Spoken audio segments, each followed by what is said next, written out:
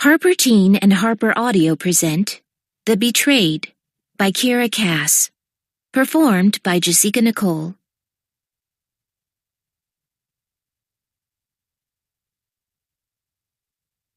From the Chronicles of Corroan History, Book 1. Chapter 1.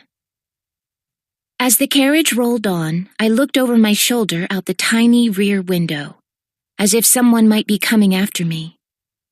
I reminded myself the notion was ridiculous. There wasn't anyone left in Corroa to follow me.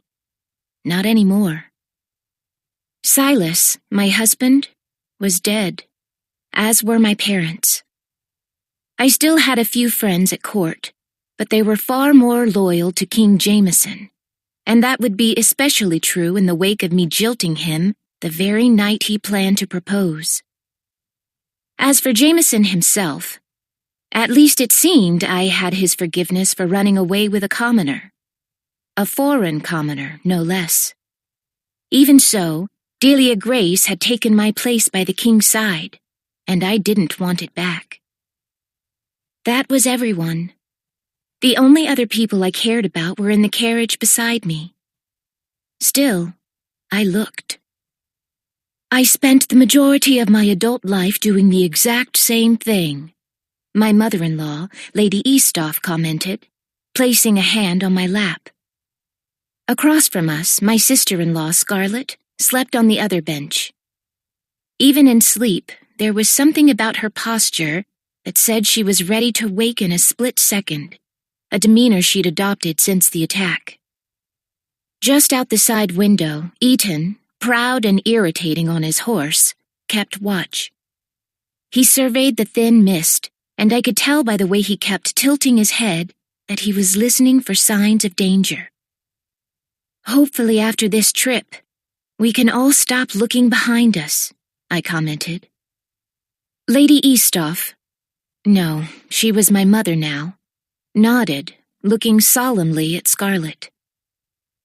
Hopefully, once we reach the Northcots, we'll find a way to confront King Quentin. After that, everything will be settled, one way or another. I swallowed, reflecting on the finality of those words. One day we would either walk out of King Quentin's palace victorious, or we'd never walk out. Studying my new mother, it was still shocking to know she'd willingly walked into a marriage that tied her so closely to such a wicked king. But then again, I'd unwittingly done the same. The Eastoffs were descendants of Jedrick the Great, the first in the long-running line of kings on the Isoltan throne. Isolt's current ruler, King Quentin, was descended from the first son of Jedrick, but not his first child. The Eastoffs were descendants of Jedrick's third son. Only dear old Eaton, a Northcott, could boast a lineage dating back to Jedrick's firstborn child, a daughter, who had been passed over in favor of a boy. Whatever the history, Quentin saw all Eastoffs and Northcotts as threats to his reign, which was coming to a swift close unless his son suddenly took a turn to better health. I didn't understand it. I didn't understand why he seemed intent on driving away, no, murdering, men who held royal blood. Prince Hadrian was not exactly the stoutest of souls, and when King Quentin himself died, as all mortals do, someone would have to take the throne. It made no sense to me that he was killing off everyone with a legitimate claim to it, Silas included. So here we were, determined to ensure that the ones we lost didn't die in vain, and painfully aware of how likely we were to fail in the process. "Who goes there?" We heard the barking call over the squeaking of the wheels. Instantly, the carriage pulled to a stop. Scarlett was immediately upright, her hand pulling out of her skirts a small knife I didn't know she'd been hiding. "Soldiers," Eaton murmured. "Isoltan." Then louder, he called, "Good afternoon. I am Eaton Northcott, a soldier in His Majesty's—" "Northcott? That's you?" I watched as Eaton's face softened, his eyes squinting. He was suddenly much more at ease. "Colvin?" he called back. There was no answer, so I took it to the affirmative. "I'm escorting my family back home from Karoa. By now you will have heard about my uncle. I'm bringing his widow and daughters home." There was a pause, hinting at the confusion this created, when the soldier started speaking again. "Widow? Surely you don't mean Lord Eastoff is dead?" Eaton's horse bucked beneath him, but he steadied him quickly. "Indeed. And his sons. I was charged by my father to bring the rest of the family back to safety." There was an uncomfortable silence. "Our condolences to your family. We will let you through, but we must do a security check. Protocol." "Yes, of course," Eaton agreed. "I understand." The soldier approached to examine our carriage while another walked around the outside, looking beneath the frame. By his voice, I recognized that the one looking in on us was the one Eaton had been speaking with. "My Lady Eastoff," he said, tipping his head toward Mother. "I'm so sorry for your loss." "We thank you for your concern, and for your service," she replied. "You ladies are lucky to have been met by the best regiment in Iseult," he said, puffing his chest. "This road is usually crawling with Karoans. They set fire to a border village not 2 weeks ago. If they'd come upon you, I don't know what would have happened." I swallowed, looking down, then turned my eyes back to the soldier. The connection of an additional lady in the Eastoff family and the direction we were coming from all came together for him in an instant.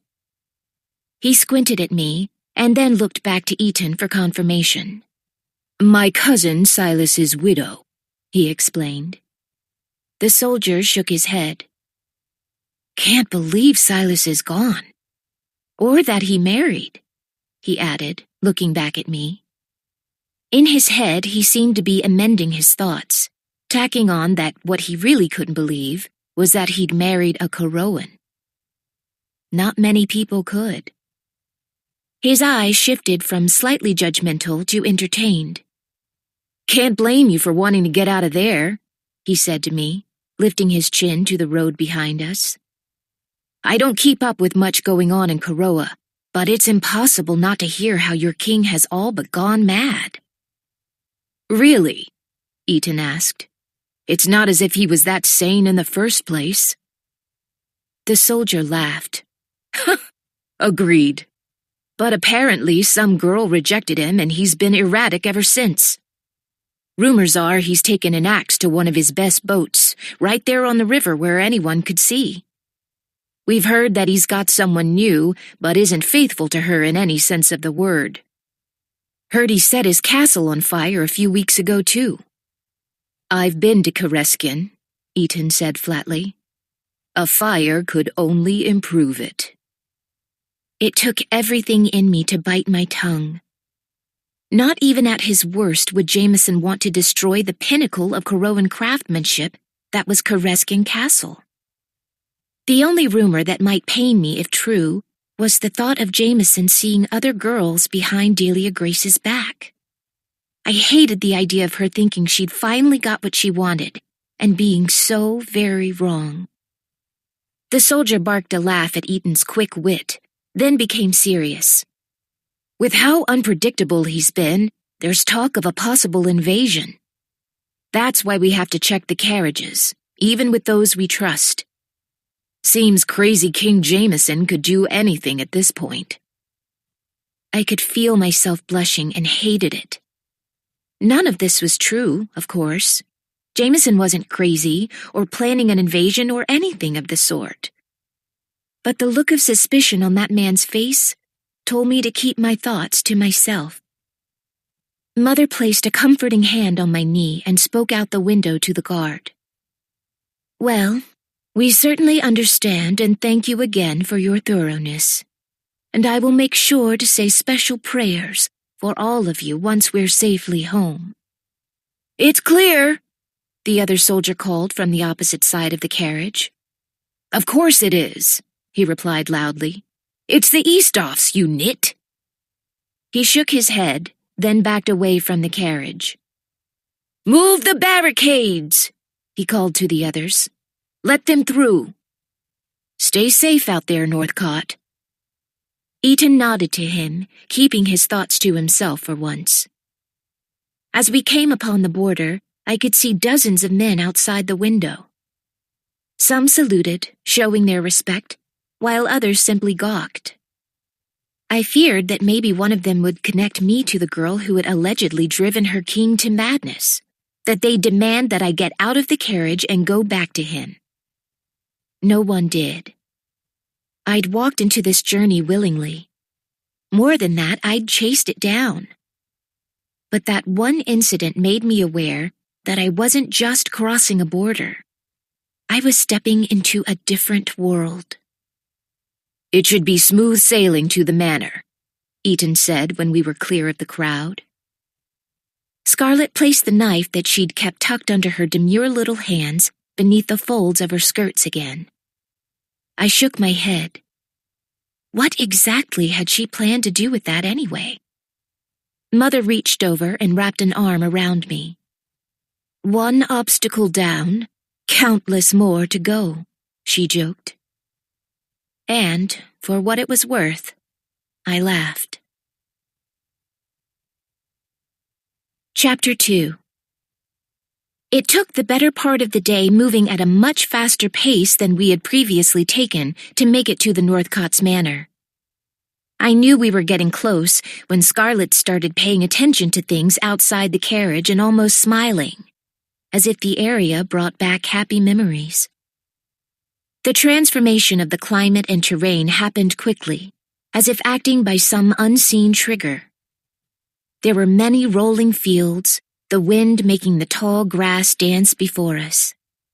We passed several rows of windmills that were taking advantage of the never-ending source of power that blew across the roads and up into the carriage. And then there were interesting little pockets of forests, with trees growing in small patches, as if they were huddling together in one place to keep warm.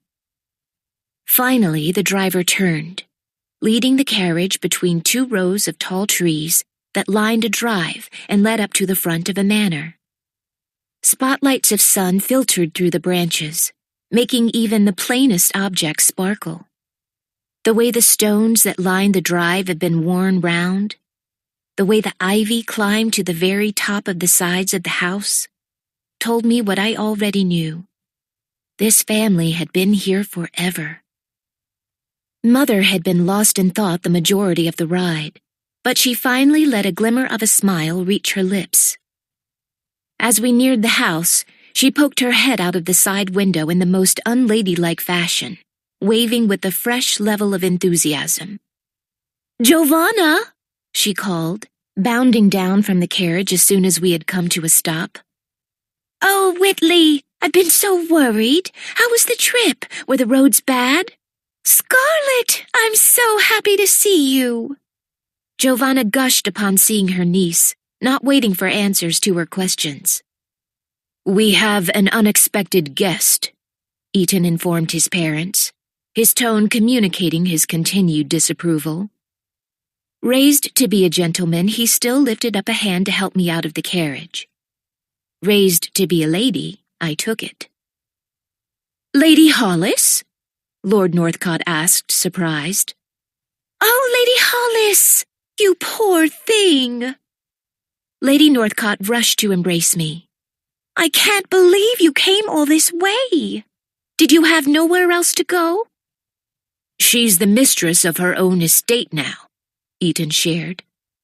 "She has a very comfortable manor. I've seen it myself." "But it's lacking a family," I added quietly. I had to be with my family.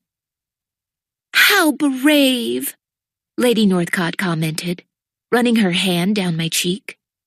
"Of course, you are always welcome at Pearfield. Now, what you need is some rest. You are most welcome and safe here." Eaton rolled his eyes, spilling the truth with a single motion. We weren't really safe anywhere. Lord Northcott walked over and took Scarlett's hand. We prepared the room overlooking the forest for you. And Lady Hollis, just Hollis, please. He smiled. Certainly. We'll have fresh linens brought into the room right across the hall. Oh, such a wonderful surprise. Eaton huffed. His mother elbowed him. I just let it all go.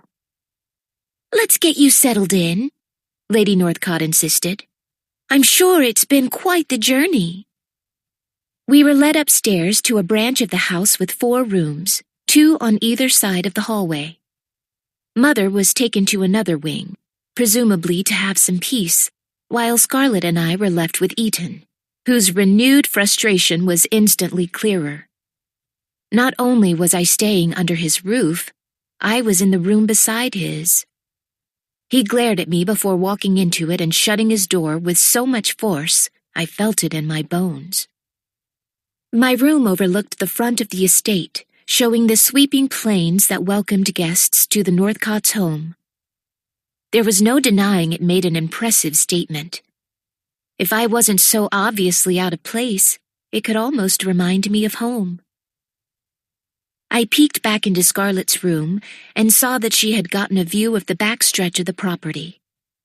Most interesting to me was the line of dense trees to the one side that had an unmistakable gap where a well-worn path carved its way to the back of the house from the forest. I left the door to my room open so I could listen to Scarlett across the hall. Her door was open as well, and I could hear her putting things away and moving furniture. Scarlett had her own sounds.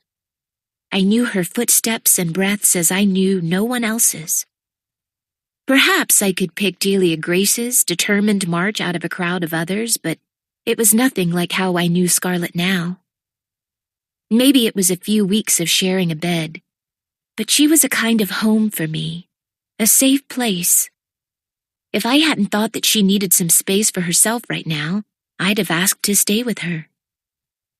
Lady Northcott appeared in my doorway, a pile of gowns in her hand. I hope I'm not disturbing you, she said, holding up the dresses. I couldn't help but notice you didn't bring much in the way of clothes. I thought maybe we could recut some of these. I fear that eventually we'll have to go to court, and I thought it might make you more comfortable if you had... Not that there's anything wrong with your clothes, it's just... Oh dear. I walked over, placing a hand on her shoulder. This is very thoughtful. Thank you. I happen to be handy with the needle, and it will do me good to have something to focus on. She let out a sigh that spoke of a lifetime of sadness.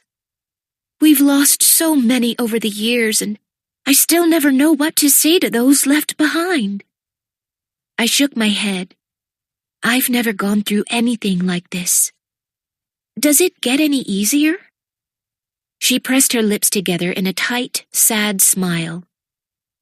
I wish I could tell you yes. She rebalanced the dresses in her hands. There's good light in the drawing room. Do you want to come with me? I nodded. Very good. Let me just go get Scarlett and Eaton. It's been too long since we've all been in the same room. Annoyed, I followed her into the hallway. The air in the room was unmistakably tense. Eaton was on the prowl, scowling and shooting glances at the door like he was waiting for an appropriate time to run. Scarlett, too, was clearly counting the moments until she could escape, and Mother was speaking to Lord Northcott in hushed tones, making plans they weren't quite ready to share. Those two have always been plotters, Lady Northcott said, noting my stare. Plotters? What are they working on? I kept looking between her and them. She was struggling to get a thread into the eye of the needle, and I watched as she adorably stuck her tongue out a bit as she focused. Here, I offered. I'll thread, you can pin. I glanced up to see Eaton walking behind her, glowering as he watched us. My hands weren't nearly as steady when he looked at me like that. His eyes landed on the ring on my right hand, the one that Mother had given me. It had belonged to Jedrick, and it had been passed down through the Eastoff family over the generations. He didn't think I should have it, and for that matter, neither did I. But I wore it with love. Receiving that ring had saved her life and mine. Thank you, dear girl. Oh, they're working on the same thing they're always working on. Mother. Ethan looked between her and me hesitantly. Are you sure you should be telling her this?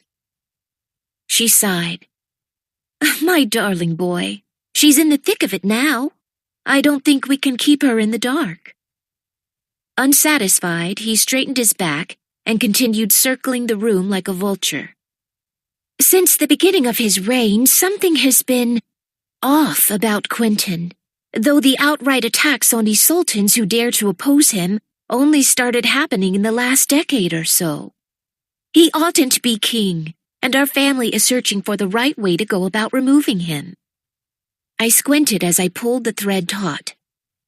If a king is truly awful, isn't there usually a revolt?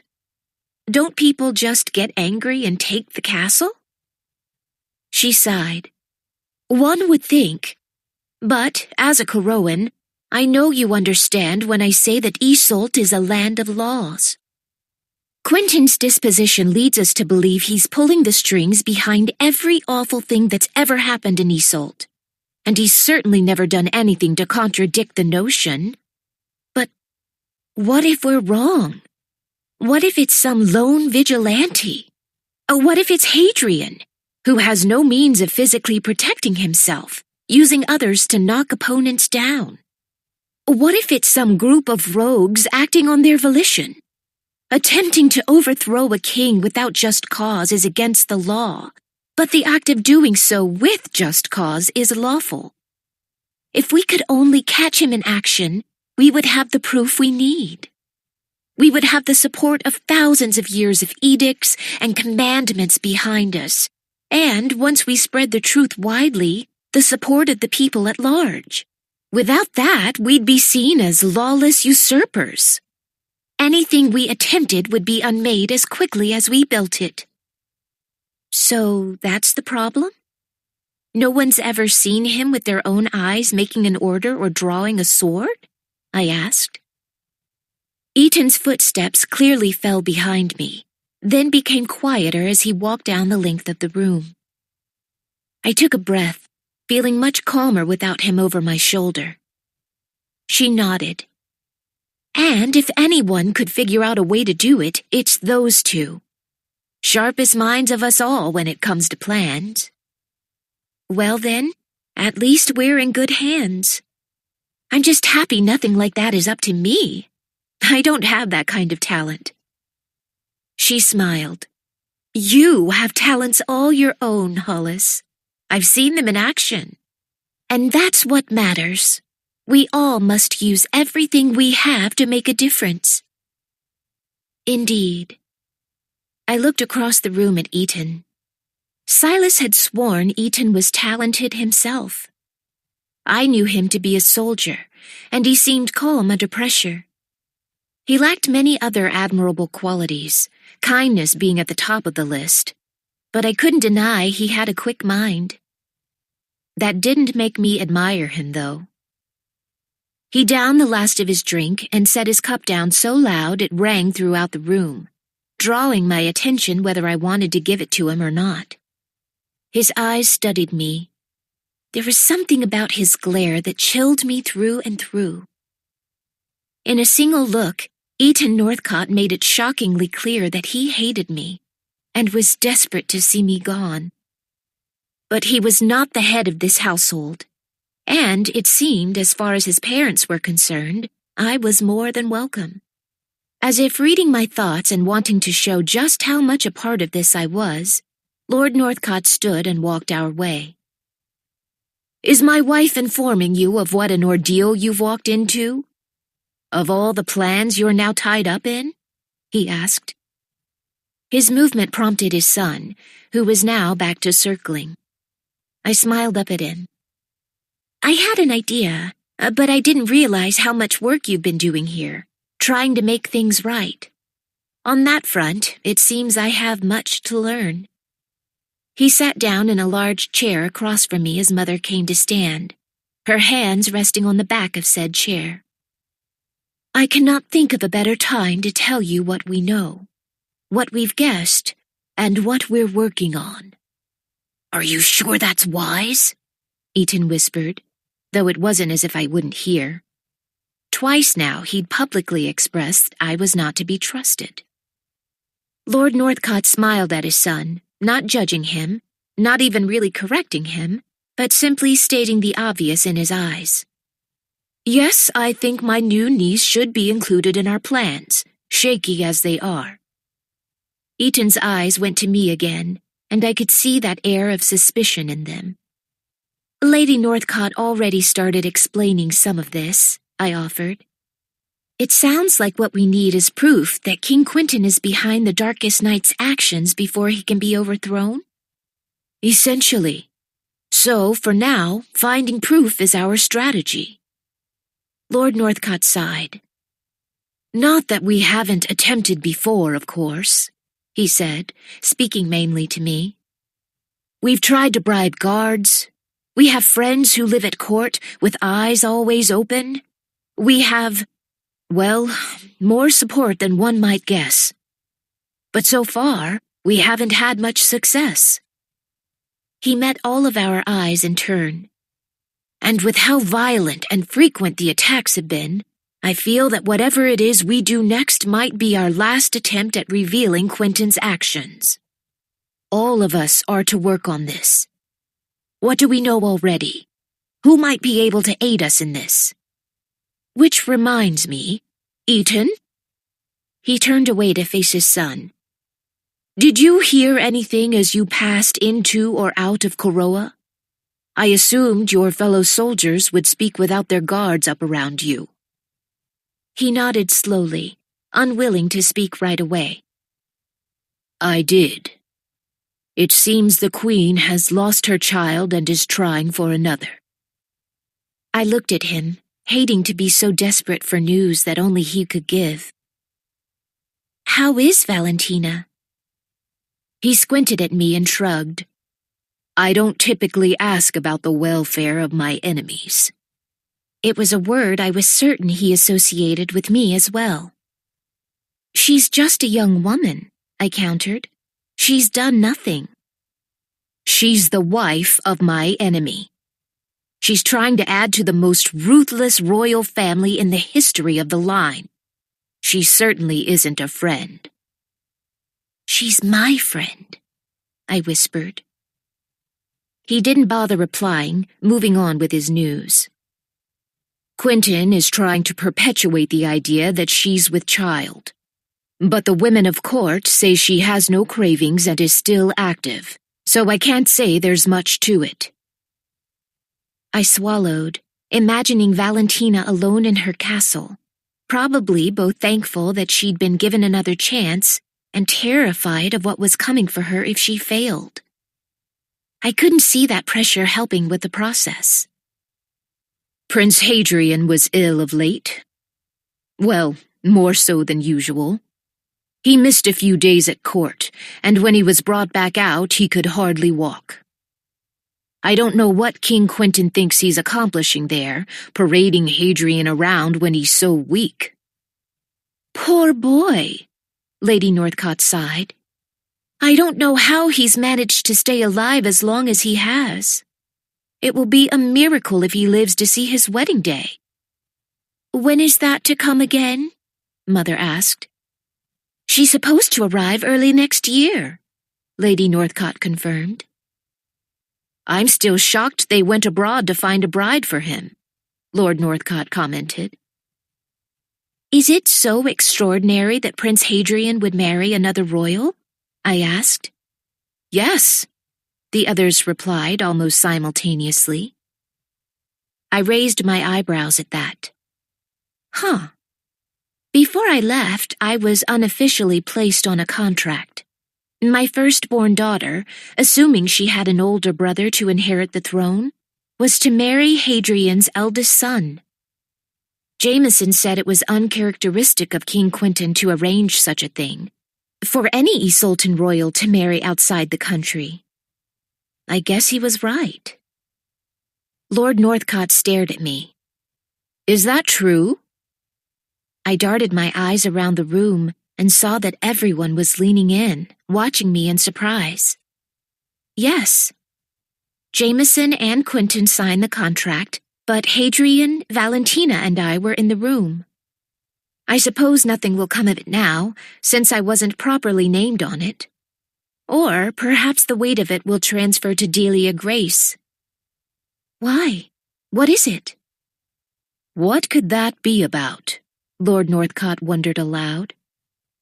Legitimacy, Eaton said quickly. They want other royal blood in the line so that no one can question their descendants' claim to the throne. In return, he's offering Corroans the allegiance of Isolt, the largest kingdom on the continent. Eaton shook his head. It's brilliant. There was a long silence as everyone took this in. King Quentin was making plans to protect himself and his line, and we were still sitting here with no idea of how to even attack. Is there anything we can do about this? I asked quietly. Lord Northcott's brow was knit tight as he drummed his fingers against each other. I don't think so, but that's good information to have. Thank you, Hollis. Is there anything else you can think of? Anything from that trip in particular that you think might be of value? I swallowed. I hate to disappoint, but I was strongly encouraged to keep my distance from Quentin when he was visiting, so we only spoke briefly.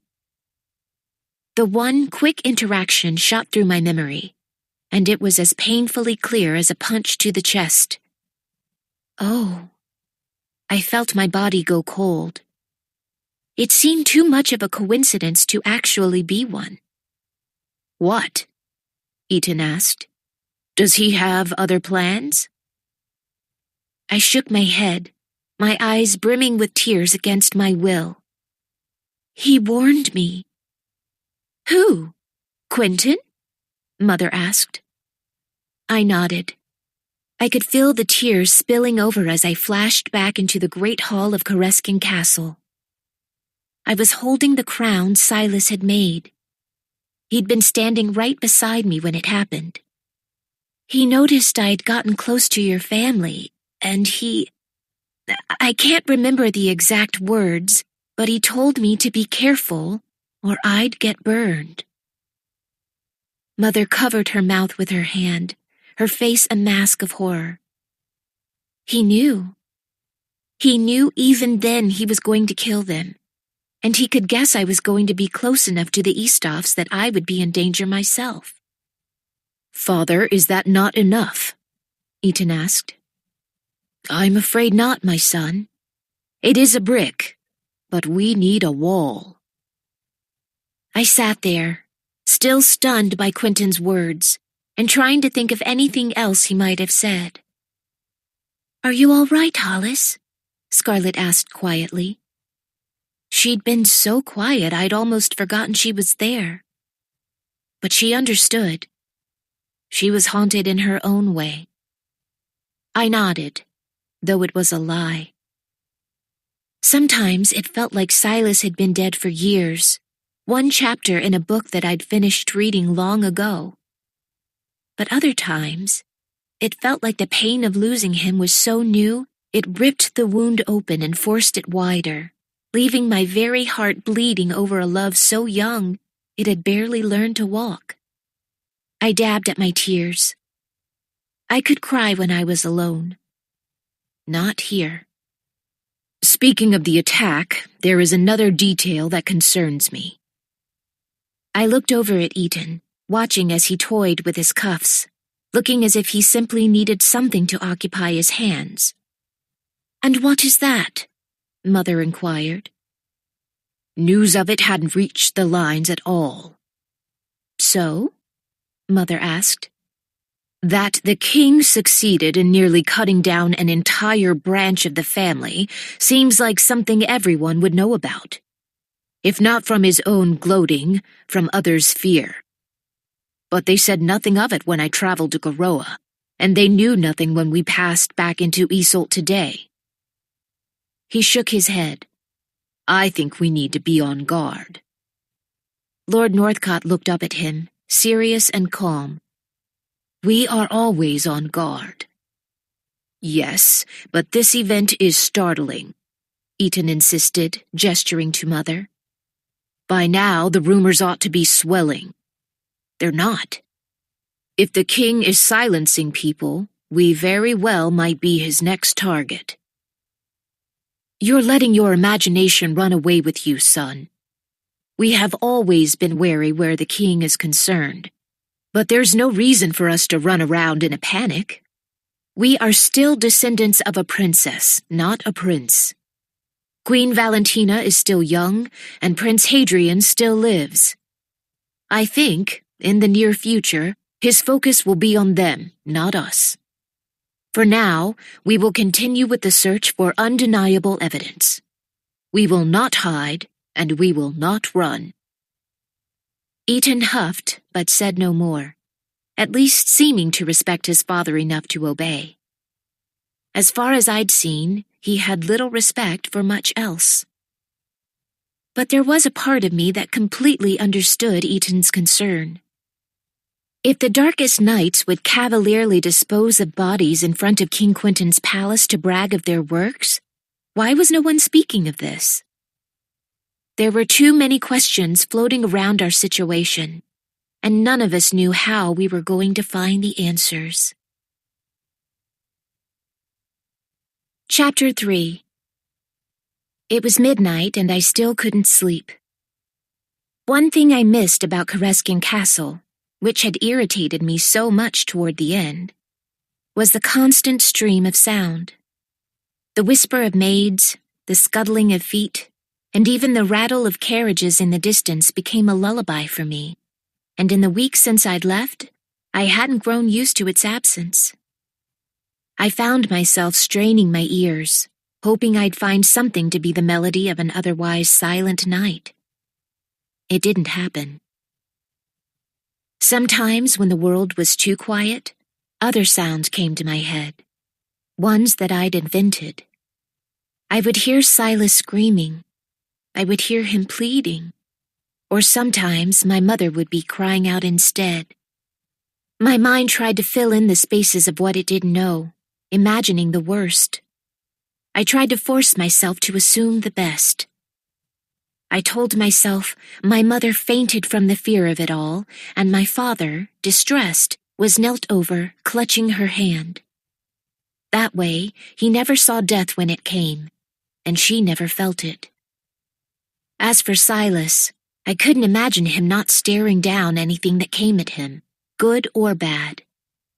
If he screamed, it wouldn't have been for mercy or in fear. It would have been as he went down, fighting with every breath. I tossed in my bed. I'd known my mind would be searching for other clues from King Quentin's visit to the palace, but there was nothing else to find. At least, it seemed like there wasn't. That didn't stop me from trying, and then wishing for sleep, and then realizing there were too many things in my mind fighting it, including the fact that someone who hated me was right next door. I finally got out of bed, daring to venture across the hall to Scarlett's room. She wasn't sleeping well these days either. "Who's there?" she asked, sitting bolt upright in the moonlight at the sound of the creaking door. I had no doubt her knife was already in her hand. "Just me." "Oh, sorry." "No, I can't blame you. I'm not feeling exactly at ease myself right now." I climbed into the bed beside her. It was familiar. When I'd first left court and was being sheltered by the Eastoffs, it was Scarlett's room I shared. Those were comfortable days. Us crammed into a bed that needed about as much repair as the rest of the house. waking up with someone's slow and sleepy breathing to let us know we weren't alone. We'd sing songs in whispers and laugh at old stories and rumors of court. I'd been an only child my whole life. Being swallowed into a family with older siblings and younger siblings and, most important, a sister, was a dream come true. The mood was decidedly different now. I keep thinking about Quentin's visit to Koreskin and trying to remember anything he might have said or done that we could use as proof. Nothing's coming to mind, and it's pushing me to madness. "Ah, well, you'll fit in here perfectly," she said as I settled under the blankets. "We probably should have asked to share a room.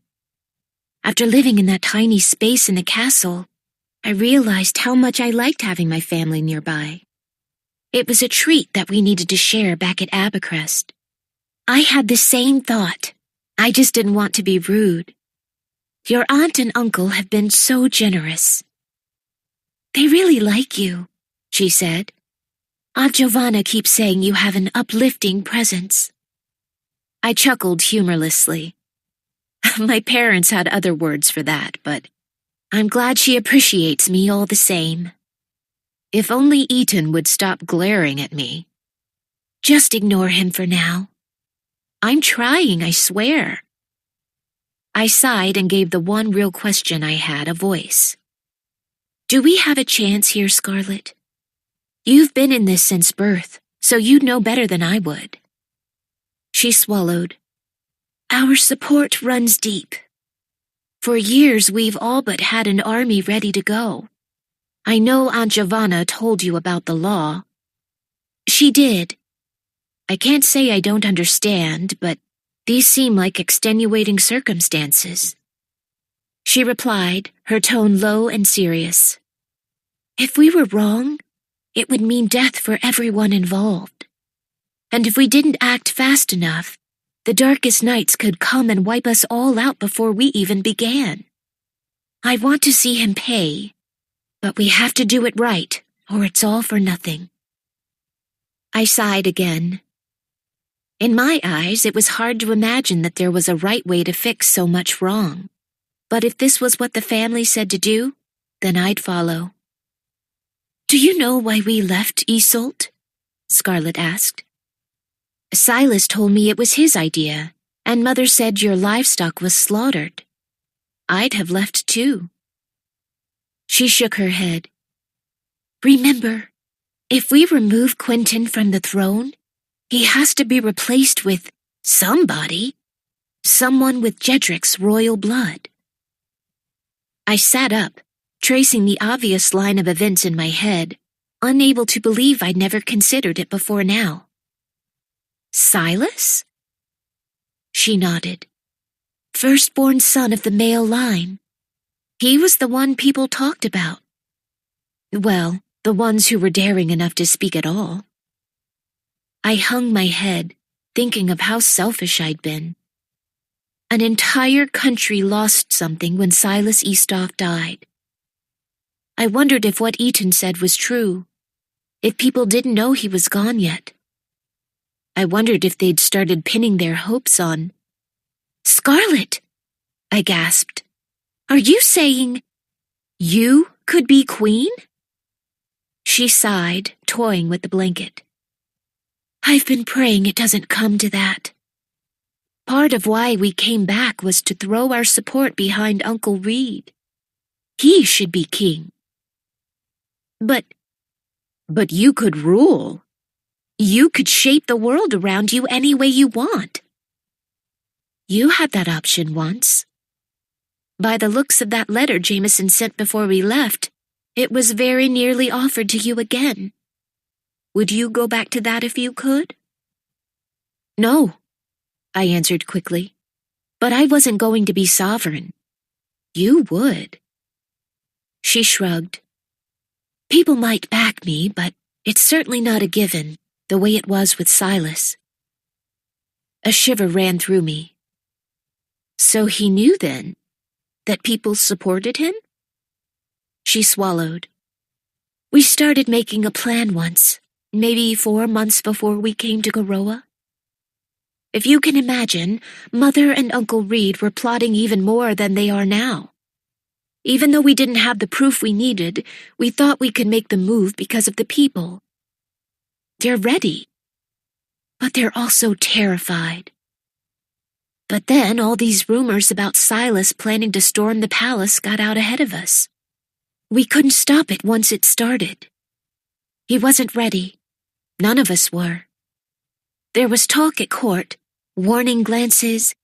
We had a sense that, even though nothing had happened, the rumors alone had doomed Silas. So he begged Mother and Father to run, to save the family. They hoped we'd come back someday, and I think Silas would have loved to see Quentin brought to justice. But he wanted what we all wanted, a chance at life. He swore he'd never return. And then he met you. He had every reason to stay in Garoa.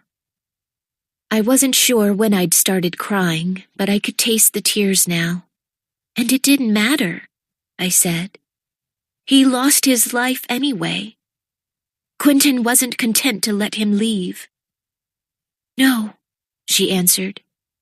He takes and takes and takes. Maybe it should make us stop. But for me, it just makes me want to make him pay. I was shaking as I lay back down. I kept thinking of Silas, so confident and funny and clever. I thought of him embracing me even though so many of his countrymen detested mine. I thought of him trying to make peace in whatever way he could. He would have been a marvelous king. But he didn't want that. He wanted other titles. Husband, father, friend. And he was denied all of those at Quentin's threatened hand. How do we make this right, Scarlet? How do we make him pay? There's only one way I can think of to make sure it never happens again, she said plainly. Murder him? I asked, hating to even think it. I didn't think the answer to death was more death. And Hadrian. And probably Valentina for good measure. We'd have to remove the entire family. I could hardly breathe thinking about it. I couldn't lift a hand to Valentina. I still consider her a friend. Scarlet stared at the ceiling, looking as if she was carefully thinking over her words. I'm not sure there's a way to uncouple her from the royal family. She's the queen. Scarlet, I can't. After a pause, she rolled to face me. Can I ask you something completely unrelated to the topic? She ventured. Yes, please. Do you think you'll ever remarry? I lifted my hand up and touched my chest. The ring Mother had given me was still proudly on my right hand, a sign of allegiance to my new family. But my rings from Silas were on a chain, and I kept them near my heart. These were the only pieces of jewelry I cared about anymore. Sometimes I wondered if I should have kept my father's ring, the one that was handed down through the lines of old Garoan aristocracy. Seeing as I wasn't sure which of the charred rings we'd found in the remnants of the fire had been his, it probably never would have felt right. I don't know. Silas left a mark. I don't know if I want someone else to. No matter how much time passes, I don't think I'll ever forget what he did to me. For me. It probably doesn't seem like it right now, but I'll always feel like he rescued me. She was quiet for a while. I think he'd be happy to know that's how you felt, even after everything that's happened. I think he'd be happy to know you don't want to hurt anyone too. He was like that. I smiled. I know. I still had a lifetime's worth of things to learn about Silas, but I knew his character, and I would carry that with me. I swallowed, unsure if I could speak about him more just now. What about you? Do you want to get married? I don't know if I can. Not anymore, she confessed. I feel like there might always be a wall around me. That's a good way to put it. It's hard to think of letting anyone as close as I let Silas. Before we left, I went by his grave. I told him I felt like I was going to have to let him go in a way so I could keep living. That's sort of how it works, Scarlett said plainly. I looked over at her. How many people have you lost? Enough that I have learned I must let them be a landmark, not an anchor. I reached out and grabbed her hand. Please don't leave me, Scarlett. I have no plans to. I intend to be still standing at the end of this. Free. Good. I want to see that. I was suddenly quite exhausted. Tired of hiding, tired of running, tired of trying to be so many things. I reached over, leaving my hand where Scarlett could hold it if she wanted to. She carefully laced her fingers through mine, and I finally felt safe enough to sleep. In the morning, I woke to the sound of songbirds and realized Scarlett and I were lying back to back, the warmth of another person taking away the bite of the cold air of sunrise. It was the most content I'd been in ages, and I had no desire to leave my bed. As if reading my thoughts, Scarlett mumbled, We have to go and eat now, don't we? I brought some of my money from Jameson, I offered. We could steal horses and become gypsies. I could pretend to read tea leaves and tell fortunes. If I could do an Almain, surely I could learn to dance like they do. Absolutely, she affirmed. You're a very gifted dancer. So are you. We'd really be quite the spectacle. We would. She paused. But aren't there laws against travelers? Probably. So then it's prison or breakfast. She sighed. Do you think they feed you well in prison? I considered this. Well, if it's between breakfast with Eton and prison, I'll take whatever they're serving. Chapter 4. As I bent my arms in funny positions to lace up my dress, I remembered a season when it was a privilege to help me into my clothes. I did the best I could, but I was going to need Scarlett to finish doing up my sleeves. I'd spent so many years waking up at Careskin Castle, but then I'd adjusted to waking up at Abercrest. And then, when it was gone, I got used to waking up at Farringer Hall. And today, here I was at Pearfield, waking up in yet another new place with new rules and rhythms. Before anything had even begun, I felt out of step. I walked out of my room, hoping Scarlett would be waiting. She wasn't there yet, so I paced our very short corridor, letting my gaze wander around the hallway. I didn't want to critique the architecture, but it felt very plain. Sturdy, but plain. Why not carve into the support beams? Why not paint designs on the walls? There was so much space. I tried to rein in my critical thoughts. Maybe there was something beautiful about the potential being left there, like the endless temptation of a blank page. Ruining my quiet thoughts, Eton walked out of his room, adjusting his cuffs. He stopped dead in his tracks when he saw me, eyes narrowing as he looked me over. They were so cold, those eyes, a gray-blue color that reminded me of the sky when a storm was coming. And his stubble was growing out, making him look a little messy or crazy or angry. I couldn't find the word, but it wasn't positive. Your sleeves are untied, he commented. I know. I need another pair of hands and I don't have a maid. He crossed his arms. You could send for one. I wasn't sure I should mention that I'd sent for water yesterday to clean off and it never showed. And after no one came to prepare my room for the night, I'd built my own fire before bed. Very poorly, but still.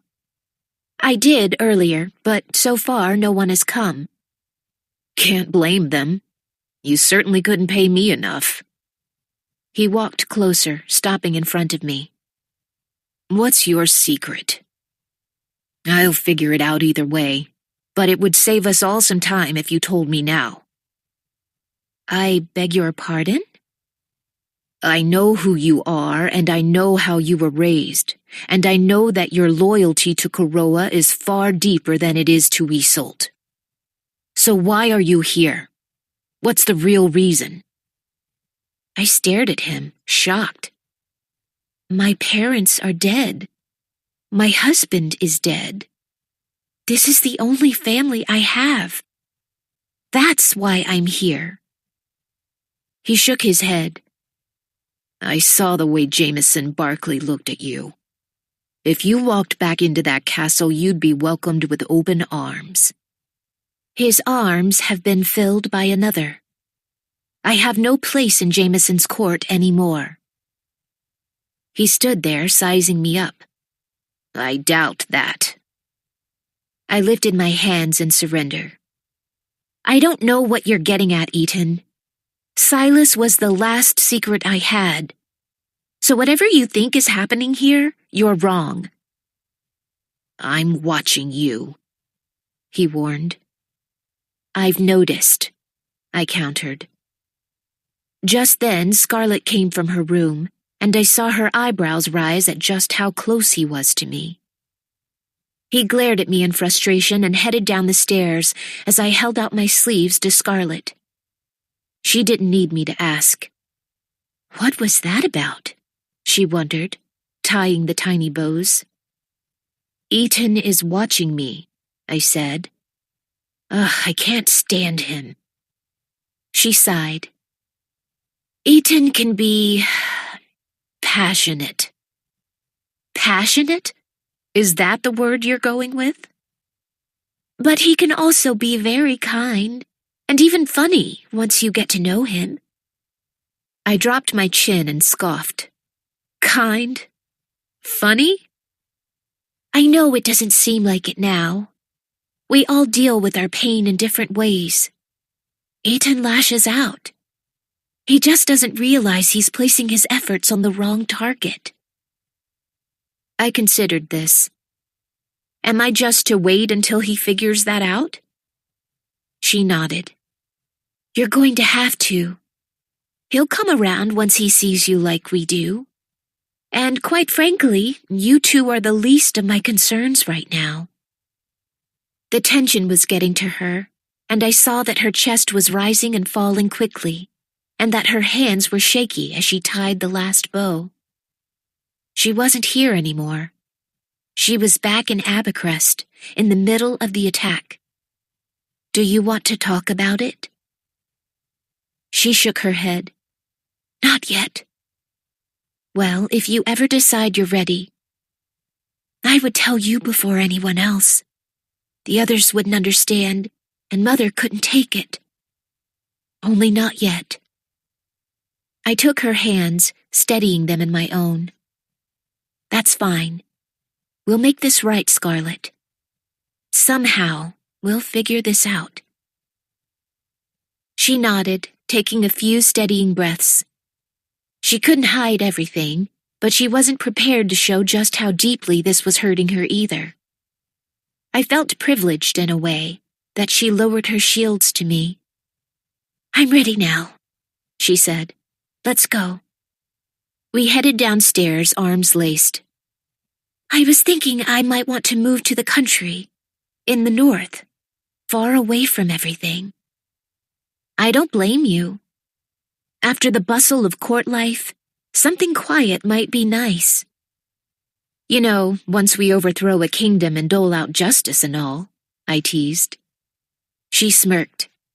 I'll find a house and keep a room especially for you, just in case you do get married and want somewhere to run when your husband is a pain. I giggled and held her arm a little tighter. Perhaps we'll just grow into old maids. With lots of goats, she suggested. I like goats. And then it settled. By the time we got to the dining room, Mother was already seated, as was Lord Northcott. They had been speaking in whispers, but looked up and smiled brightly when they saw us come in. "Good morning, girls," Lord Northcott greeted us happily. "You look well rested." "Then we have you fooled," Scarlett joked. I'd expected Eaton to already be there, but he must have had errands or something because he walked into the room seconds after us. He greeted his father and took the seat across from me, refusing to give me any space at all. Pottage, cheeses, and bread were all on the table. After Scarlett began spooning some onto her plate, I did the same. A maid poured some ale into Eaton's and Scarlett's cups. I held mine up so I could get some as well. I couldn't tell if she didn't see me or ignored me. I set my cup back down. Eaton watched the whole thing unfold, and for some reason, him seeing me being snubbed was worse than the actual event itself, and I could feel myself blushing. I lowered my eyes and ate in silence. "Ah, what a joy to see a full table!" Lady Northcott swung into the room, injecting the atmosphere with infectious bliss. I watched as she walked around the table to kiss her husband on his cheek and her son on his forehead. Eaton didn't pull away or look irritated as he usually did, but seemed to be thankful for the brief touch. I couldn't help but smile, aching a bit that my mother never did such a thing for me. I wished we'd had more time. "So, Hollis, I think you need a tour of the grounds today," she said, taking her seat and turning to me. I sat up straighter. "I'd love one, Lady Northcott." "Good. And I've been thinking," she started, picking up her spoon. "Hollis is part of the family now." "Absolutely," Lord Northcott agreed. "Integral." "So we ought to drop the formalities. Hollis, can we simply be Aunt Giovanna and Uncle Reed to you, as we are to Scarlett?" All eyes fell on me, and I could see the hope in them. It was such a sweet and generous offer that, even if I'd felt a little uncomfortable, I couldn't say no. "If it would please you," I eked out. My new Aunt Giovanna smiled with such brilliance, but I couldn't appreciate it. All I could see was the look of disdain on the maid's face and the look of pure disappointment on Eaton's. It wasn't his typical angry mask, but something more painful. Like I'd infiltrated something that was his and claimed it as my own. "We are so happy to have you, Hollis." She settled her napkin across her lap. "It's such a wonderful change. We're so used to losing people. My sweet nephews, my 2 girls." I swallowed hard at her words, realizing now just where her sorrow stemmed from. "Finally, we've added someone." "Hear, hear," Mother agreed. Uncle Reed was smiling, and even Scarlett looked peaceful. But I couldn't shake the coldness rolling off Eaton in sharp and heavy waves. If I thought I'd crossed a line before, it was nothing compared to this. Chapter 5. "These trees were planted by the first Northcotts at Pearfield," Aunt Giovanna claimed, pointing to the row of trees along the back of the property. "We're lucky to have such strong ones. They protect the house during the windiest seasons and allow for some natural privacy." I can't help but notice they missed a spot, I joked, pointing to the space in the line that had the path worn into it. She laughed. "We took that one out ourselves about 20 years ago now. That path gives us easy access to those who work our land, which extends out from that line. You'll see the importance firsthand tomorrow. It's a bread day." I didn't know what a bread day was, but I supposed I'd learn in the morning. Scarlett squeezed the hand she was holding, drawing my attention to her. She smiled, and I could see she was trying to soothe my nerves. Eaton was a few steps behind us. He certainly didn't need a tour of his own grounds, but it appeared I wasn't allowed to wander them without his watchful eye on me. Did he think I was going to take an axe to the manor or something? Lift a curtain and produce an army? I sighed, trying unsuccessfully to ignore him. And as we come around the side of the house, you'll have an excellent view of our garden. You see, we place large shrubs around the edges to help with the wind, and it allows the blossoming plants to fare better. They've all come in so nicely this year. I looked longingly at the flowers. Oh, how I missed the garden at Kareskin. It had been my hiding place. Perhaps we should go pick some. For the dinner table? Aunt Giovanna suggested, noting the desire in my eyes. Could we? Of course. I looked up at her thick hair. I have a better idea.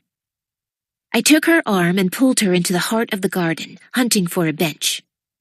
All right, Scarlet, you find the prettiest blossoms and bring them to me. Aye, aye, Captain, she joked, heading into the high walls of greenery. Eaton planted himself by the edge of the garden, his back against a tall shrub. He crossed his arms, watching over everything intently. I got Aunt Giovanna to sit, and I started to pull the pins from her hair. What in the world are you doing? She asked with a chuckle. Making a masterpiece, I assured her. Now sit still. I pulled up pieces of her hair, braiding it the way I used to braid Delia Grace's. I wondered who took care of her now.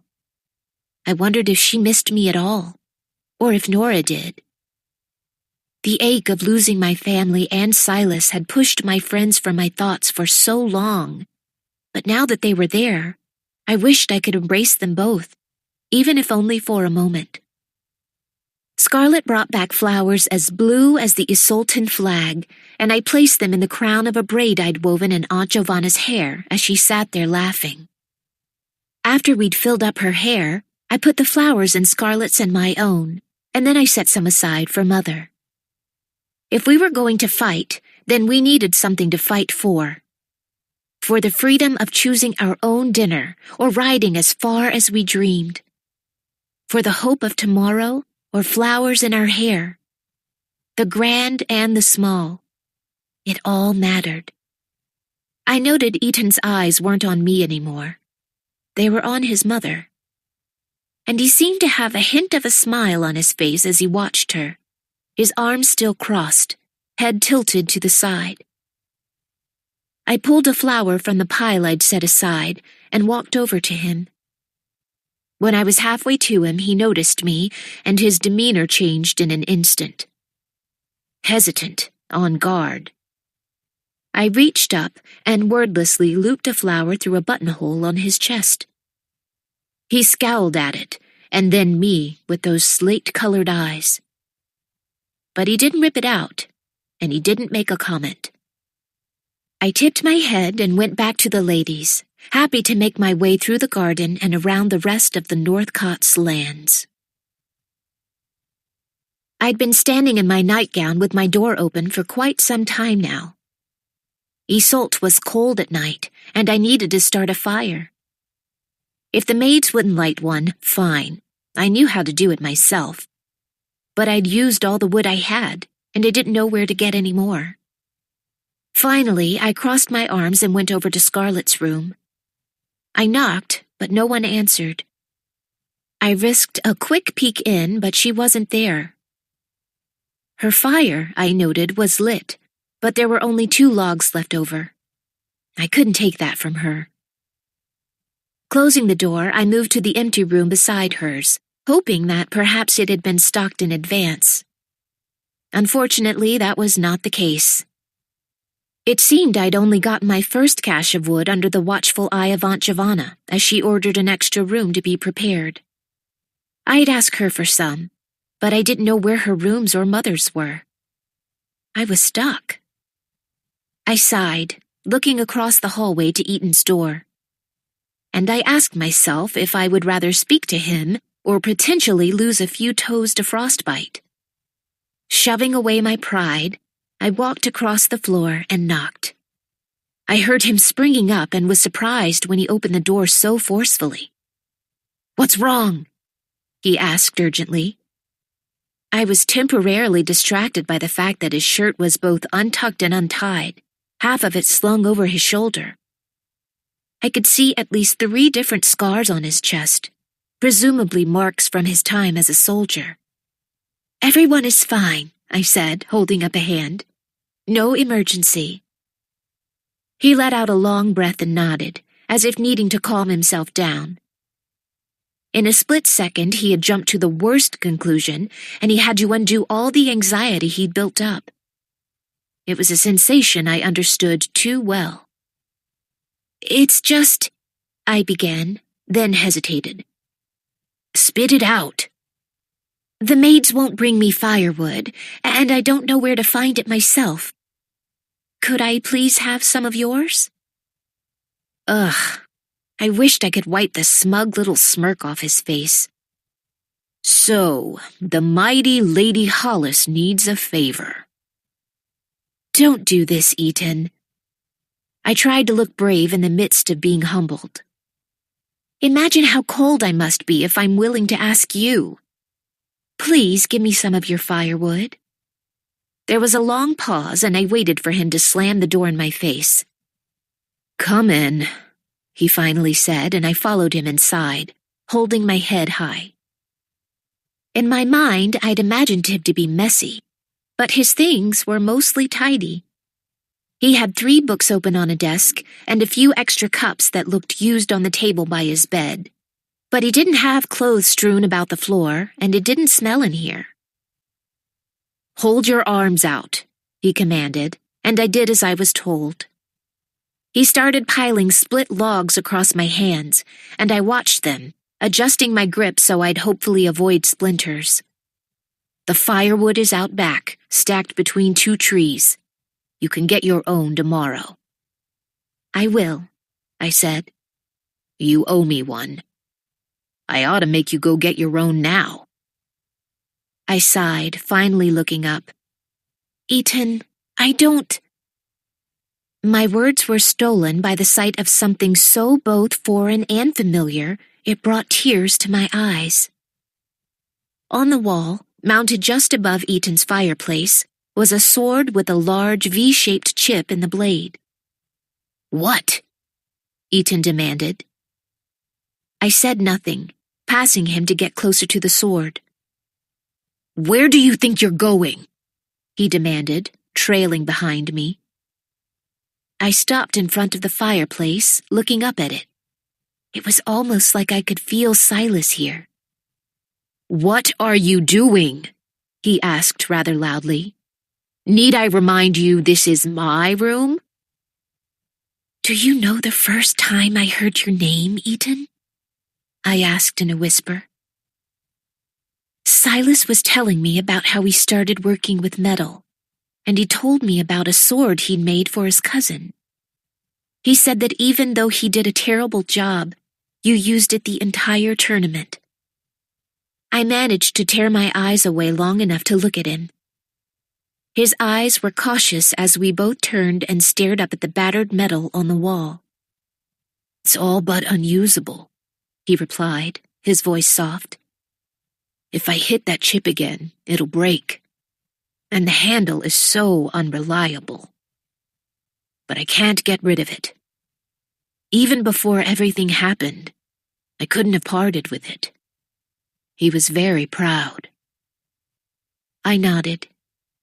I admired that, his pride. I kept my eyes up, staring at Silas's work, trying to breathe through the tightness in my chest. My first impression of you, from that stolen conversation with a boy I was never supposed to know, was of someone with integrity, someone who was gracious. I looked over to him again. You are unrecognizable in comparison to the person Silas told me about, or even the person Scarlett tells me about. You're some stranger in that man's place. Why? There was a long breath of silence. Get out of my room. I really want to understand. What is it that makes you so cold when your family has told me you're not like that at all? I said, get out. He pointed to the door, and after a moment, I obeyed. In the hallway, I turned back to look at him. His eyes were now both ice and fire. Don't you think you've taken enough from me? He asked. Go home. I shook my head. I don't know how else to show you, Ethan. I'm here for my family, and I won't leave them. The slamming door I'd been expecting earlier finally came, and I hated that I wanted him to open the door again, just so I could look at Silas's terrible sword. I went back to my room and used my candle to start a fire. I sat as close to it as I could, toying with my wedding ring on its chain and crying. And seeing as I could hear Ethan huffing around his room in anger, I was sure he could hear me too. Chapter 6. Early the following morning, I learned what a bread day was. The Northcotts made huge batches of bread twice a week for the families who tended their land. It meant that all the cooks, some of the maids, and Aunt Giovanna herself were in the kitchen shortly after sunrise, working and baking throughout the day. It ensured that, even if someone who worked for them was sick, they had something to eat. It was one of the most generous and simple ideas I'd ever heard of, and I was eager to participate. If only eagerness could translate to skill. Scarlett stayed close as we watched the cooks folding dough in on itself so aggressively. I wondered if it would leave the whole thing bruised. We tried to mirror their actions, but neither of us were as strong as the women who'd been doing this for ages. Even Aunt Giovanna was impressive, lifting up the dough and slapping it on the table with force. I was too afraid it'd fly from my hand if I attempted anything close to that. If I wasn't daunted enough by the mastery of the cooks around me, Ethan's ever-watching eyes seeing me fail was making it 100 times worse. Son, if you're going to be down here, why don't you help us? Aunt Giovanna asked, darting her eyes to where he sat, legs wide on a counter and taking spitefully loud bites of an apple. Nope. I'm here to be close to Enid, and that's all, he declared, a lock of his hair casually flipping across his forehead. None of that nonsense, the large woman beside me exclaimed, but I could see she was amused by him flirting.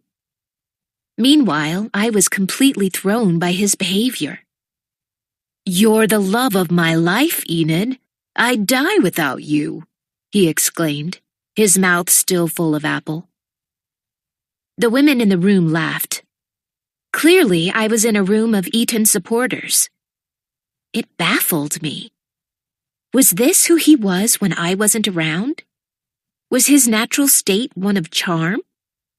And in an entirely unrelated issue, why could I not figure out how to roll dough? Give me that, Enid said, pulling the dough from me. If you don't work it right, the bread won't rise. Sorry, I mumbled. I peeked over my shoulder, and Ethan was watching me, shaking his head. If it was so easy, then why wasn't he doing it? Enid here has been making bread since she was tall enough to reach the table. You can learn plenty from her, Aunt Giovanna said, nodding at the head cook, who was now working away on my lump of dough. She smiled at the praise from her mistress, but not as brightly as she had when Ethan said he loved her. I'd really like to, I said quietly, hoping this woman could see I was only trying to help. She didn't respond but kept kneading, her hands bigger than any man's I'd ever seen. I looked around, trying to find another way to occupy myself. I went over to the flour to start measuring out more for myself. It was unfortunate that the massive bag was right beside Ethan. I stood there for a minute, floundering. "It's flour," he said. "I know that," I lied, digging the cup they'd used to measure into the bag. "If you know so much, why don't you come and help me?" "Because it's more fun to watch you struggle, obviously." I huffed, picking up my bowl and taking it back to the table. I stood there, looking at the other ingredients and trying to remember what I was supposed to get next. Water? Eggs? I found myself standing still in a room of activity. Even Scarlett, whose dough looked worse than mine, was getting patient instruction from one of the undercooks. Eaton's words told me what everyone else's actions already had.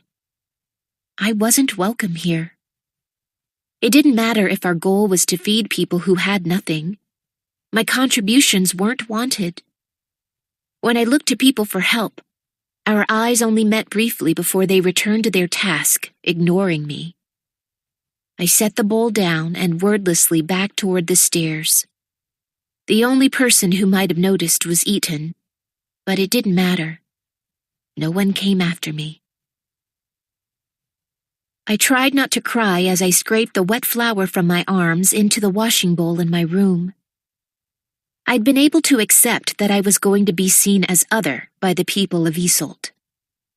What was unexpected was the aggression that came along with how that otherness was perceived. I hated it. The tears came as I felt the Isoltans' distaste for me hit my heart over and over and over.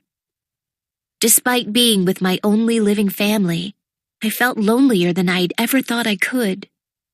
It was a unique and unnecessary cruelty added on top of what everyone in the house knew. I'd lost everything. But then another wave of tears came, flooding into the first for a different reason. Yes, I'd come to love a man from Isolt. I loved his family. I loved their queen. But I only loved them because I knew them. I'd laughed at Scarlett's clothes the first day she walked into the great room, and I disliked Valentina for being as typically standoffish as I knew Isoltans to be. I loved them now, but I judged them on first sight. I'd thought myself more stylish, wiser. I thought myself better. I was only receiving what I'd happily handed out. Maybe they didn't know about it, and maybe it wasn't as blunt as this, but it was just as shameful. And when I thought about it all, one of two things was absolutely true. Either I deserved to be treated this way, or no one did. Ever. I wished I had Silas to talk to. Ever the peacemaker, ever the thinker, Silas would have known what to do. I wiped at my tears and closed my eyes. "What would you say?" I whispered to the air. "How would you patch this together?" There was no answer, but I knew with a strange certainty that he wouldn't want me to hide. I lifted my chin and walked the long path back down the servants' stairs. I could feel the heat of the kitchen long before I arrived, inhaling the delicious scent of baking bread. The first set of eyes I saw were Eaton's, and they were painted with surprise. "Ah, Alice, there you are. Are you quite well?" Aunt Giovanna asked. I shot a desperate look at Scarlett, who made excuses for me. "I sometimes cry without warning myself. It's been hard since... Of course. Here, Hollis, come back to the table. Nothing eases your own pains like helping lift those of others." I moved closer at Aunt Giovanna's suggestion, taking my place again by Enid, her massive hands still a little intimidating. "I think you might be right, Miss Enid," I said, looking up to the woman. "Seeing as this is my family now, I really ought to learn how to do this properly. Will you show me again?" She didn't smile, didn't even say yes. She picked up another bowl and set it in front of me, repeating her instructions from before. Delia Grace had always made it clear I was an awful student. It was still true, but I watched Enid's hands with stubborn intent. If she was going to show me, begrudgingly or not, I was going to learn. And Eaton stayed the entire time, never lifting a finger, never saying a word, but watching as if he were waiting for me to make a mistake.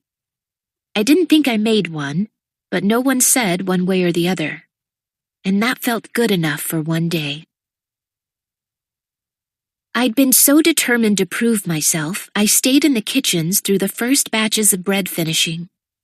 By the time we were moving the last bowls of dough to proof, a few of the women who worked on a Northcott's land were making their way to the back door of the kitchen to fetch their bread. As Aunt Giovanna had promised, the gap in the trees now made sense to me. It provided a direct path for those who needed their master's help without disrupting the pristine front lands, which, for the sake of their status, would have been expected to be maintained in private. It was a way around that expectation and so very thoughtful. Aunt Giovanna took her time with each person who came, asking questions as she handed out bread. She knew names, knew stories. She checked on the children and made promises to stop by if anyone mentioned a particular problem. I watched in hushed awe. "Surprised?" Eaton asked, his eyes on his mother as she handed out food and wisdom. "Yes," I admitted, observing as her hands clasped those of a woman in dull brown clothes, looking at her as if any gap in their rank was imagined. But I shouldn't be.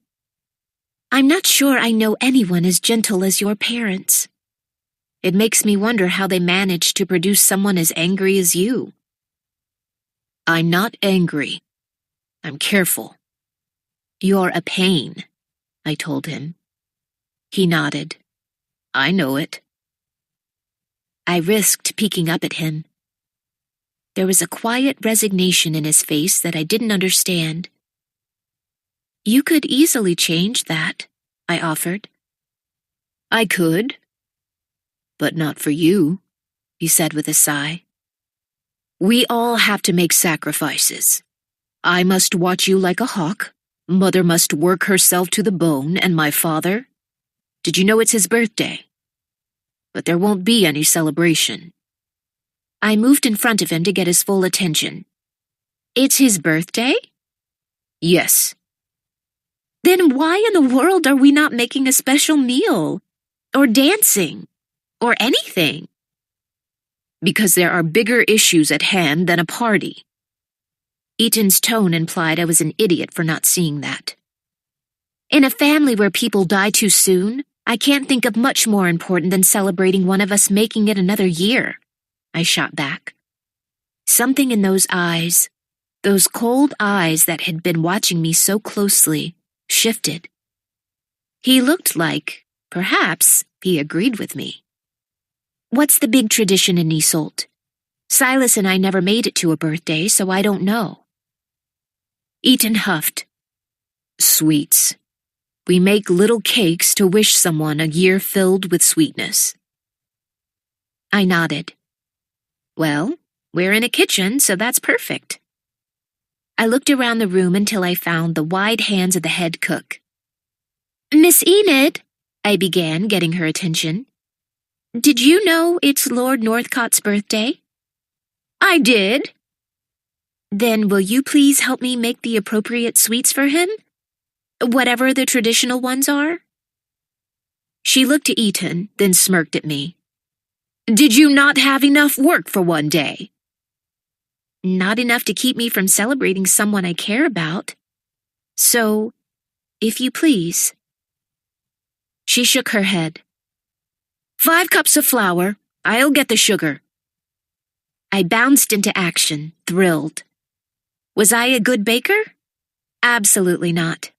But I was exceptionally gifted at making merry, and that was exactly what I was going to do. Chapter 7. We were all in the dining room, ready to surprise Uncle Reed. We'd gotten more flowers from the garden for the table, lit extra candles around the room, and even had one of the servants who was handy with the lute come in and play. It was positively festive, and all we needed was our guest of honor. When I heard his footsteps, I was nearly jumping with giddiness. Eaton was shaking his head, but he almost looked like he was pleased. Maybe not. He wasn't the easiest to read. "Surprise!" we yelled when Uncle Reed came around the corner, and he clutched his heart and smiled as he took in the room and his family. "I told you I didn't want a fuss," he said as he walked to his seat, though his protest was half-hearted. "Happy birthday, Father," Eaton said. "Thank you, son," he said, clapping his back as he came around. "You really shouldn't have." "It was Hollis's idea," Aunt Giovanna claimed. I smiled. "Don't worry. Enid did the better part of the baking, so they shouldn't be too bad," I said, pointing to the pile of little cakes on a plate at the center of the table. We all sat down, and Uncle Reed was grinning. "I suppose it's nice to have something to be happy about. Thank you all." "Have a sweet, my love. To send you sweetly into another year," Aunt Giovanna said, gesturing for him to pick one up. Uncle Reed sighed, but there was no weight to it. He was smiling as he looked around the table at our small party. Finally, he reached out to grab the first one. He took a bite and rolled his eyes at how delicious it must have tasted. "And now we all take one too, so we're part of the sweet year," Mother whispered to me.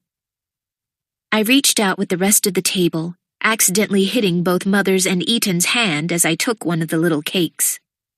Even though I'd contributed to making them, I didn't know what it was exactly that made them so rich. Whatever it was, it tasted like heaven on earth. I sighed, talking with my mouth full. I could get used to these. Whose birthday is next? I can't wait to have these again. "I think it's Scarlet," Mother said. Scarlet, who was devouring her sweets, only nodded. "Birthdays are the best," I said, taking another bite. "In Karoa, we hold hands and dance around the person. Growing up, it was just Mother and Father, but when we were at the castle, it was dozens of people. It was nice to be in the center of so many happy faces." "Well, this is Isolde," Eden said firmly. "This is what we do." After the uncomfortable silence, I broke it with a simple, "I know." "Then adjust. If you're going to stay here, then you need to let go of Karoa." It was clear the whole party wanted the subject to drop, but I wondered if any subject would ever simply drop between the two of us. I took a deep breath and went in. "When your cousins moved to Karoa, did you expect them to give up everything they knew? All of their traditions?" "Completely different," he replied quickly. "That was a family group, and they weren't going to stay forever. Silas most certainly was. And you're alone, and, unless we get lucky, you're stuck here." "Eaton!" Mother hissed. "You cannot possibly tell me you're thankful another person has been dragged into this," he shouted. "Furthermore, half our issues would be resolved if her kind would simply—" "My kind?" I shouted, standing and sending the chair back behind me. "Your people slaughter ours without a second thought. Do you know how insufferable it is that you're under my roof?" "Eaton, we've been over this," Uncle Reed interjected resolutely. "You act as if Isolde has never started an attack," I said coldly. "When it comes to wars between our countries, they've been exclusively instigated by you. Perhaps these skirmishes along the border are different, but are you not man enough to admit that Isolde carries some of the blame for the unrest?" He stood himself, raking his fingers through his hair, a mad smile on his face.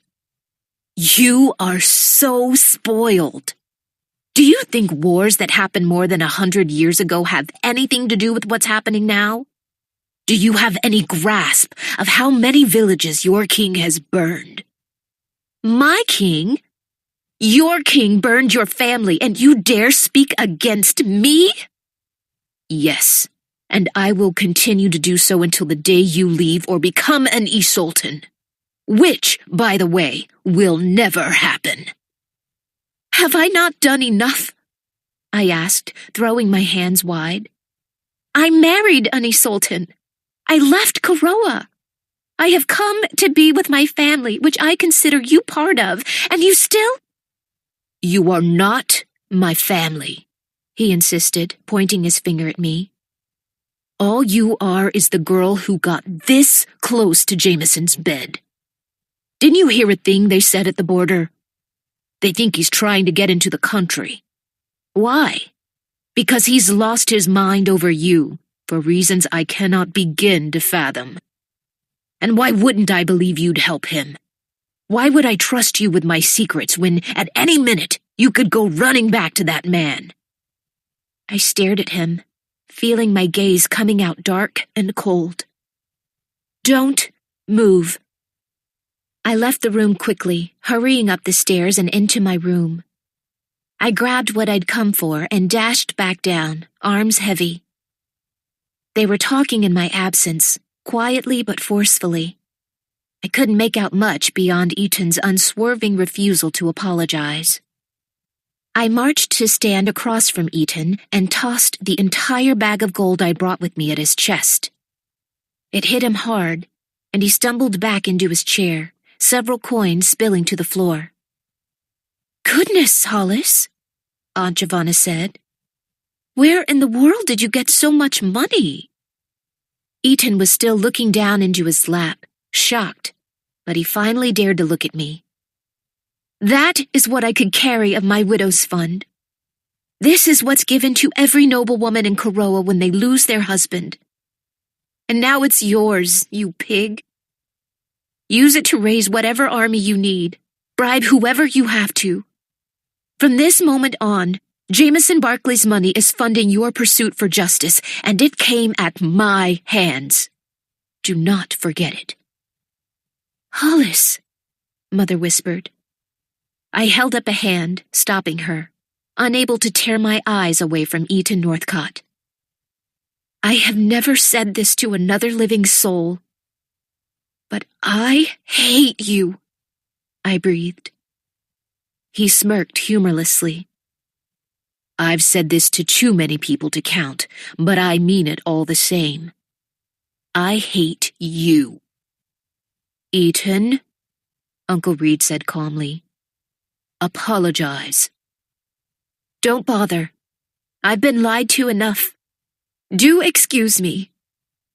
I turned and left, head high, hoping I was still holding on to some trace of the lady I once was. There was an eruption of discussion in my wake, and I hated that they were arguing because of me.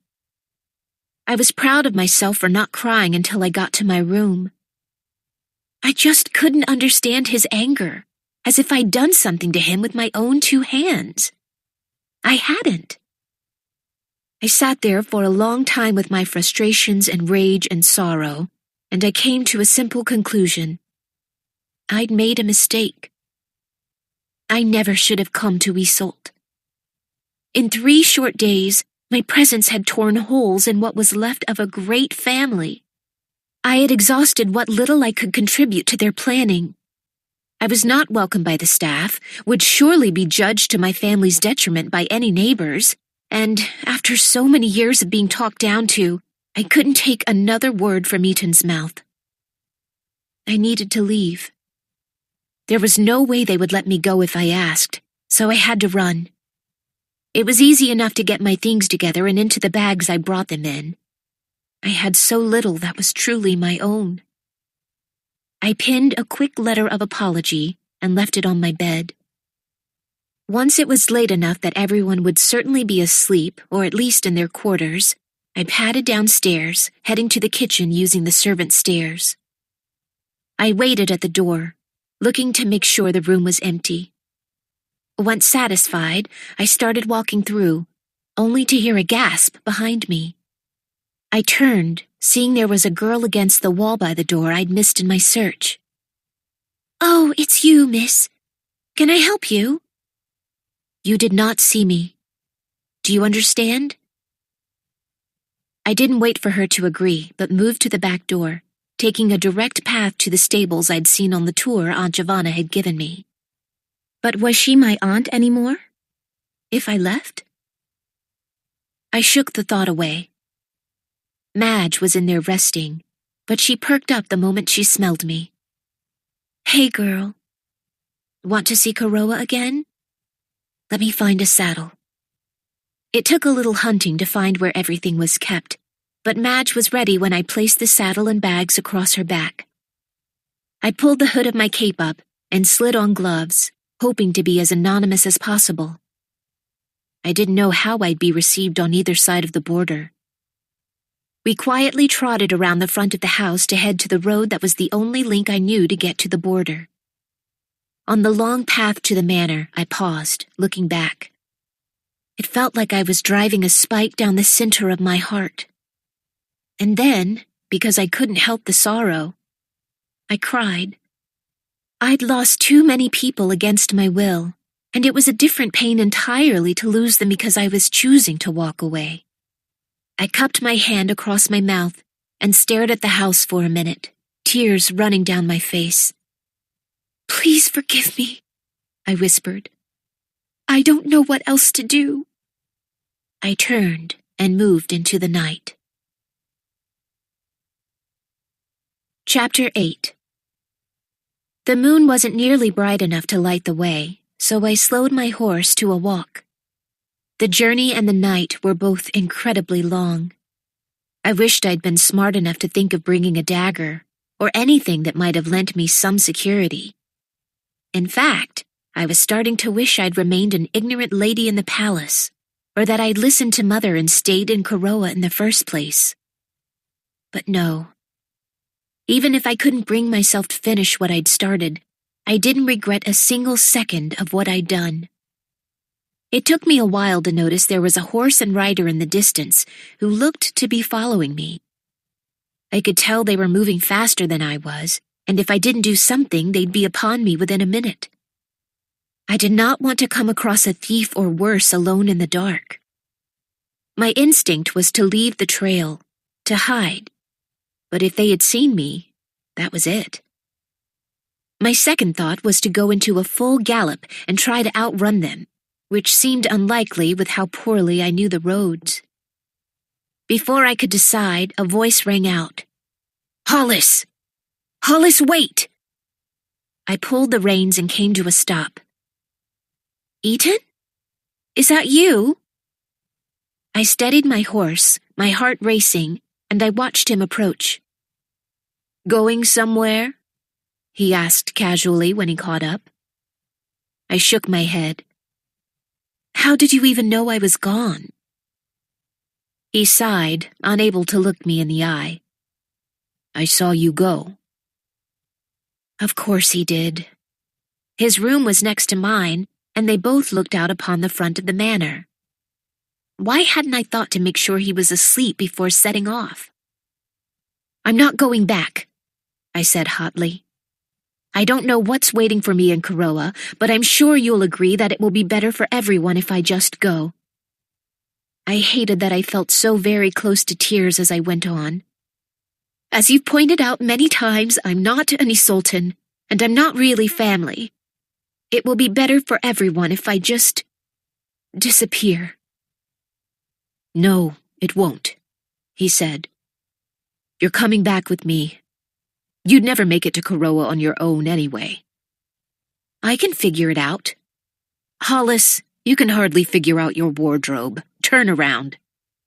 You should be rejoicing, I replied bitterly. You've been pushing me out of the house since the second I arrived, after all. And anyway, if you saw me leave, then why in the world did you let me get this far before trying to stop me?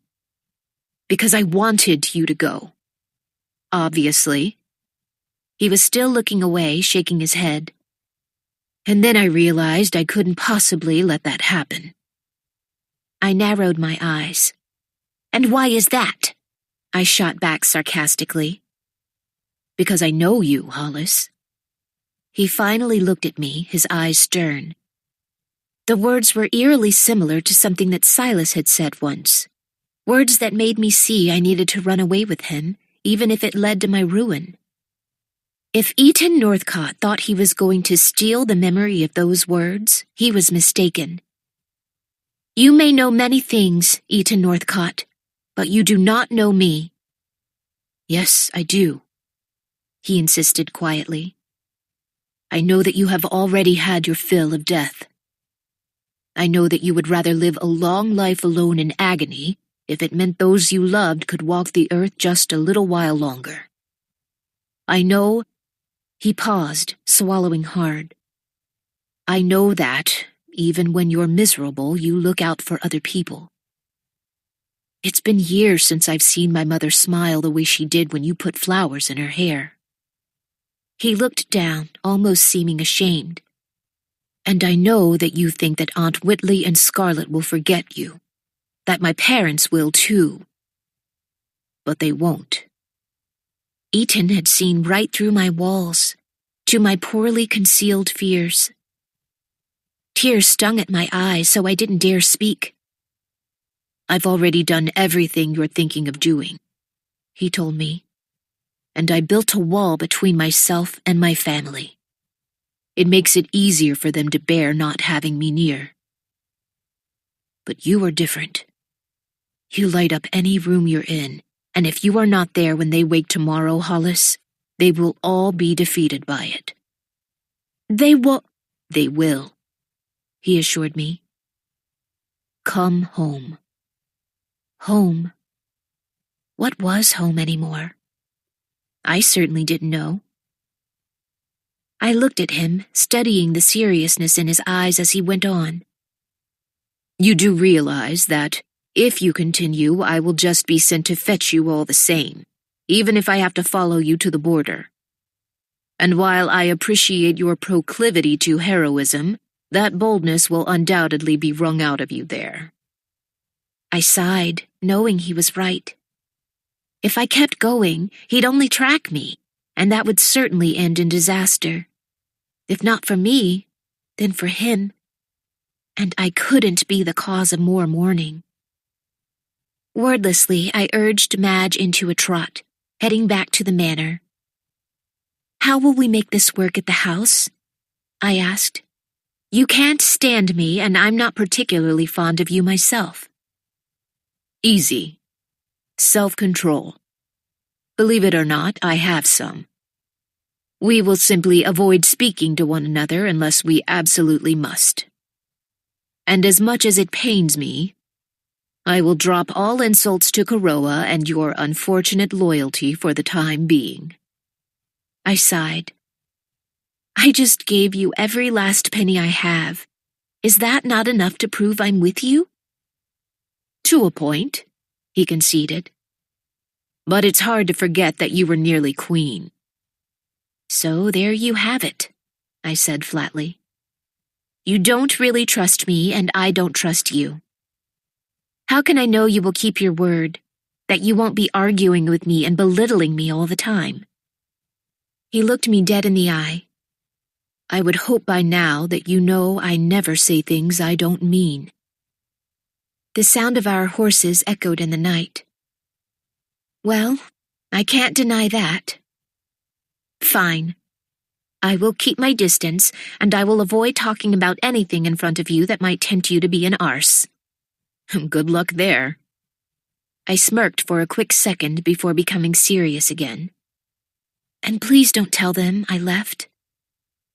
I won't. We sank into silence, and I rode beside him all the way back to the manor. The sky was turning a beautiful pink, but I was worried with each new ray of sunshine that everyone would wake to discover that I'd attempted to abandon them. Hurry, Eaton said, reading my thoughts. If we cut through here, we can come up around the back of the manor.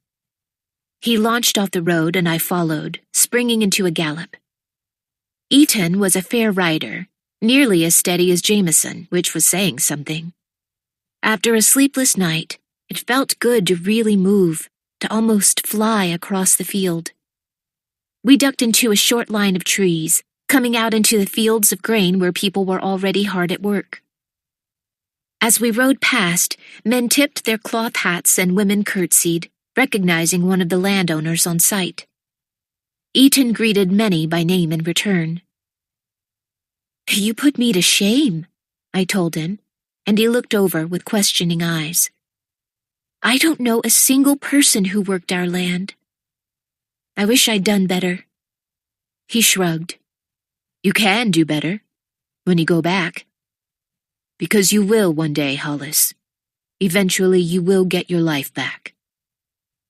"We'll see." I wasn't sure if I'd survive the month, so it was hard to make plans beyond that.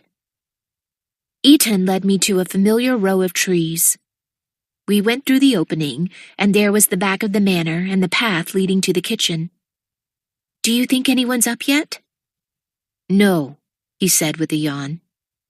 "But we'll take the servants' stairs just in case." He tapped on the kitchen window, waving at whoever was in there. Someone came and opened the door for us, and we got a few shocked looks from the cooking staff. "Don't get any ideas," Eaton said, playfully wagging a finger at them. "This was a rescue mission, and I expect you all to keep our presence to yourselves. There's enough going on as it is." Eaton's tone was so lazy that it hardly felt like a command, yet I knew everyone in that room would obey. "Oh, thank goodness," a voice said, and I turned to see the girl who'd caught me leaving. "Sorry I put such a secret on you," I said. "I won't again." Eaton watched the quick interaction, looking as if he'd put the final stroke on a painting. "Let's go, Hollis." He turned to go up the stairs, but only made it one step before wheeling back around to the room. "And by the way," he added, wagging that same finger in the air, "as of this morning, when Lady Hollis holds up her cup, it is filled. If she rings a bell, it gets answered. For better or worse, she's part of the family, and she'll be treated as such." His gaze swept across the room, meeting every pair of eyes with absolute seriousness. In that moment, I knew he meant to keep his word. Even if he hated me, he wouldn't tear me down again. "Don't worry, sir," Enid said, waddling across the room, her arms full of some unrecognizable fruit. "We'd all come to that conclusion yesterday." She looked at me. "I think you were right to make them celebrate the Master's birthday. He's a good man." "He is," I agreed. "One of the best." "Ah, Enid, my love," Eaton said, blowing a kiss at her. "I knew you'd never let me down." "Out you go," she ordered with a laugh, and we scurried up the thin back stairs, trying not to make them creak, but not knowing how to avoid it. When we came out on the second floor, we had to round a few corners before coming to the wing that housed our rooms. It seemed we'd gone undetected. "I know it's a challenge even when you're rested, but go and put yourself together," Eaton said sarcastically. "It's going to be a long day." I crossed my arms. "Very funny. For goodness sake, don't you shave." I went around him and into my room, amazed that we'd actually done it. We'd gotten back home and no one knew, and we could just keep moving forward. I tore up the letter I'd written the night before and threw the scraps into the fireplace for kindling. Maybe I'd tell them of my moment of weakness one day when it was far behind us and we'd won our battle. For now, I needed to splash some water on my face and change into a clean dress. It was going to be an exhausting day. Chapter 9. I went down to breakfast with bleary eyes, fully expecting to have an opportunity to practice my newly made bargain with Eaton. Only he wasn't there. "Are you all right?" Mother wondered, looking me over. "Yes. Why, what's wrong?" I asked a little too quickly. "No reason. You just seem tired." "Didn't sleep well," I admitted. "Well, we'll take it easy today. Aunt Giovanna insisted. I have several letters to write, and I desperately need your and Scarlett's help. If Eaton's right, we have some dear friends to inform of recent events. She did her best to actually avoid the words. I followed her lead. I have excellent handwriting, I told her. It was the one thing in my academic career Delia Grace praised me for. Oh, that reminds me. Aunt Giovanna stood up and rushed over to a side table. This came late last night. I didn't want to wake you. I hope it's nothing too urgent. She made a face like she was questioning her choice, while I was counting my blessings she'd made the choice she had. Across the front of the folded paper, the name of Varinger Hall was crossed out, and the words Northcott, Iseult were written beneath it, as that was all anyone at my home had to go on. I didn't recognize the handwriting. I broke the unfamiliar seal, going directly to the end to see who it was from. Nora! Really? Scarlett asked. What does she say? I mean, I'm sorry, I don't want to intrude. I looked up from my letter just in time to see Eaton walking into the room. The little snake had shaved, and he plopped himself into his chair with a smirk on his face, daring me to say something. There was a beat of tension at the table as everyone waited for us to continue our fight where they'd assumed we'd left off. But we'd made our peace, however fragile it might be, and it was time to carry on as best we could. I have no secrets from you, I said to the room at large, hoping Eaton took note. I cleared my throat and went to the letter. Dear Hollis, for goodness sake, come back. I had to pause and laugh, and it lifted my spirits to see Scarlett smile at that greeting. I don't intend to make light of things. I know that you have been through something unspeakable, and it's still unbelievable to me that your parents are gone. I imagine you need comfort right now, and if you were close, I would be that for you. I hope you're finding it in some way at your family home. All the same, I so wish you were here. I don't think I realized before how much joy you brought to the palace. Delia Grace is doing her best to fill your shoes. Ah, your shoes. I stopped to giggle, but only Mother and Scarlett understood the joke. But she's no Hollis. I miss your jokes and your laughter. I had to pause and take a breath. And I hope you miss mine too. I don't mean to take digs at Delia Grace. I think we always knew she was ambitious, but the way she's wormed her way into the king's affections has me uncomfortable. She and I are still on speaking terms, and I have you to thank for that. But I worry how things will be if she's ever queen. What is it? Mother asked, taking in the concern on my face. Nothing. It's just... I knew Delia Grace always hoped to be on Jameson's arm. I wonder what it is she's doing that would make anyone raise eyebrows. And it makes me wonder about that soldier at the border who said he wasn't true to her. She had so many plans, knew how to play the game. I went back to the letter. Perhaps I'm worried for nothing. Perhaps I'm just tired of the tension of court. Sometimes the king still talks of you. Someone will do something, and it will remind him of you, and he feels obligated to tell the story in full.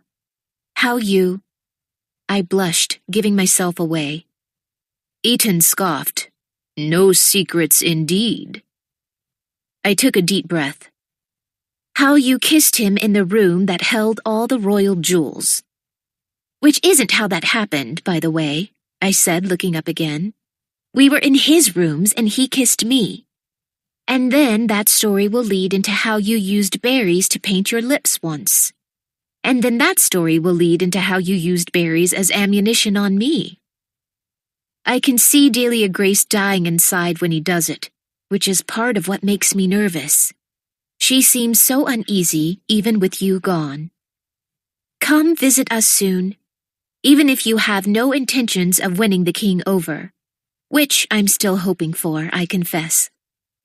I think it will set her at ease if you come and go and nothing happens. She will see you as our dear, old, joyful Hollis, and maybe we can all keep moving on. I don't know how your days are going, but I hope you will find time to write me soon and tell me of all your adventures. I'm not sure if you've stayed in contact with the Eastoff family after what I heard happened, but if you are, please tell the Lady Scarlet I send my best dance steps her way. I looked up, seeing the single line brought tears to Scarlet's eyes. Happy ones. I wish you well, Hollis. Send me pretty words soon to light up court. Your friend and servant, Nora. I folded the letter, feeling a little warmer inside. It wasn't exactly a positive update, but it was a comfort all the same. The maid came around, filling cups as the family reflected on the words Nora was kind enough to send. Idle gossip, Eaton remarked. Not so, I countered. It confirmed something for us. He squinted at me as I continued. People in Isolt don't know what happened to my family, but the people of Koroa do. Seeing as Quentin isn't their king, perhaps no one fears sharing the story there. His shoulders slumped as he considered this. You're right. Uncle Reed stopped mid-chew to gape at his son, and the maid poured ale into my cup. And that all felt as warming as the letter had. Uncle Reed cleared his throat, looking as if he wanted to preserve the rare peaceful moment between us. What are your plans for the day, son? Sleeping. Rotten night. I was inclined to look around the table, to see if anyone was attempting to link his sleepless night to mine, and hoping that, if they did, they didn't draw the wrong conclusion. It was unlikely, as we had been at each other's throats last they knew. In the end, I only glanced at Scarlet, and I could see her mind was working, but I went back to my food, refusing to give her anything to feed that fire. When's the next bread day? I asked, needing to get our minds on a new subject. Saturday, Aunt Giovanna said.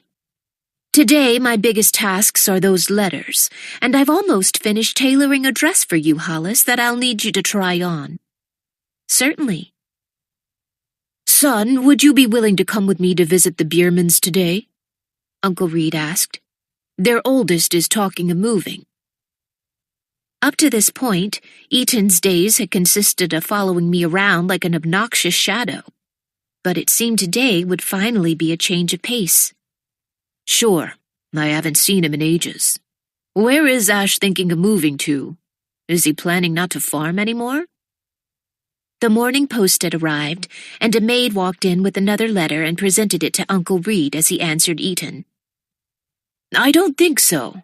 I think young Ash wants to try his hand at a new trade. It's making his parents nervous. Young Ash, Eaton repeated with a smirk and a shake of his head.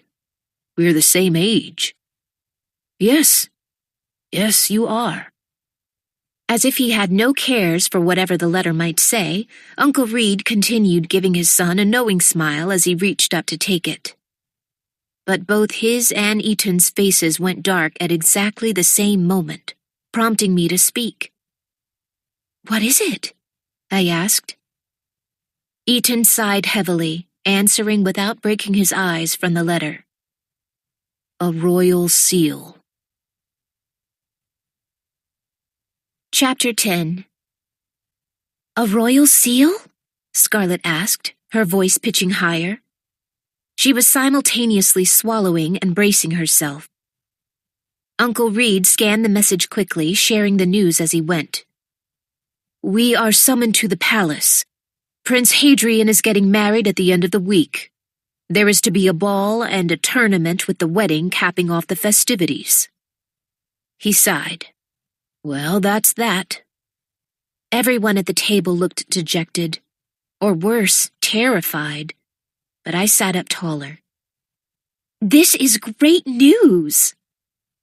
Eaton's eyes were the first to look at me in disbelief. How is our enemy finally managing to marry off his son and prolong their line a good thing?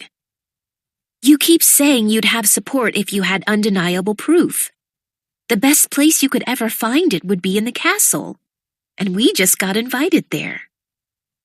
Uncle Reed smirked while Eaton sank in his chair, irritated again that I was right. Bravo, Hollis.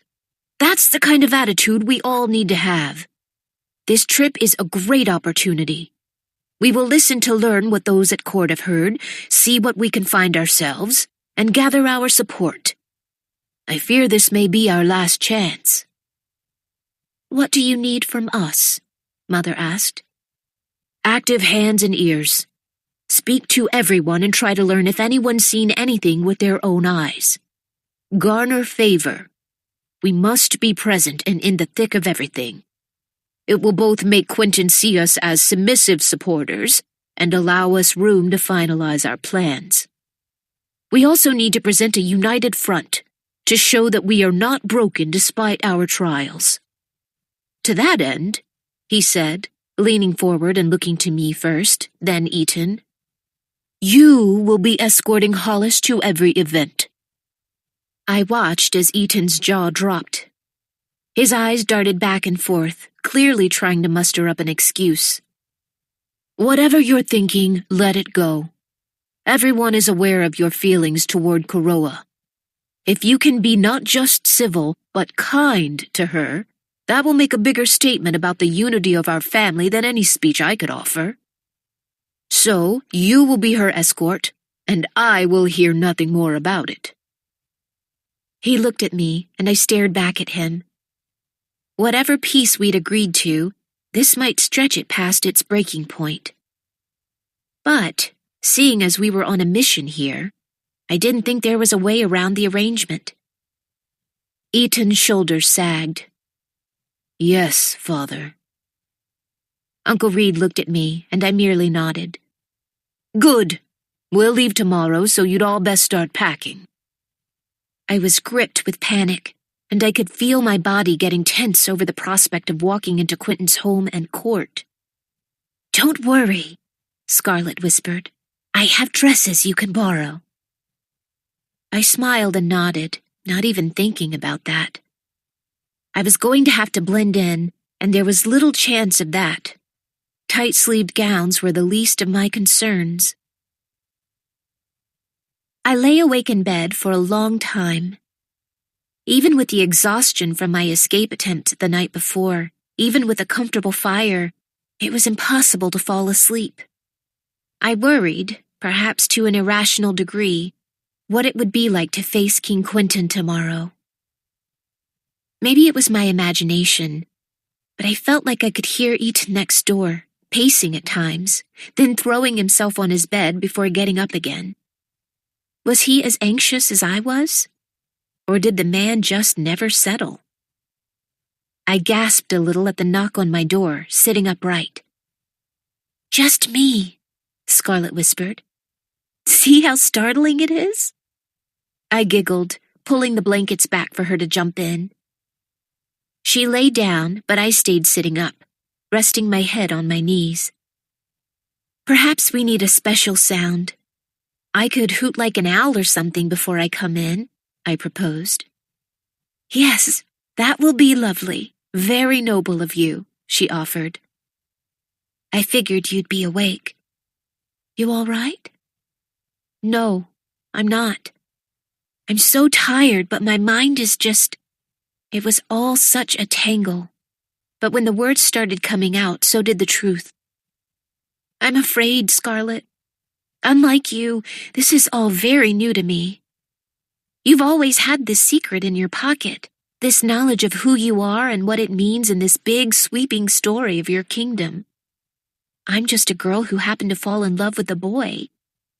And now we're here, and I don't know what I'm supposed to do. I'm not Isoltan. I don't see how anyone would entrust me, a stranger, with any vital information. And King Quentin disliked me from the start. I have this fear that any role I might have to play in getting justice for Silas is useless. I'm not as brash as Eton or as keenly observant as you. Mother and Uncle Reed are planners, and Aunt Giovanna is this quiet sense of calm over everything. What about me? I asked, finally seeming to put all the jumbled thoughts into my head to a point. What about me? Should I have kept running last night, despite Eton's protests? Should I never have come at all? Was there even anything I could do to help us find a solution? What? You want to know your role in all this? She asked. Yes, desperately. Scarlett sat up, looking deep into my eyes. Too bad, because I don't know. The matter-of-factness in her face made me want to laugh, which was good as that seemed to be her goal. Hollis, all I can tell you is that I believe you're here for a reason. And maybe we don't know what it is today, but I'm certain that whatever happens, we'll need you. You think? I asked, finally lying down. I do, she said, joining me. We were quiet for a long time, lost in our own thoughts. I liked that about Scarlett, that I could be silent with her. I'm trained, Hollis, she said out of nowhere. Since I was old enough to carry a sword, I learned to swing one. But when... Her lips started trembling, and I knew then that she was telling the story we all thought she'd never tell. She swallowed and kept going. When they came in, I couldn't move to save my life. I can remember that very thought going through my head. If you want to live, you have to move. And I couldn't. I watched as she fidgeted with the edge of the blankets, trying to tame her thoughts. They walked in without fanfare. The first few people fell without any sort of fear or anticipation because they were so quiet. No one started running until a few people realized what was happening and started to scream. Hollis, I know it was only a few minutes, but it felt so slow. Every day new pieces of the picture fall into place, new memories. Father yelled at Silas to run, but Silas, he wouldn't go. Father grabbed a sword off the wall and went into the fray, and Silas followed right behind him. They took down at least 2 men that I saw before... She had to pause. Father went down first. I looked away and then saw Sullivan was jumping in front of me on my right. She shook her head. It's like they didn't think a single stab was enough for him. The way they... I don't think I can tell you about all of that. It's all right. You don't have to share anything you don't want to. I reached out for her hand and she gave it to me, gripping me with all her might. She took a moment to let out a sob, wiping at her face with the back of her hand. I wondered if she would stop then. She seemed so pained by the memories. But she didn't. I didn't see what happened to your parents. Honestly, I kept looking for you. I didn't know you and Mother weren't in there. My eyes just kept darting around the room, feet planted to the floor. I have pieces of images, a neck, clutched hair. I remember someone threw a vase. Blood. So much blood. They started pouring oil on the floor and ripping down all the tapestries we'd worked so hard to clean and hang. I still can't remember when I started seeing the fire. And then, suddenly there was someone in front of me, gripping me by my arms. I remember looking down at his hands, thinking they were too big for any human to have. I had bruises from the way he held me later, but I didn't even feel them at the time. I waited for the sword, but he just kept looking into my eyes, and after studying me for a minute, he grabbed another man in black. The second man looked at me and nodded, and the man who had me by the shoulder shoved me toward the door. After he pushed me, my legs worked enough to get me to the front of the manor. I tripped over Saul on the way out. He was so still, but I didn't see him until I was on the ground and looked back to see what I'd caught my foot on. I reached back to shake him, but he was already gone. By then, I had to crawl. I crawled through the front doors and down the steps and into the bushes. My head started racing. I was alone. They let me live and I couldn't figure out why. I was prepared to die, Hollis. I always knew it could come. It's the living when everyone else has left that makes it so hard. I nodded. That I understand. Her hands were finally warming up in mine. My mind was a wreck, but I tried to make a plan. I was asking myself where I could go, what I could do if I was all alone now. I figured I'd have to go back to Isolde. No one looking like me was going to stay in Koroa peacefully on their own. So I figured I'd steal a horse, go north and sneak back into Isolde through Benir. I could live in the country and no one would know I was in Eastoff, and I could just grow old. Since I was a little girl, Hollis, I never knew if I'd have a chance to grow old. I am determined now. I will. Of course you will. By the end of this, we'll have answers. Justice. That man will never do this to another living soul, I vowed. She kissed my hands, still clutched tightly to hers. That's why we need you, Hollis. That's your part. When you decided you wanted to marry a king, you made it happen. When you changed your mind and wanted a boy from Isolde, you made that happen. When we told you to stay put and you didn't like it, you made us take you. You tend to work impossible things together. Don't overlook that, she said. I closed the gap between us, embracing her. How lucky was I to get you, I said. Stay here tonight, please. After hearing that, and with all that's on my mind, I don't think I could manage without you. She nodded, and I moved back, making space for us to comfortably rest. I held on to Scarlett's hand, thinking of everything she'd just told me, of what she'd seen. If she kept remembering things, I wondered what the story would sound like if she told me again in a year. It was hard to imagine a memory like that growing, and it was even harder to imagine that she was the only one carrying it. I wasn't sure if she was right, if I tended to make things happen. But if Scarlett thought I could, then I was certainly willing to try. Chapter 11. Uncle Reed had been very serious when he'd said Eaton would be my escort for the entirety of the trip. As I went to board the coach, he led me to the one behind it. They both only seat 4, and you and Eaton need to make your peace before we get there, he instructed. But we have. He smiled. Well, you need to make it better. I held his arm to climb in and sighed, thinking I could go a lifetime without a trip like the one I was about to face. Not a minute later, Eaton lumbered in, shaking the entire carriage and forcing me to grip the windowsill as he settled beside me. I gawked at him. You are aware the seat across from me is vacant, and you can have it all to yourself, yes? He ticked his head up slightly, not looking at me as he spoke. Riding backward makes me feel sick. Of course, you are free to move any time you like.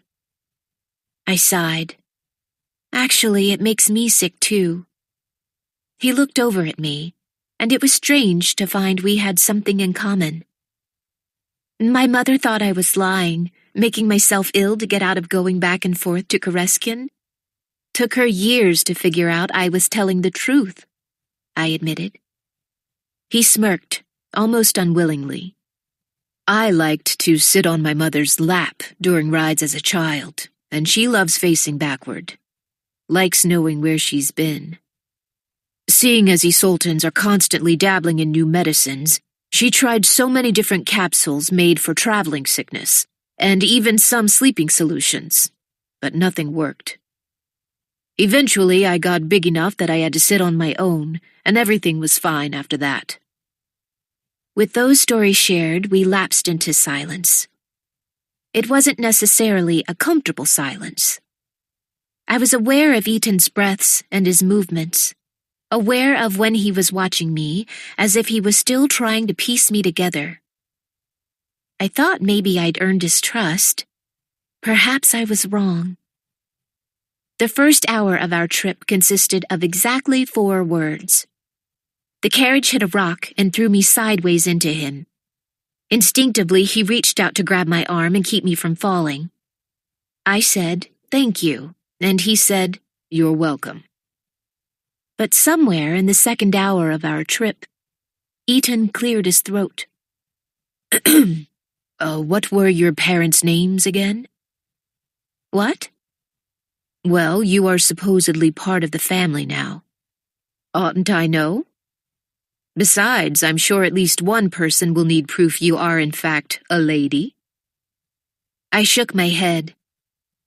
My mother was Lady Claudia Cartbright, and my father was Lord Norbright.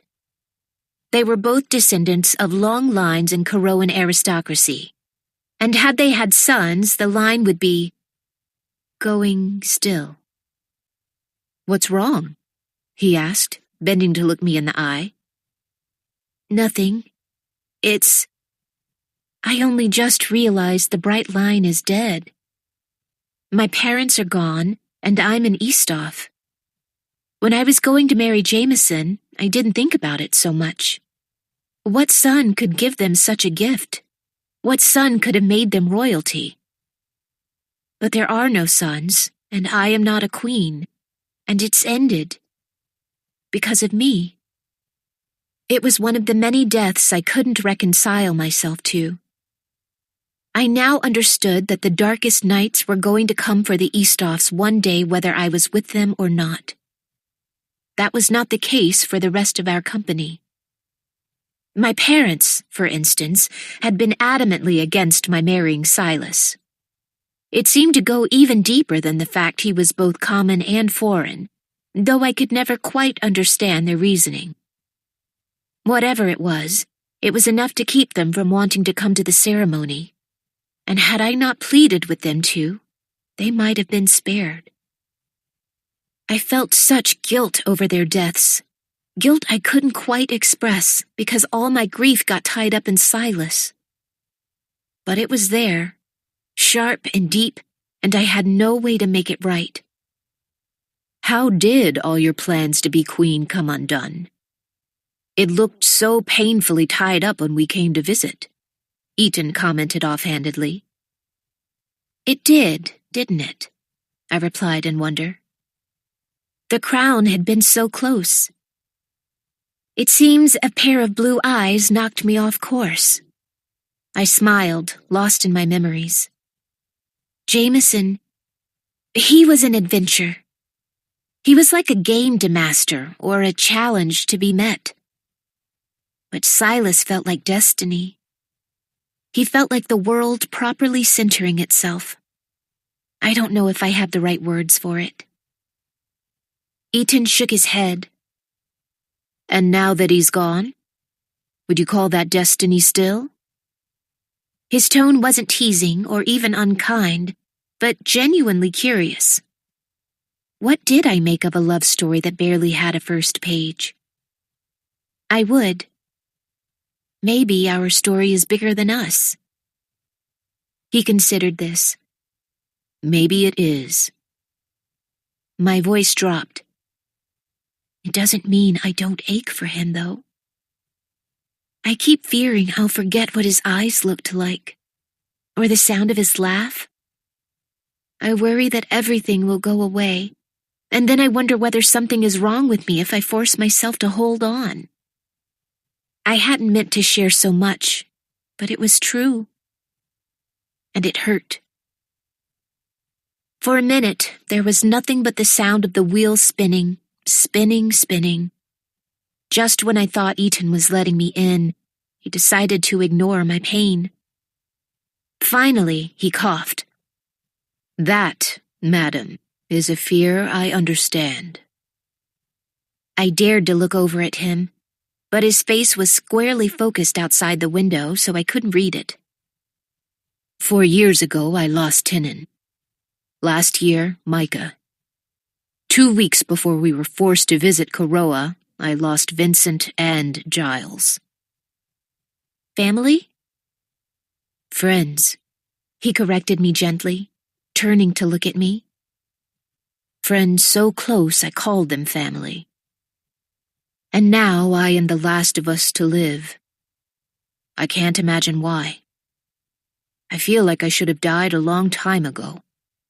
He shook his head. "Everyone I care about dies. It's one of the reasons I still can't understand Silas. I was almost angry at him when I heard about your wedding." "I beg your pardon?" He shook his head. "It's not because he sank so low as to marry a Koroan," he said mockingly, though I could tell that, for once, there was no venom behind the word. "After everything our family has been through, I can't think of anything more reckless than to drag someone else into it. I couldn't believe he married anyone. You will never catch me as a groom." "Then I will say a prayer of thanks that you are sparing some girls such a fate." He chuckled, amused. "Not everyone you love dies," I countered softly. "Your parents are still here." He gave me a sad smile. "But they are the last ones left. You're new to this. You have no idea how many people we've lost.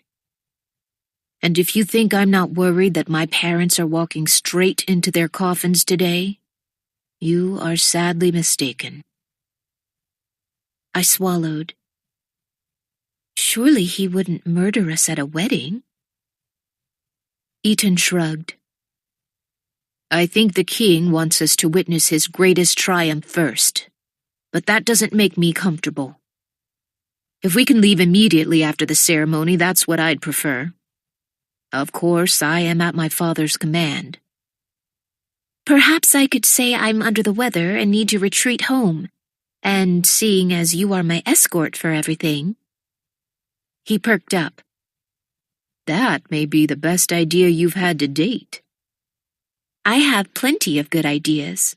I sat up, crossing my arms. "Ah, yes. Jilting a king, running off in the middle of the night. You're brilliant," he teased. "You willingly run into border disputes and alienate your family. I hardly think you have the room to criticize my judgment." "And yet I will." He smiled, quite pleased with himself. I shook my head, looking back out the window. Always so sure of himself, always so quick with his words. Eaton was positively insufferable. The Isoltan countryside gave way to small houses and then larger ones, and I let out an audible gasp when we hit the road paved with stones and our carriage was bolted up onto the strange and rocky pathway. "The stones are common here," Eaton said. "The coast is teeming with them, so you'll see the same ones everywhere, especially here in the capital." "Are we already there?" I asked, poking my head out to sea. "Almost. And I'd come back in if I were you. Just because we're nearing the castle doesn't mean there aren't dangerous people out there. In fact, I'd wager we're getting closer to more." "Oh." I pulled myself into my seat, trying to see what I could without being too obvious about it. There were wide 2-story houses set close together with only enough gardening space before them to grow very small patches of flowers. They shortly gave way to crammed-together homes that seemed to go up and up. There were shops on the bottom level, many with glass and lead windows, showing off the wares inside. A woman beat out a rug. A man pulled an unwilling cow down an alley. Some very dirty children ran around in naked feet, while I saw at least one tidy daughter gripping her mother's hand as they moved up the road. Do the poor live here? Some. Lots of people live in the city in general. Some prefer the labor of the tanner or the seamstress to a field. But it's cramped and, as you can see, not very clean. Still, with the various industries popping up, it's good work. It smells. He sighed. Yes, Miss High and Mighty, it does. But it gets better closer to the castle. A few minutes passed and Eaton pointed out his window, motioning for me to come over and see. Chetwynd Palace, just there.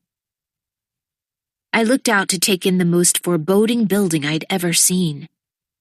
The roofs were pitched at a very steep angle, perhaps to withstand the frequent snows, and they were covered in some dark, shiny material. The stones used to build the palace were the same ones used on the roads, woven through with veins of white, which were somehow unsettling when I compared them to the warmer-toned stones used in Karoa. It was intimidating, to be sure. And yet, somehow, I couldn't help but be moved by its strange beauty as we approached. As if reading my mind, Eaton spoke as we turned onto the palace drive. I used to be completely awestruck when we came up to the palace as children. The soaring towers, the flags whipping in the wind. No wonder people think that kings are gods. Look at their homes. He gestured a hand across all of it, as if there wasn't a word big enough to encompass the grandeur. He was right, of course, and it was both wondrous and somehow terrifying. You know how you feel about marriage? That's how I feel about crowns. You couldn't pay me any sum of money that would draw me close to one again. But, all that said, I loved Careskin Castle. I was always finding a new corner that held some beauty I'd never seen. And the way the light falls through the stained glass in the throne room, it left me breathless. Still does. He smiled. If you could build your own castle. Stained glass everywhere, I sighed. Obviously. A huge garden. Yes, I agreed, with a maze. A maze? He asked skeptically.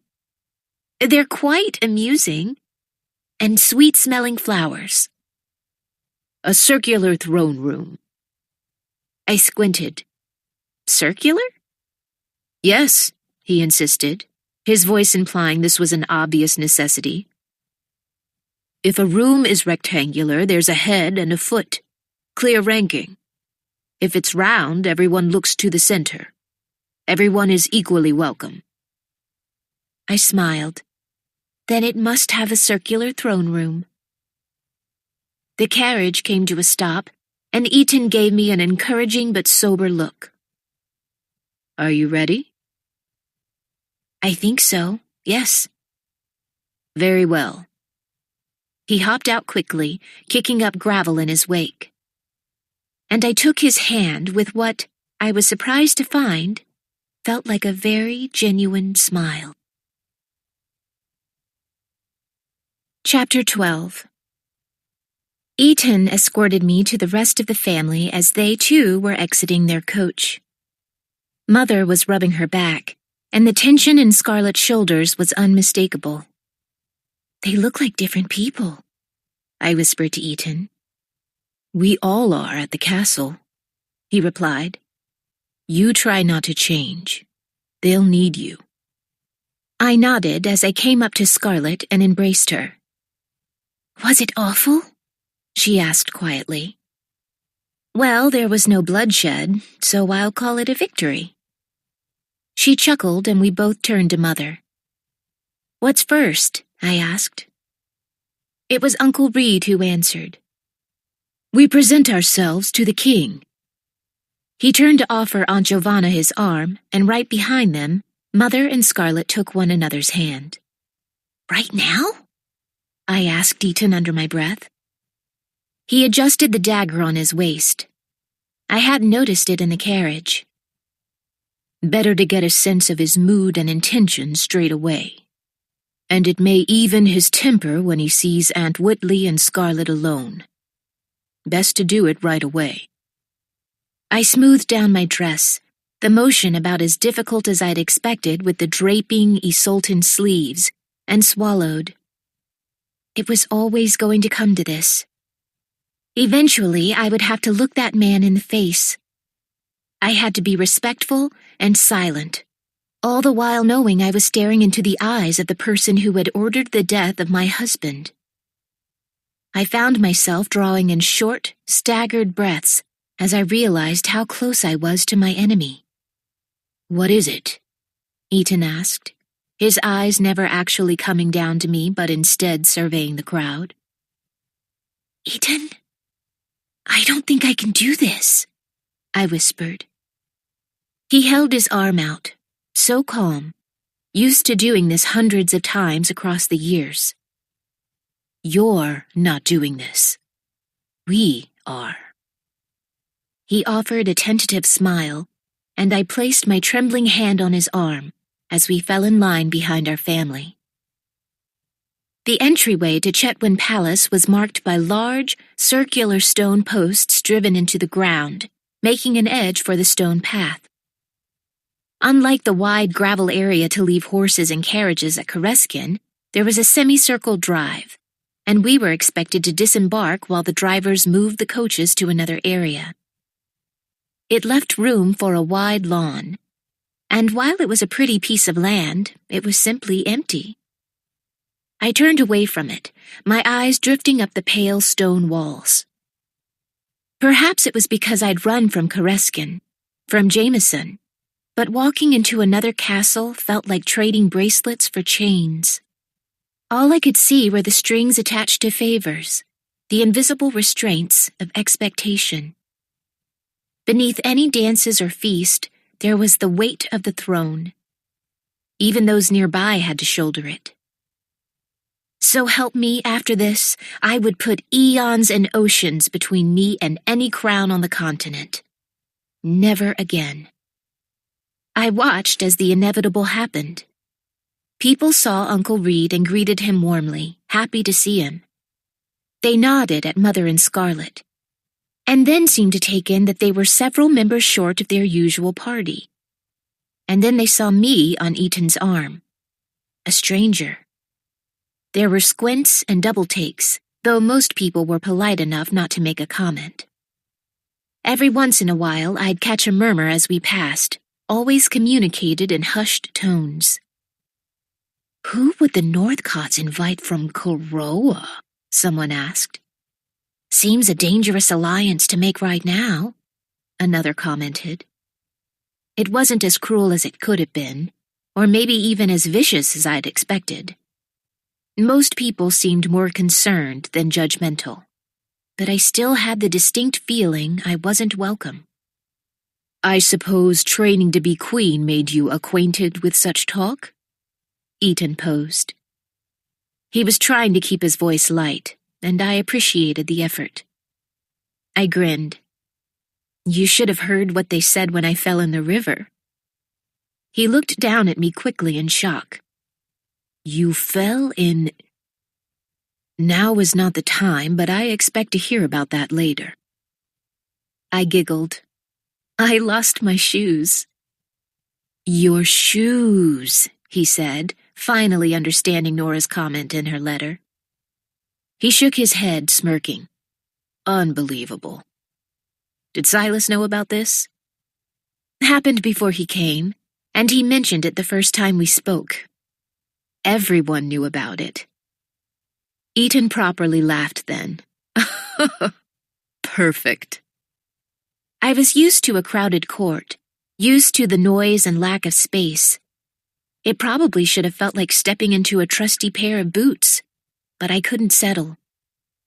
I tried not to hold on to a single sideways glance as we made our way to the throne. The same gray-white stone was everywhere, and the windows were tall and thin, letting in light at long and tall angles. It was nice enough, but it wasn't half so beautiful as the great room at Kareskin. The tapestries were thick but plain, the chandeliers rudimentary compared to Kuroa's.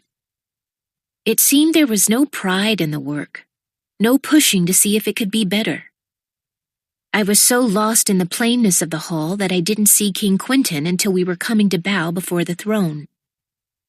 "Your Majesty," Uncle Reed greeted him, falling low to show his respect. Following suit, fighting every instinct in my body, I curtsied before that monster. "Lord Northcott," he addressed Uncle Reed, his voice bored, "you seem well. Who is with you?" "My wife and my son, Eaton. Then our relatives, Lady Eastoff, Scarlet Eastoff, and my newest niece, Hollis Eastoff." At that, a hopeful blonde head peered around Uncle Reed's, and I met eyes with Valentina, seated on her throne. She'd seemed so imposing the first time we met, so determined to leave a mark, good or bad, on anyone who passed her. Now she looked young and scared.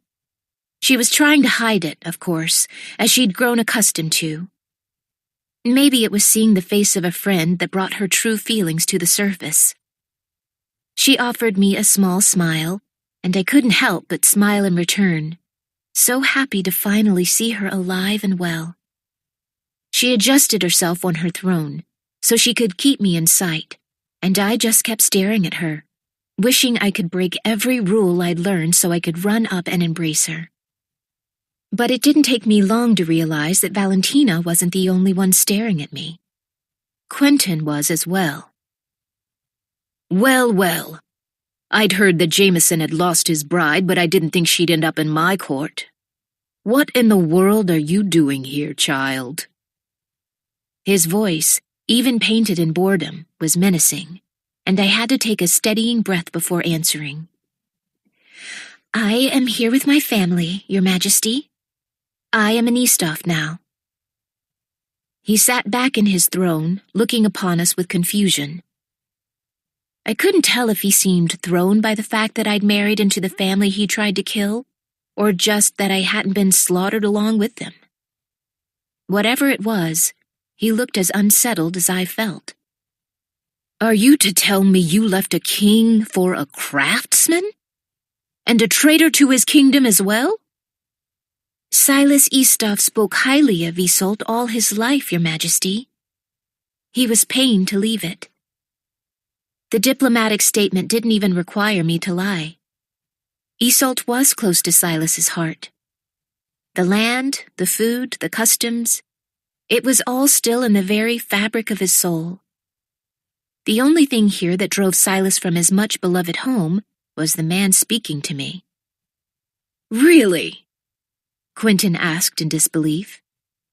"And if he is so fond of his homeland, why does he not dare to show his face now?" That beast. He was going to make me say it. I looked around, noting all the curious eyes of his court, waiting for an answer. I willed myself not to cry. My voice broke, and I took another breath. Eaton's thumb was there, rubbing on my hand where he held my arm aloft. "Not alone," it said. I tried again. "He is dead, Your Majesty." Whatever his many weaknesses might be, King Quentin was quite the actor. His brow stayed furrowed as he took in the party of 6, noting that there were several members who ought to be there but weren't. What's more, the room was in shock as they took this in. A few people had silenced themselves as our conversation with the king went on, and now they were tapping those who were still talking on the shoulder, hurriedly whispering the news in their ears. There were only a few isolated murmured conversations happening as Quentin went to speak again. "And Lady Eastoff, is your husband gone as well?" "Yes, Your Majesty. Him and all 3 of my boys." Her voice cracked on the last word, but she held herself together beautifully. He sat there, studying us, and I couldn't tell if he was pleased to see us here, honoring his son as he'd wished, or if he was disappointed to find his work was unfinished. Genuinely, his face was a mask of surprise. It was such a cruel manipulation that I couldn't look at it anymore. I turned my eyes away, and I caught sight of a man with a short, graying beard and a hairline falling into retreat. His lip was trembling as he took in the news. Beside him, a woman was shaking her head as she whispered to her husband in disbelief. I knew Lord Eastoff to be a good man, and I knew his sons to be followers of his footsteps. Even for people as chilly as the Isoltans, the loss of such fine men was a hard one to take. "You were right," I whispered to Eaton. "No one knew." He pursed his lips, seeming displeased with this, and quite suddenly, King Quentin was back to business. "Widow Eastoff, I gave your former quarters away when you left for Koroa, as was fitting for your behavior. But the Northcott's apartments are unchanged, and I think they will suit your number just fine. You may leave us." I curtsied and looked up at Valentina one last time. She nodded, seeming to want to comfort me with absolutely no way to do so. Eaton began to turn, so I followed, switching hands in the process. Eaton quickly led us from the room, only slowing once we were in the hallway. I turned at the heartbreaking sound of Mother weeping behind us. "It's all right, Mother. No one will call you that, I'm sure," Scarlett said comfortingly. It did little good. Mother had her head tilted backward at an angle that looked rather painful, resting on Aunt Giovanna's shoulder. "Widow Eastoff? I can't bear it. I can't." "Excuse me? Lady Eastoff?" Our eyes traveled to a man rushing from the main room, trying to catch us. "Lady Eastoff?" he said again, his voice pained, taking her hand. "It can't be true." She offered a sad smile to this man. "Lord Advar, I'm afraid it is." He shook his head. "The boys too? Silas?" She nodded. Before, I might not have noted how he singled Silas out.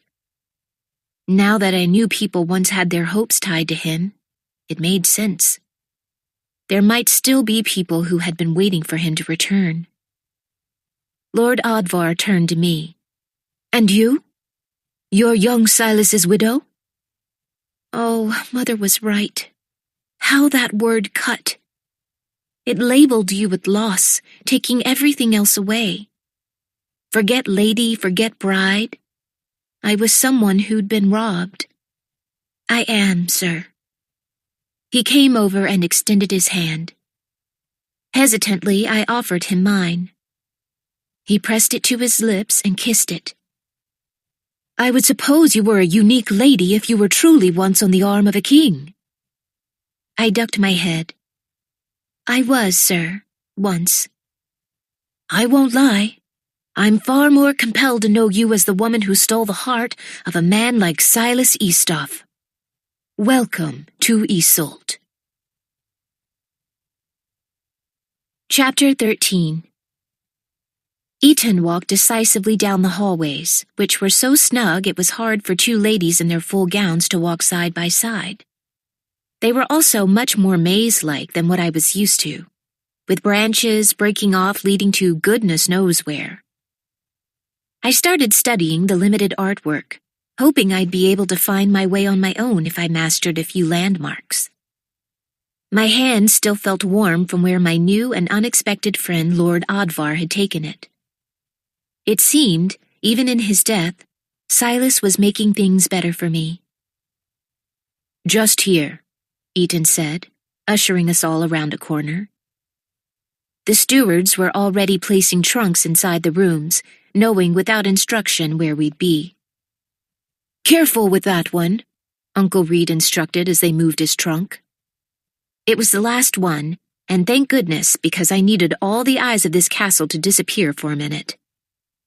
The entryway was spacious enough, if dim. I could see that the apartment, instead of going on and on like my last quarters at Kareskin, simply led to 4 bedrooms. "You have this one," Aunt Giovanna insisted, pointing Mother to what must have been the largest room, their room. No, I won't put you out any more than I already have." "Then this one," Eaton said, moving her to what I assumed was his room. "Girls, you don't mind sharing, do you?" Uncle Reed asked. Scarlett and I smiled. "We prefer it," Scarlett answered for us. "Excellent." Eaton wordlessly claimed the room on the far right of the apartment, so Scarlett led us into the one left of it, and I was pleased to find a large poster bed, several of those thin windows allowing light into the room, and an unlit fireplace against the wall that we shared with Eaton. Scarlett and I went to putting our things away. Trunks at the foot of the bed, bags in the corner, dresses hung up to air out. I brought what I had, which was to say dresses more suited to the Korowan court than the Isoltan one. But I knew Scarlett would share, and it was only a few days. "Girls, Eaton," Uncle Reed called. "Come on out when you can." Eaton beat us out into the main room, where Uncle Reed and Mother had their heads together, and Aunt Giovanna was smiling at them, seeming to admire their tenacity. "Ah, here you are," Uncle Reed greeted us. "We've made it through our arrival, and now we need to prepare for the next event, dinner. Tonight, the goal is open ears. Hollis was right that this is probably the best place to find undeniable proof that the king has done something treasonous. Talk to families that live here. See if anyone has heard anything." He paused, clearing his throat before he went on. "And I think we need to acknowledge a secondary goal. If we're truly endeavoring to topple the crown, and those in this room are the only ones living with any right to take it, then we need to shore up our support. Speak, console, charm. Do what you must. If we prove Quentin to be in the wrong, but have misjudged the people's willingness to revolt, then this will all be in vain." I could tell he was very serious, but this was the least of my worries. If there was anyone who I'd want to rally behind, it was Reed Northcott. Scarlett pulled my hair up in the typical Isoltan fashion, plaiting it into several braids and looping them in a pretty nest on the crown of my head. It felt heavy, but it was a simple way to show my aim was to bend to my host's will, and I worried about standing out for Uncle Reed's sake.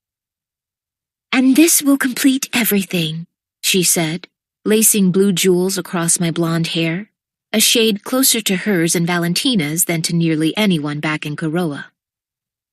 The dress was an almost yellow color, not quite the gold I used to wear, but close enough to feel familiar. The blue was decidedly new. "Thank you." "Can I tell you something?" Scarlett asked. "You're the only one I can say it to." "Of course," I replied, getting up so she could take my place in front of the mirror. "I remembered something else today," she whispered as she settled. "I remembered there were flames on the curtains before I saw the vase flying. So the fire happened sooner than I thought." I shook my head. "How do these things come to you?" She opened her mouth a few different times, trying to begin an explanation and failing. "I don't know. It's like the whole painting of the moment is there, but then I turn my head and focus on one part of it. And when I do, it's vivid and clear. I keep hoping that once it's all put together, I won't think about it so much." I placed my hands on hers. "I'm still listening, Scarlett. Any time." She gave me a tired smile. "I know." I worked on pulling her hair up, doing something similar to what she'd done for me. "You don't need to be so nervous," she said, likely noting my unsteady hands as they worked. "I'm worried people will discount Uncle Reed, given his association with a Korowan who abandoned her country. A Koroan who married one of the best men in Isolt, you mean? I smiled. He really was. Still, I wonder if I should simply stay away. Uncle Reed asked for a united front.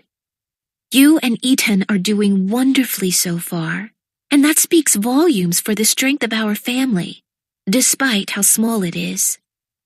And besides, the animosity between our countries is exaggerated. Trust me. It's like when everyone came to visit the Koroan court. Did it seem so bad? I squinted, remembering. No. It wasn't blissful or anything, but it seemed like there were some genuine friendships that reached across the border. Because there are. The kings like to talk, and there will always be people who are prejudiced against foreigners. For Quentin, I think it's part of how he maintains power. The illusion that we need someone like him to protect us from someone like you. I giggled. I am pretty threatening. But you'll see. People who feel like that are in the minority. I hoped with all my heart that was true. I knew these people existed, but maybe, just maybe, they were dwindling. I hung my head, suddenly feeling the need to confess. Would you hate me if I told you I was in that minority once? She smiled. Not at all. Past tense, done and gone. I kissed her cheek. Let's go. We walked into the main room where everyone was waiting. Mother was pacing, Uncle Reed and Aunt Giovanna were talking quietly by the fire, and Ethan was lounging in a large chair. At the sight of us, he sat up a little taller. His usually sullen face transformed for a moment into something that looked almost pleased. "Oh, girls," Mother said, "you both look lovely." Beside her, Aunt Giovanna looked so pleased to see us that her eyes were brimming with happy tears. "That's everyone. Are we all ready then?" Uncle Reed asked. Scarlett and I nodded, and Ethan hopped up to come and escort me to the feast. "You know," he began, "you could almost be mistaken for a lady. It's a shame that no amount of velvet could make you look less like a scoundrel." "A scoundrel," he replied, testing the word. "I can live with that."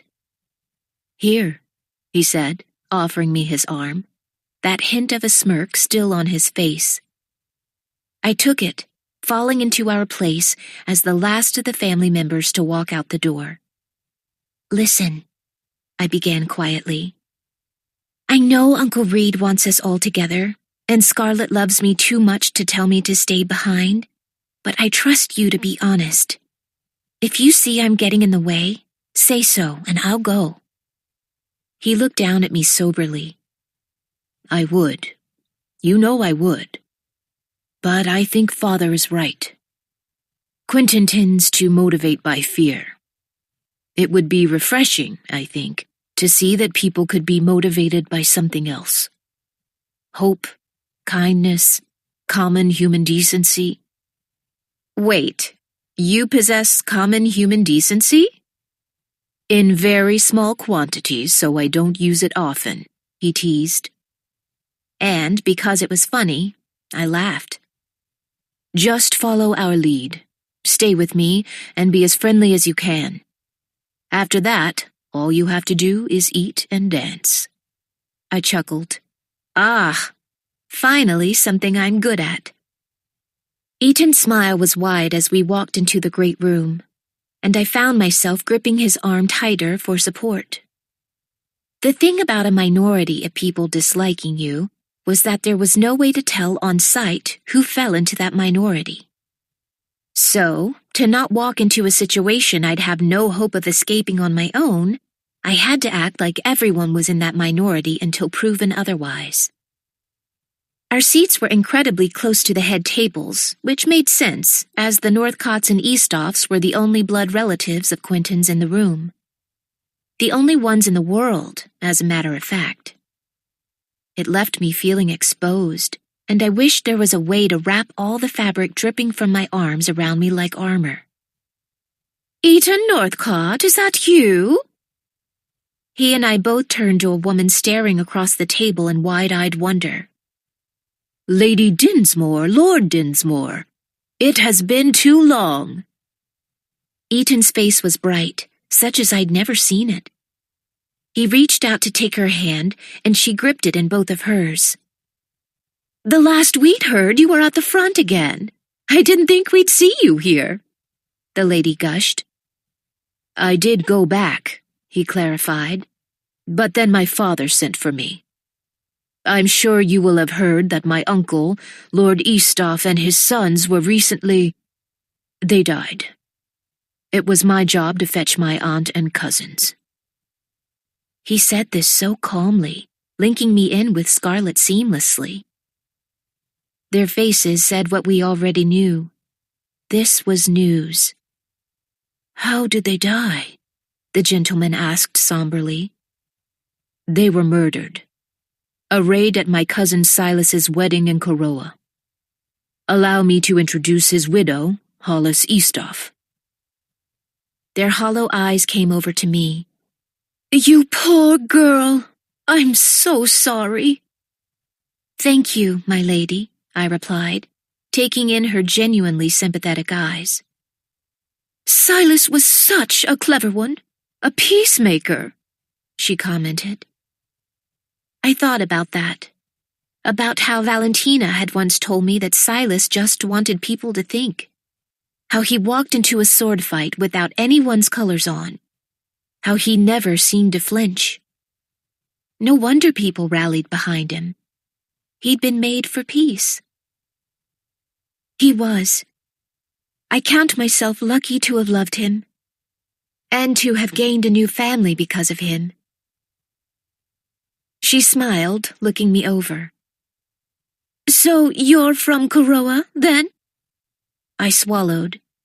Minority or majority, minority or majority. I am. "And yet you braved coming here with your in-laws." My parents were also killed in the raid. Lady Eastoff and Scarlett are my only family now. They didn't seem to be put off by my otherness, only saddened on my behalf.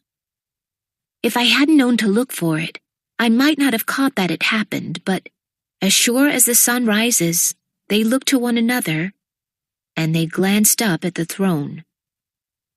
"I'm sorry for your loss. It's too much for someone so young," the gentleman said. "Thank you, sir." He moved his eyes to Eaton. "Do we know?" "Nothing we can prove." "Silas," he said, shaking his head. "He hated Silas." "He did." The gentleman sighed heavily, almost angrily. "Once you're certain, alert us." Eaton nodded.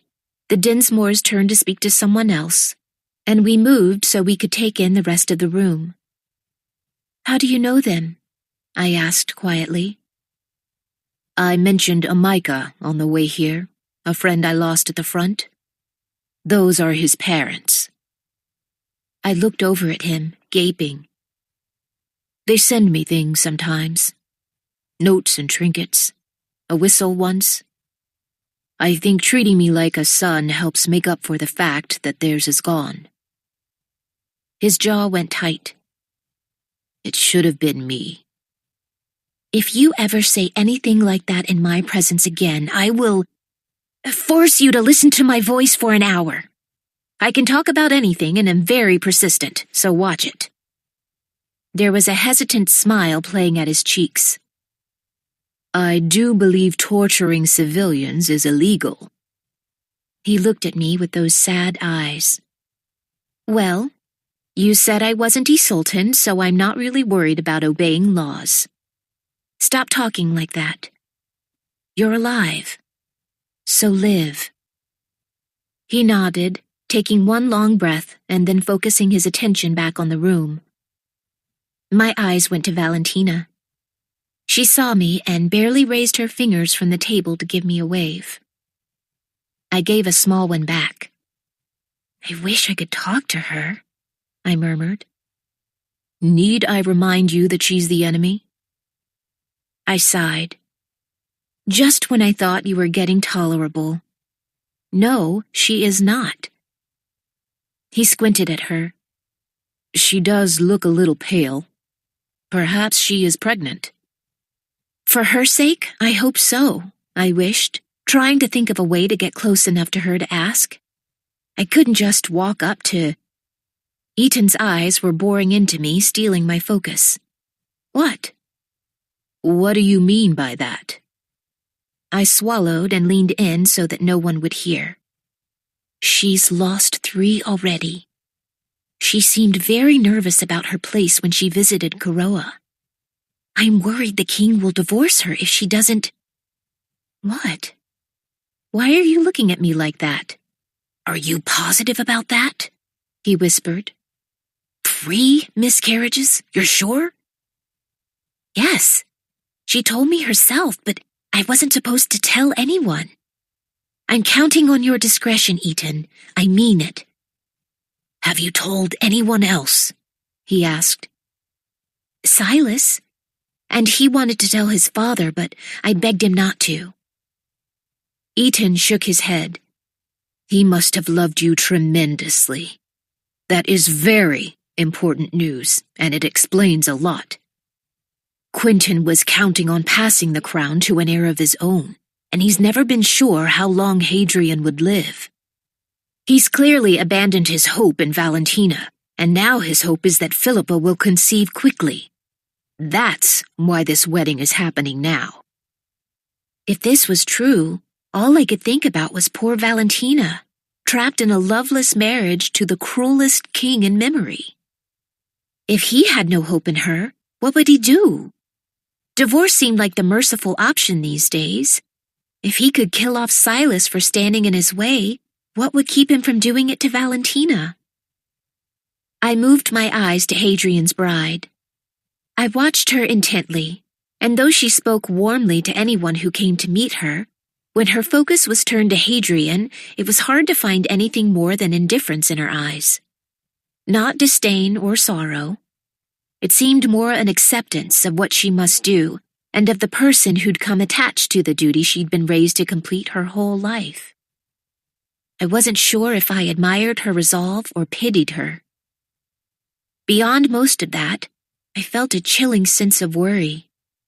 If she failed too, what would happen to her? The sound of heavy footsteps pulled my attention away. 6 men wearing dirty Isoltan uniforms were running into the banquet hall. "Let us pass!" one shouted. "News for His Majesty the King!" Crowds parted, and the men ran through, all falling to a knee before the head table, one all but collapsing from exhaustion. "Your Majesty, we must report that another battalion has been attacked by the border with Kiera. We are the only ones to survive." I gasped, covering my mouth in shock. They were all so young. "No," Eaton whispered. "No."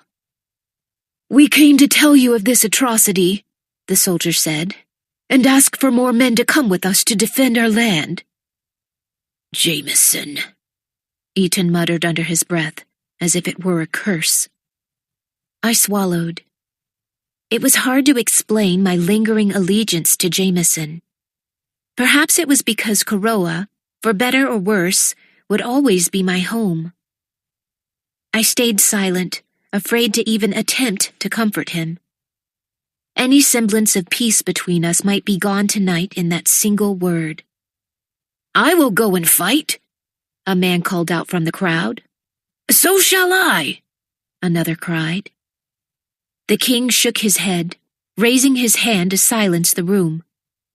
"I will not waste our precious blood for that villain of a prince," he yelled above the guests. He sank for a moment into his throne, mumbling to himself.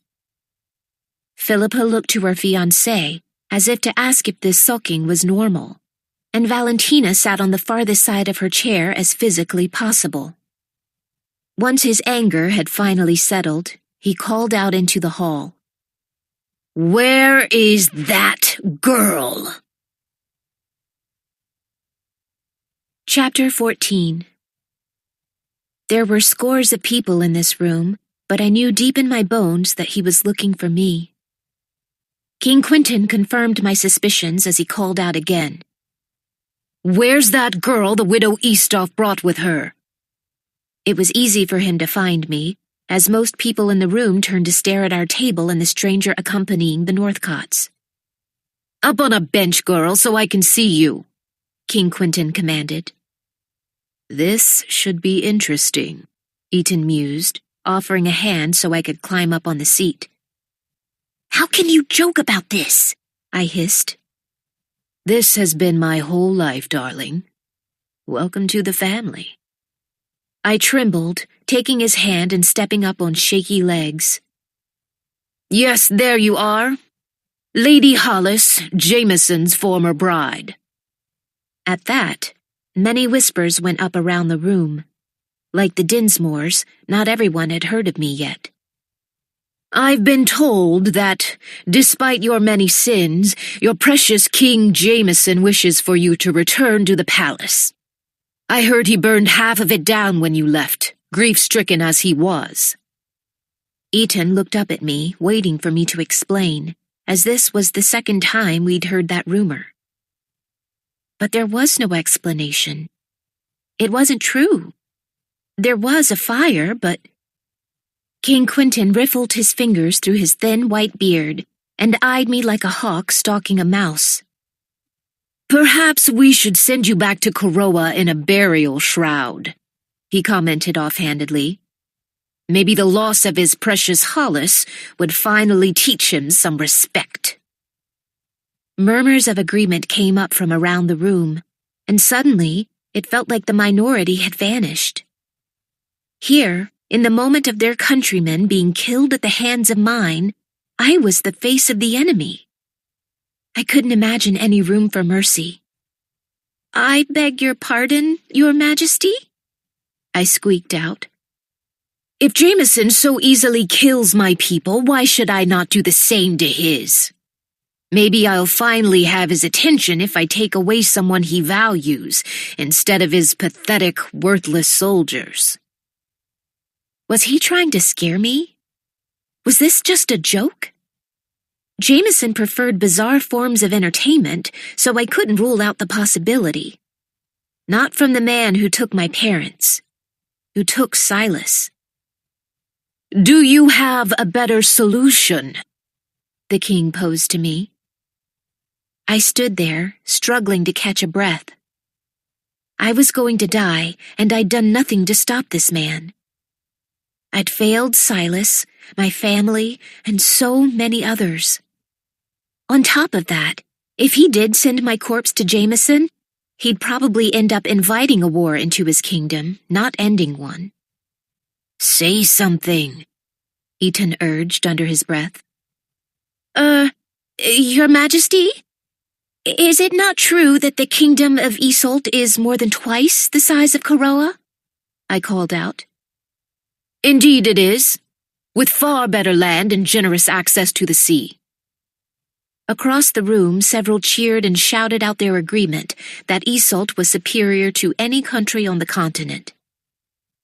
"Then, Your Majesty, would it not be worth considering gifting these scraps of land along the border to King Jameson?" At the mere suggestion, cries of anger arose from the room. But it was not as loud as I expected it to be, not nearly as dense. I raised my voice over them, over the minority. "Perhaps the king acts out of jealousy. Considering your many resources, one could understand it," I continued, unsure if my attempts at flattery would work. If you give up these paltry pieces of earth, the size of your kingdom is hardly changed, and King Jameson would then be indebted to you. And you would find yourself remembered as a peacemaker in both Koroa's history books and yours." I swallowed. Which I'm sure would be a welcome change, I mumbled under my breath. Eaton cleared his throat to cover a chuckle. A hush fell over the room. I stood there, waiting for someone to do something. Anything. Break into a laugh, draw a sword. There were too many possibilities.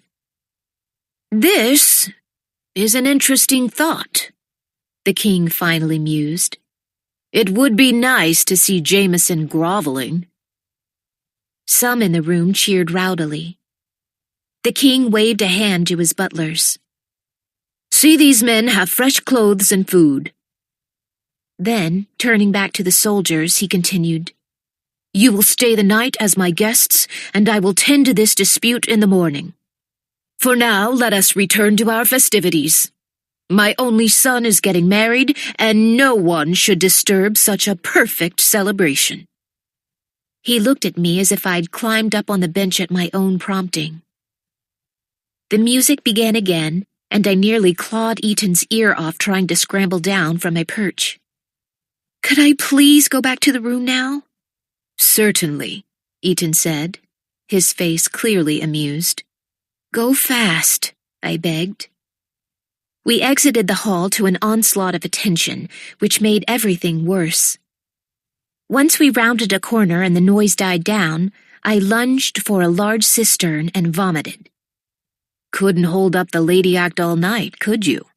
Eaton teased, enjoying this. "Stop talking. I will say I'm impressed you made it out of the room alive. So maybe you've earned the right to throw up all the king's fine food into his personal possessions." I mean it. Stop. I slumped down the side of the wall, trying to think of how I would explain the stains on her sleeves to Scarlet. Ugh, these are such a nuisance, I lamented, holding up my arm. I don't know if I can keep wearing these ridiculous things. Eaton came down and wrapped an arm around me, pulling me to my feet. "But you will. For now." His tone was almost gentle, at least for him. "Come on, let's get you to bed." I was feeling less and less anxious the farther I got from the banquet, but I didn't know how I would manage to stay bright and charming for 2 more days. "It will be different tomorrow," Eaton said, as if reading my mind. "Everyone's attention will be focused on the tournament." Perhaps no one will care then if I don't attend. He laughed. "I wouldn't go that far, but you should be able to stay out of trouble for a day." "You can stay out of trouble for a day, can't you?" "I will if you will," I replied groggily. "Oh, well, it's all out the window then." I couldn't bring myself to appreciate his newfound wit at the moment. I just needed to get to my bed. "That was very brave," Eaton finally admitted, "suggesting he give up the land. It would not be a popular idea, but it would save so many lives if he actually did it. You should be proud of that, Hollis."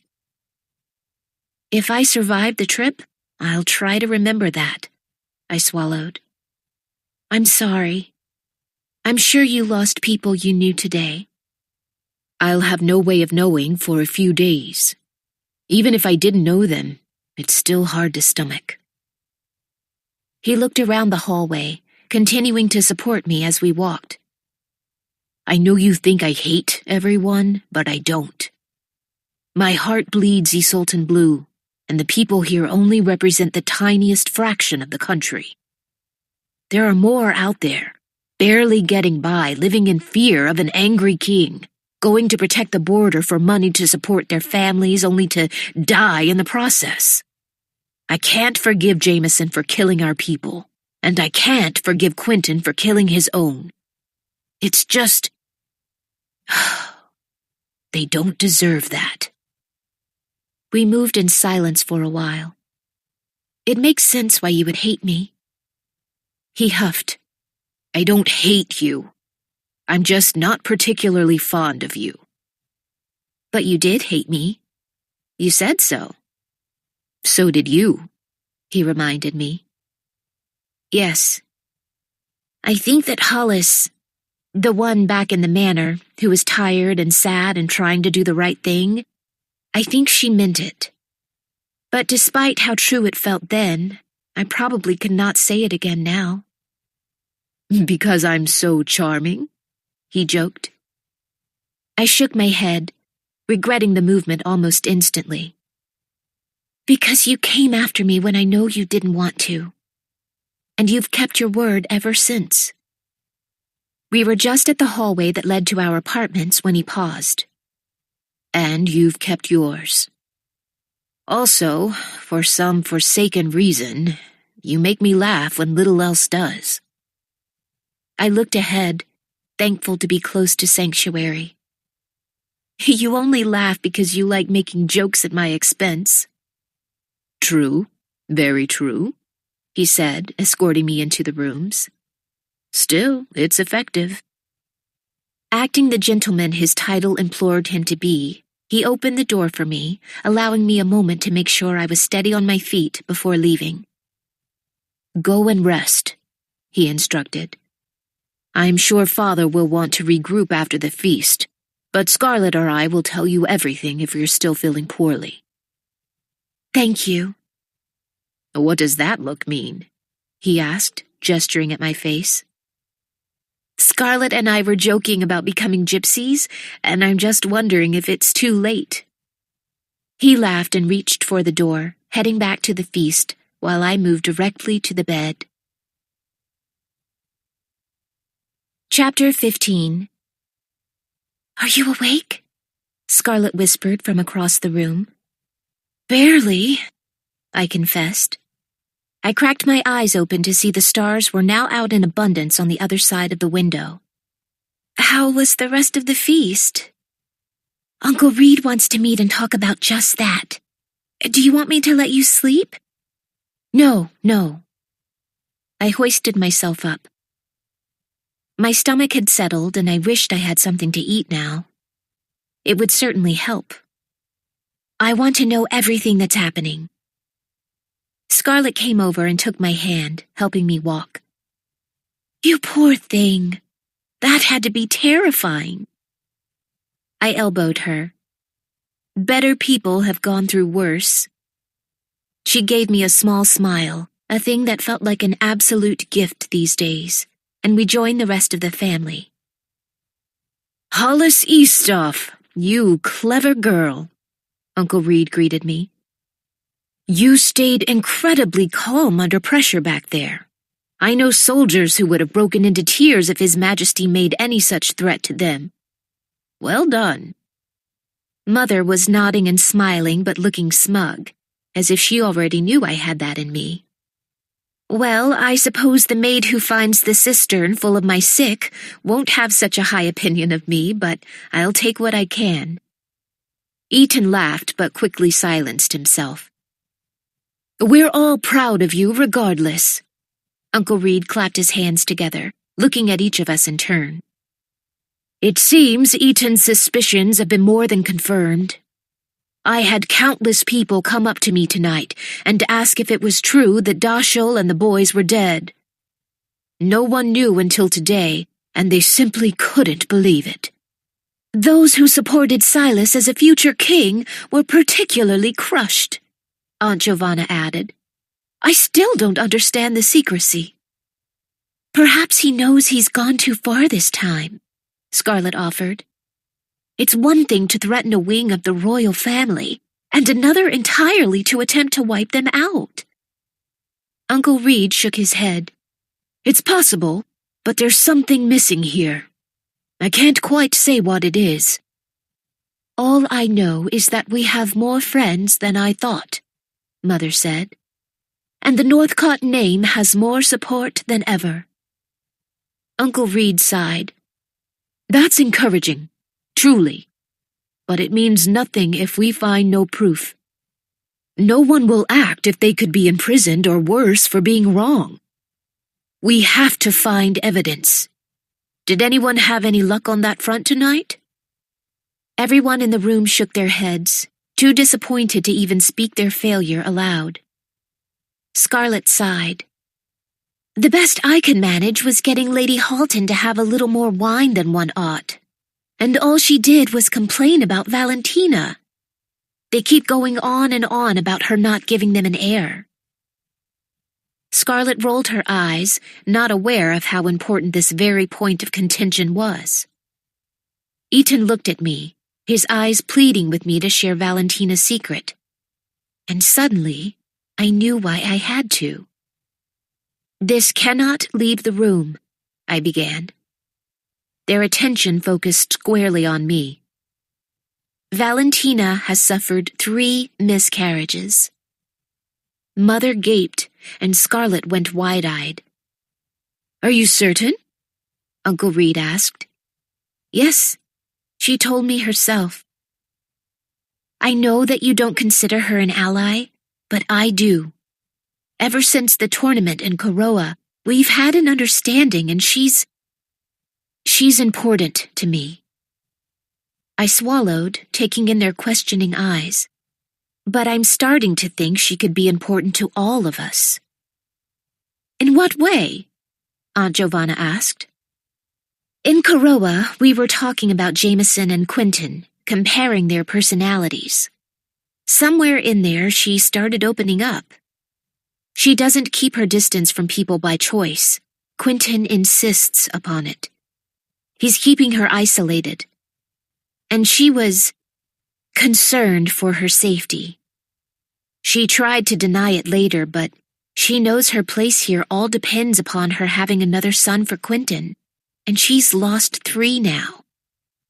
If she's in danger, and we're in danger, maybe she would be willing to help us." A light flickered behind Uncle Reed's eyes. "Hollis? Hollis, of course! She has the best chance of anyone in the palace to get into the king's rooms. She would know the safest paths in and out of his offices, where his papers are kept. If we could guarantee her safety, I bet she'd at least go and search for us." Eaton shook his head, but it wasn't in disagreement or defeat. He looked as if he wished he'd come up with this first. "I just need to speak with her. Alone." I placed my hands across my stomach, the urgency of all this making me feel queasy again. Once more, I wished I had something to eat. "The tournament's tomorrow," Aunt Giovanna said. "She'll certainly be there. There has to be a way to get a note to her in the busy crowd."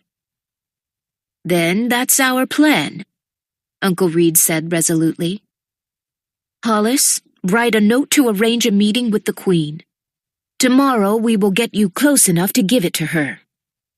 Whatever time you designate to meet, we will try to arrange a distraction." He sighed. "And we'll figure out the rest after that." "Bravo, Hollis," Scarlet whispered, reaching out to take my hand. "Save your praise until this is over. Then I expect to be showered in your unending affection." She giggled. "Done." Everyone stood to go to bed, and Mother came over to kiss Scarlet's in my cheek. "My brave girls. Good night, my loves." We turned, still hand in hand, and Scarlet rested her head on my shoulder. "2 decent ideas in one day?" Eaton said. "You must be positively exhausted." "Too exhausted to argue." "Thank goodness. Oh, here." He reached into his pocket and pulled out a piece of bread wrapped in cloth. "I thought that would help your stomach." I stood for a moment staring at it. "Don't worry, I didn't poison it. I was all out." I smirked and took the bread. "Well, if you were out..." "Good night." "Good night." "Good night, Scarlet."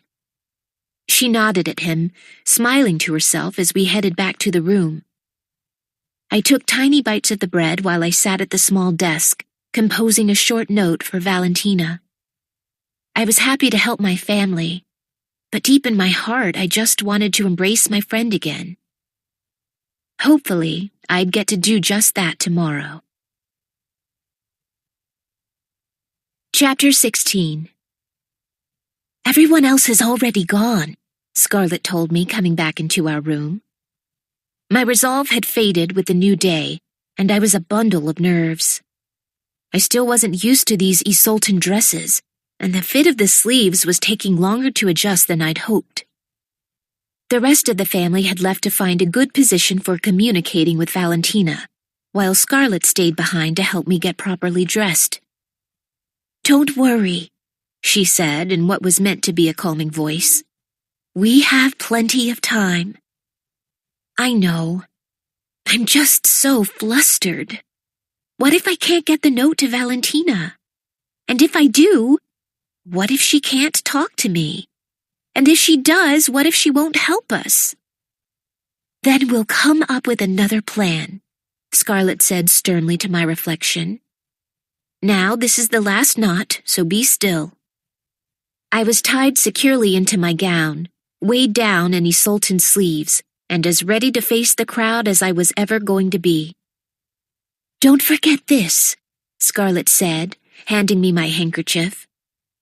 Sometimes I looked at my possessions from Koroa and had the sensation I was looking at something that belonged to another person in another time. I'd loved my handkerchiefs so much. I'd embroidered my initials into them myself, adding the gold trim all on my own.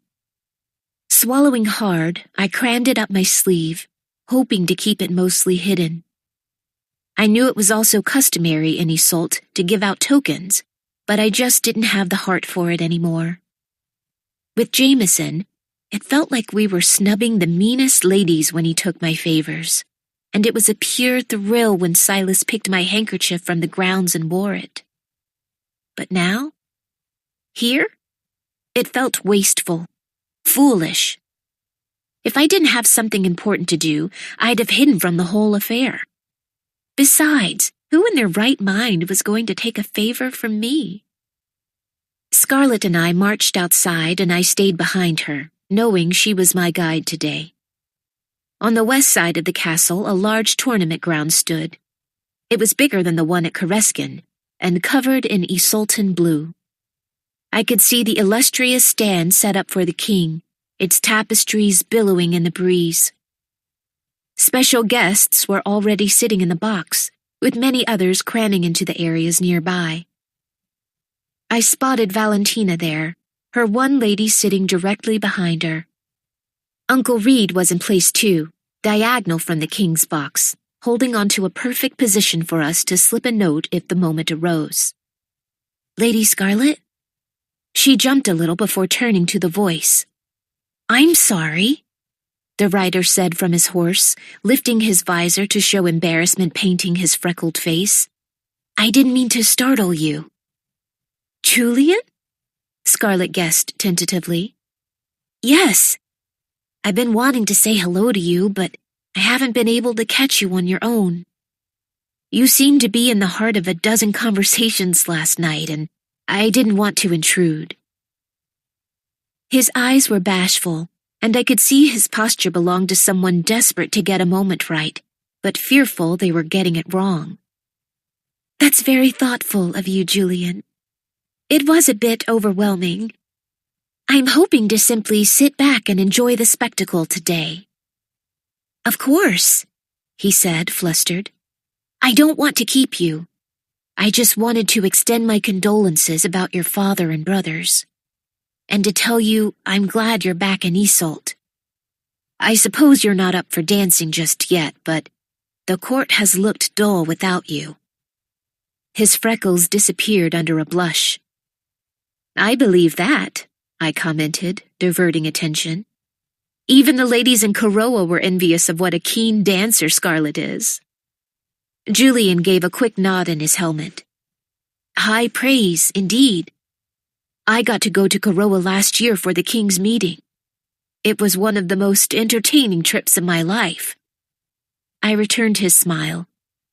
"I'm glad." Seeming unsure of what else to say, he turned his attentions back to Scarlet. "If your family needs anything, please let me know. It sounds like you all came back in a rush, so if you... that is, if there's something you didn't bring or... "Thank you, Julian," she said, saving him from his bumbling. "And I hate to be a bother, but could you do something for me?" "I'll try," Scarlett answered hesitantly.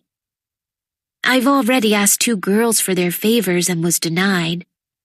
I didn't think you had anyone special at court." "Oh, no, I don't mind at all." Scarlett pulled off her handkerchief and placed it in Julian's palm. "Here." I didn't miss that his hand wrapped around hers, holding it just a moment longer than necessary. And while I knew Scarlett was in no place to be courted, she didn't jerk away. "Thank you, Scarlett. I'll feel a lot better having your token with me. Wish me luck." He trotted off to join a pool of other young men dressed in metal suits, and I moved Scarlett toward the Northcotts. "Family friend?" I wagered. "Yes. We've known the Cottreys our whole lives," she confirmed. "It's been quite some time since I've seen Julian, though." "He seems nice." "Yes." She tilted her head, watching him. "I'm glad he has my handkerchief. Some of the riders get on edge if everyone else has one and they don't." I pushed mine deeper into my sleeve and sighed.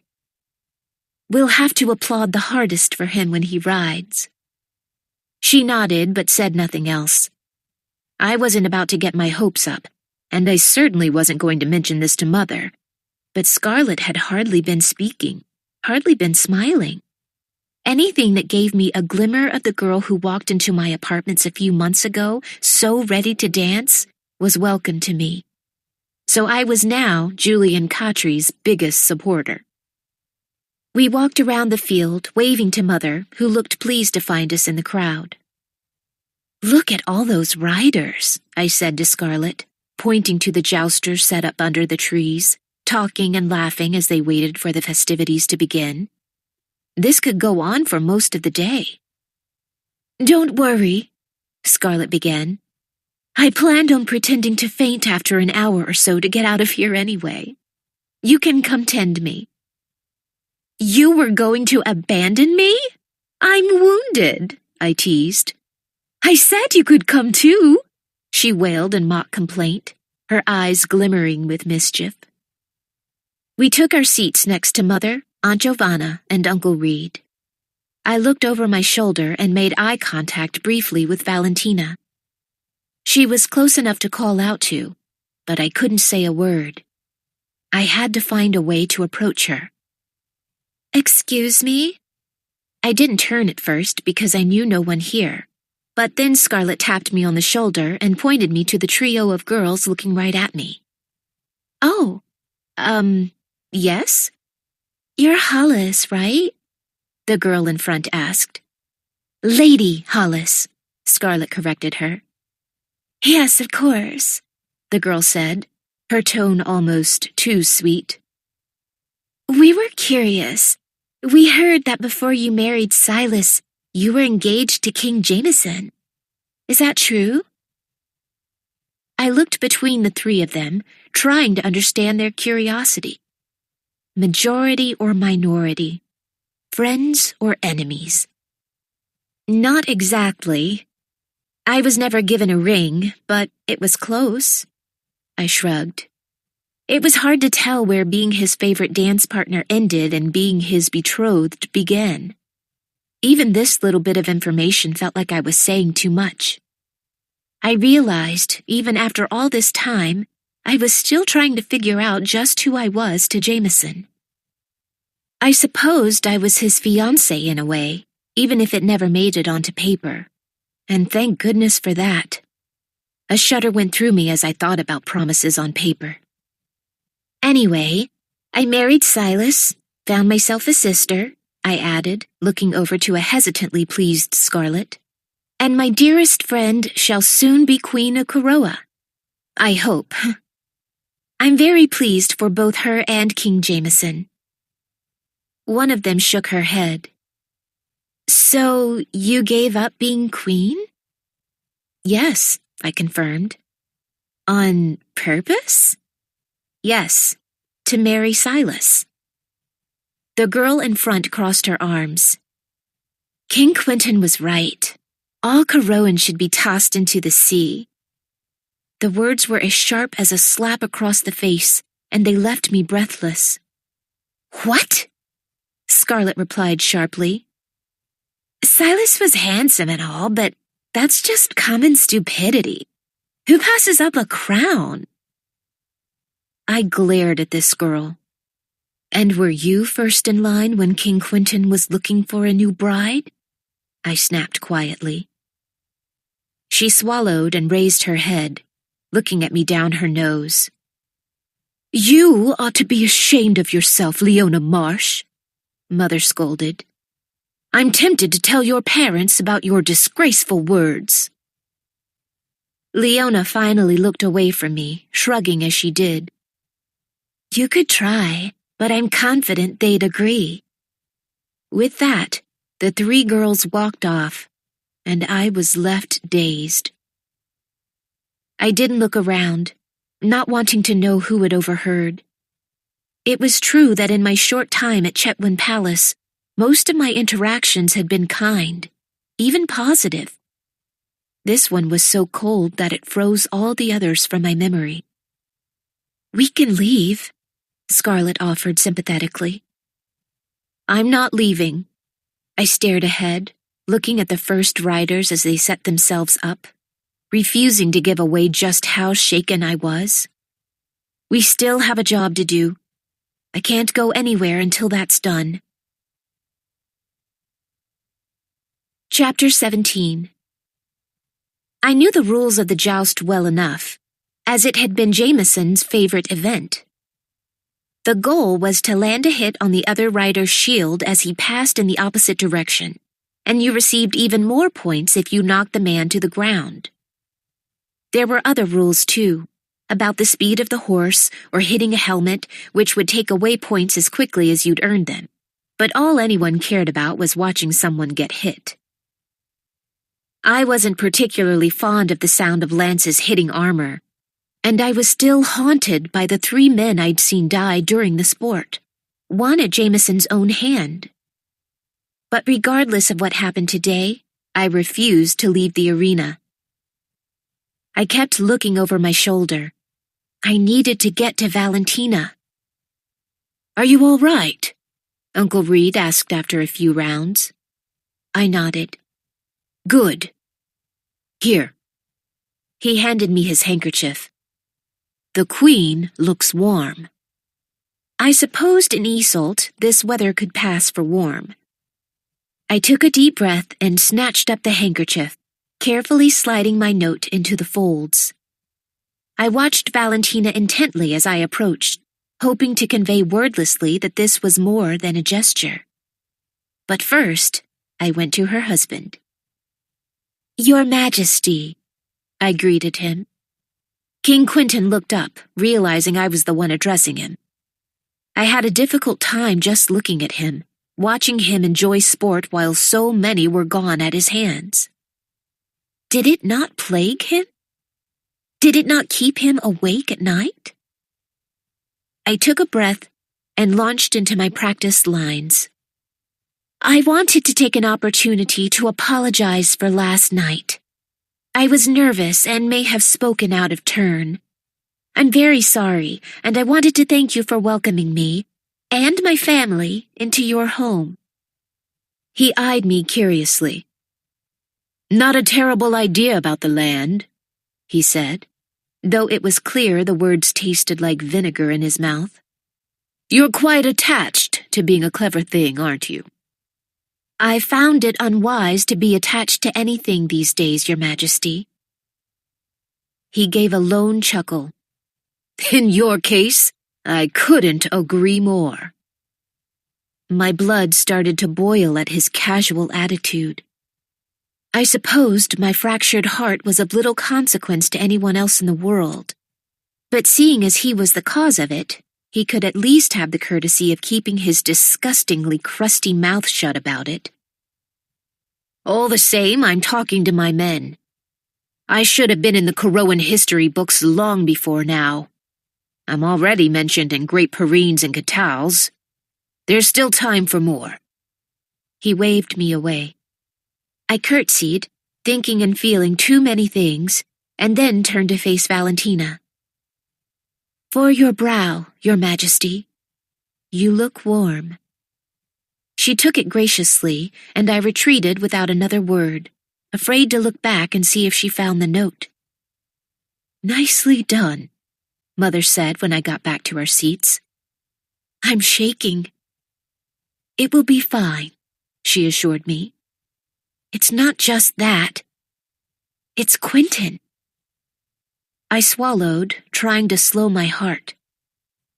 I don't want to waste my life hating someone, but it's almost like he welcomes it.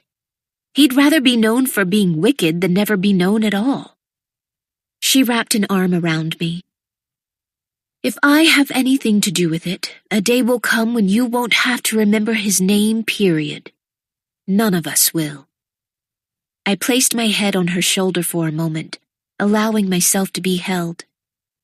I had to believe that if Quentin could speak so callously to the victims of his crimes, he had to be careless enough to leave proof somewhere. Somehow, we would find it. We'd find it, the people would rally behind Uncle Reed, and we would make things right for Isolde. As the tournament went on, I was hardly able to keep up with what was happening in front of me. When the crowd applauded, I joined in. When they gasped, I followed suit. Everything was explosive and quick, and my mind was dizzy simply from trying to sit still and watch. I'd been too distracted to notice the rider who had stopped just in front of us, and I was thankful that I managed not to scream when I turned to find a lance before my face. When it didn't move, I realized he was waiting for my favor. "This isn't funny," I mumbled to Scarlet. "Hollis, it's Ethan." I turned, staring through the slits of his visor. I could barely make out his eyes, the same blue-gray that was etched into every stone I passed. Yes, it was absolutely him. And then I realized the enormous kindness he was showing me, the statement he was making to everyone in that crowd. I was welcomed in his family. I was welcomed in Isolde. The Northcotts didn't distrust Corroans, so why should anyone else? I stood, pulling the handkerchief from my wrist and tying it to the end of his lance. "Thank you," I said quietly. He only bowed his head before moving back to the edge of the field. "Have you ever seen Ethan joust before?" I asked Scarlet as I sat back down. "Many times." "Is he any good?" She tilted her head. "He's gotten better." "That's reassuring," I replied with a roll of my eyes. "If he gets hurt, that's going to look really bad." She rested her head at a slant, looking at the field. "But imagine how spectacular it will look if he does well." It was another 4 matches before Ethan pulled up to the end of the field. My handkerchief was now tucked into his armor, the fringes of lace and gold just peeking out along the side of his neck. I hoped that, at the very least, he wouldn't somehow have his helmet ripped off or break an arm. Winning wasn't nearly as important as him simply walking away unscathed. I clutched my hands over my heart as the flag dropped and Ethan and his opponent flew toward each other. For something that was usually so jarring, his run felt slow. I could feel the beat of the horse's legs driving into the ground, and every cheer moved like cold honey through my ears. When Ethan's lance finally made contact with the shield of the other rider, it sounded like thunder was ripping open the sky. And then, as if it took no effort at all, Ethan had knocked his opponent off the back of his horse, sending him to the ground. He took off his helmet and ran over to make sure the other rider was fine.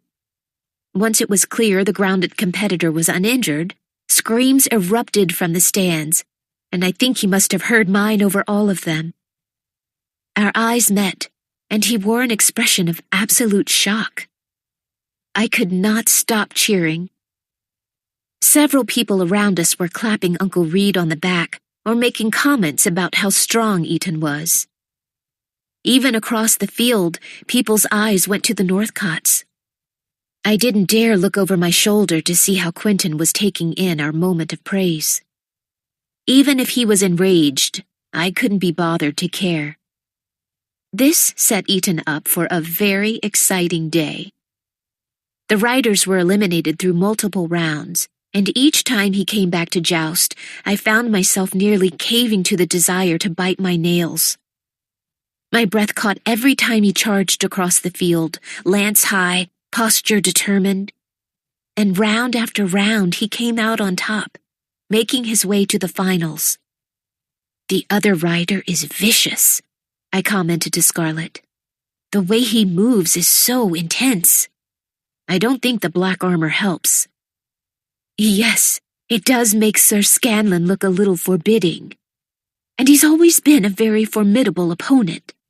I think Father lost to him a few times ages ago, but Eton, I've never seen him do so well." "Huh. I guess he finally found an outlet for all that pent-up anger. And thank goodness, because I'd had about all I could stand." Was all Scarlett said in reply. Something in the hitched slant of her smile told me she was up to her favorite pastime, watching everything and revealing nothing. I clutched her hands as Eton and Sir Scanlan pulled up to their marks, holding my breath as the flag dropped. They raced toward one another, lances locked into position, both of them breaking with a sharp snap as they smashed into each other's shields. Both of them split their lances, earning them each a point. As they took their next run, a knot formed in my stomach as they both split their lances again, leaving the entirety of the competition down to the very last run. "I think it has been an hour. Do you want to leave now?" Scarlett asked. Very funny. Our eyes were locked on the two riders, knowing this was it. Honestly, I'd started the day just hoping Eton didn't break a limb. But now, knowing there were people seeing this as him being unafraid of Kuroa, knowing that there were people prepared to lend their aid to the Northcotts, and knowing those three girls from earlier were squirming in their seats, watching him compete with my favor, I wanted him to win. I was on my feet as he rode, unable to stay down, my fists clenched with hope, and my voice already scratchy from hours of very unladylike yelling. Eton's lance made contact with Sir Scanlan's shield, and Sir Scanlan's lance glanced off the side of Eton's armor, which remained perfectly intact. The arena erupted in cheers, and I embraced Scarlett, crying with joy. My voice was gone from screaming, and my body was aching from tensing up each time he ran. And it was all worth it. Eton had won.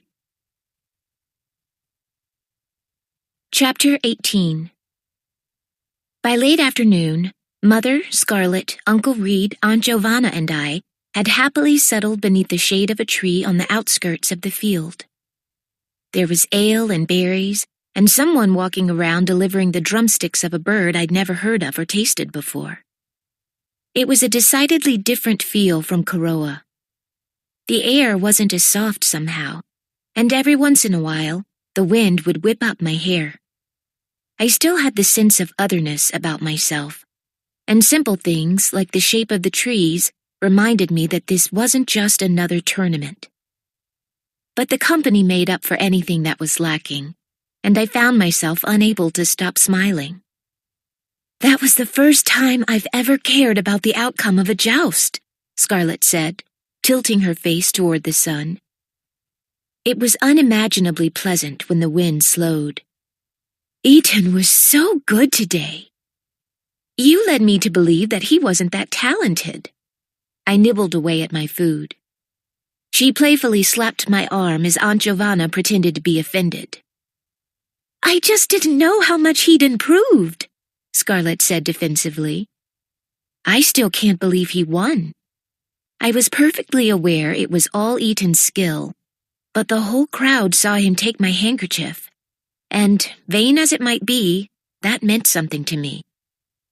It's his first, as far as I know, Uncle Reed admitted. I suppose if the Eastoffs and Northcotts were going to step back into the center of court, that was the way to do it. King Quentin was probably unamused by the win, but it speaks well to others. What do you know? Scarlet asked. He let out a long sigh. We have not been forgotten. In light of recent events, some have even said they'd act without proof, that this is enough to warrant an arrest at the very least. If the king is now actively killing off family members, what's to protect anyone else? They fear that their best behavior and loyalty won't save them now. It hasn't for you. It barely has for us. But even if we could remove Quentin without evidence, it sets a very questionable standard. If we don't follow the laws that outline how to legally remove a king, then whoever gets the throne next could be tossed out easily. Let's say it's Scarlet. Let's not, she shot back. If the laws weren't followed this time, they won't be followed the next. So, in all ways, we will show we are fit to rule. Properly. Uncle Reed's words reminded me of that silly rhyme we used back in Koroa, the one for when we were taught all the laws that we, as citizens, might need to follow. Undo one, and you undo them all. I supposed there was truth to that stealing was as bad as lying was as bad as killing. However we went about dethroning Quentin, it was rebellion. Uncle Reed was proving that there was room to undo evil without being evil. If nothing else, I admired that. Ah, there he is, Mother said, pointing at the approaching figure in armor. We all gave Eaton a fresh round of applause, and he waved in mock arrogance, tipping his head in exaggerated ways, teasing us as he took in our praise. Congratulations, son, Uncle Reed said, as Eaton bent down on one knee beside us. Thank you, sir. Good day for the Northcotts.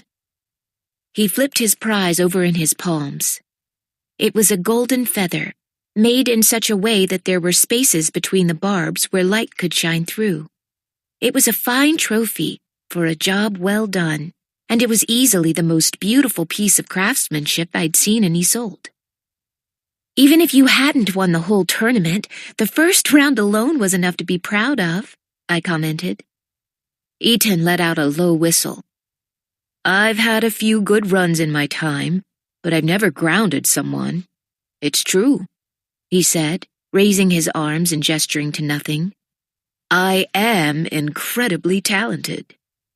But I think I owe some of my good luck to you today, Hollis. I tilted my head. Thanks to you, my favors currently have a perfect winning streak. Really? Then I think this should be yours. Eaton held out his prize. It's beautiful, but I can't take this. It's your first win. You should have it. Wouldn't have won without you, though, so... He held it out to me, his eyes insistent. With how well things had gone, the last thing I wanted to do was argue with Eaton over a feather.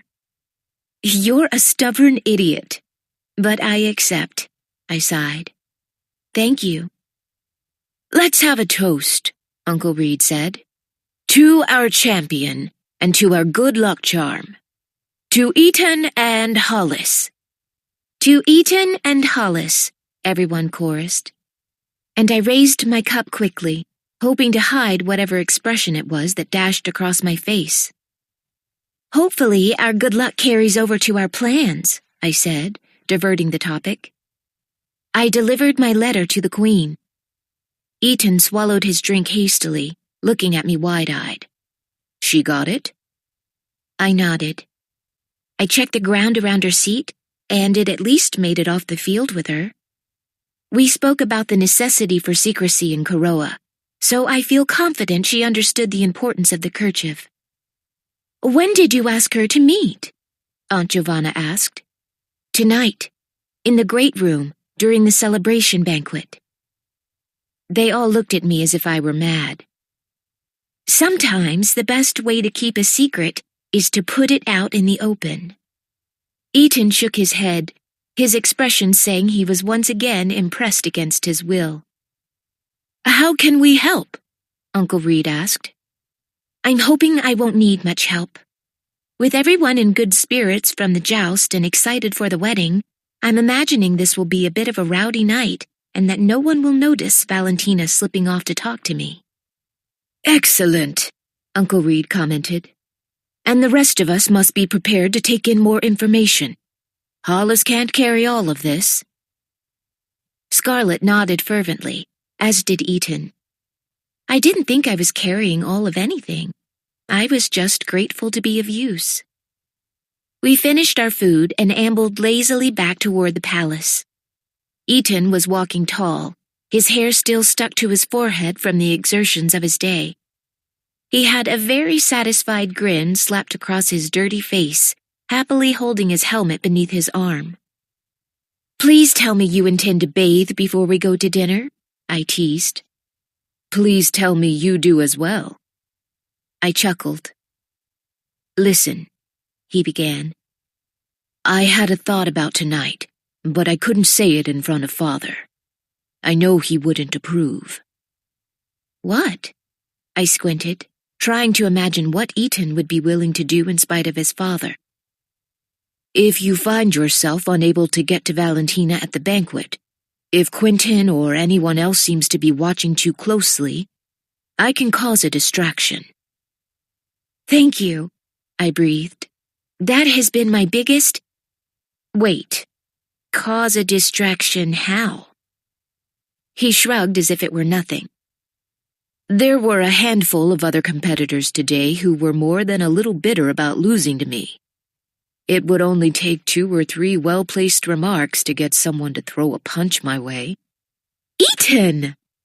"I told you, it's only if you run out of options. I don't want to make a scene, but it's far more important to get Valentina on our side than for me to uphold my reputation, even though I know that's a big concern of Father's right now. If I'm not beside you, I'll be watching. Simply nod at me or something, all right?" "Very well." I knew Eaton. He was proud. He didn't like people taking his work or positions or sacrifice lightly. In a way, his reputation was the prize of his life. To see that he would willingly sacrifice it for now to help me, I felt like I saw a glimpse of the person Silas had told me about. In a way, I felt obligated to change his mind, but in another, I was proud to know him. Chapter 19. I brushed my hair out, braiding the front pieces to hold it out of my face the way Delia Grace used to. The moment her name crossed my mind, I wondered what she was doing now. Had she been moved into the Queen's apartments? Did she have a gaggle of ladies serving her? Was she happy with her place at Jameson's side? I hoped she was. She had been through enough. It was time for her to have some level of ease in her life. I wondered if I ought to write her, or maybe respond to Nora. I'd feel so much better if there was a way to know that Delia Grace had something formal with Jameson. "What are you thinking about?" Scarlett asked. "You get this look on your face sometimes, like you've gone back to Koroa in your head." If my stare didn't give me away, my guilty smile certainly did. She was far too observant. "I was thinking about those girls today, asking if I was engaged. I remembered how the holy men had to force Jameson to keep my name off the peace treaty with Quentin. If they hadn't, I don't think I could have left." "What? Why not?" "I think it would have been as good as being married on paper, or at least practically engaged. Those things are all but unbreakable in Koroa." I turned away from the mirror to face her. I knew a girl whose parents made a marriage contract with another family when she and her intended were 2 years old. Contracts like that are dated, so once the date rolls around, you're legally married. Oh my goodness, Scarlett gasped. I know.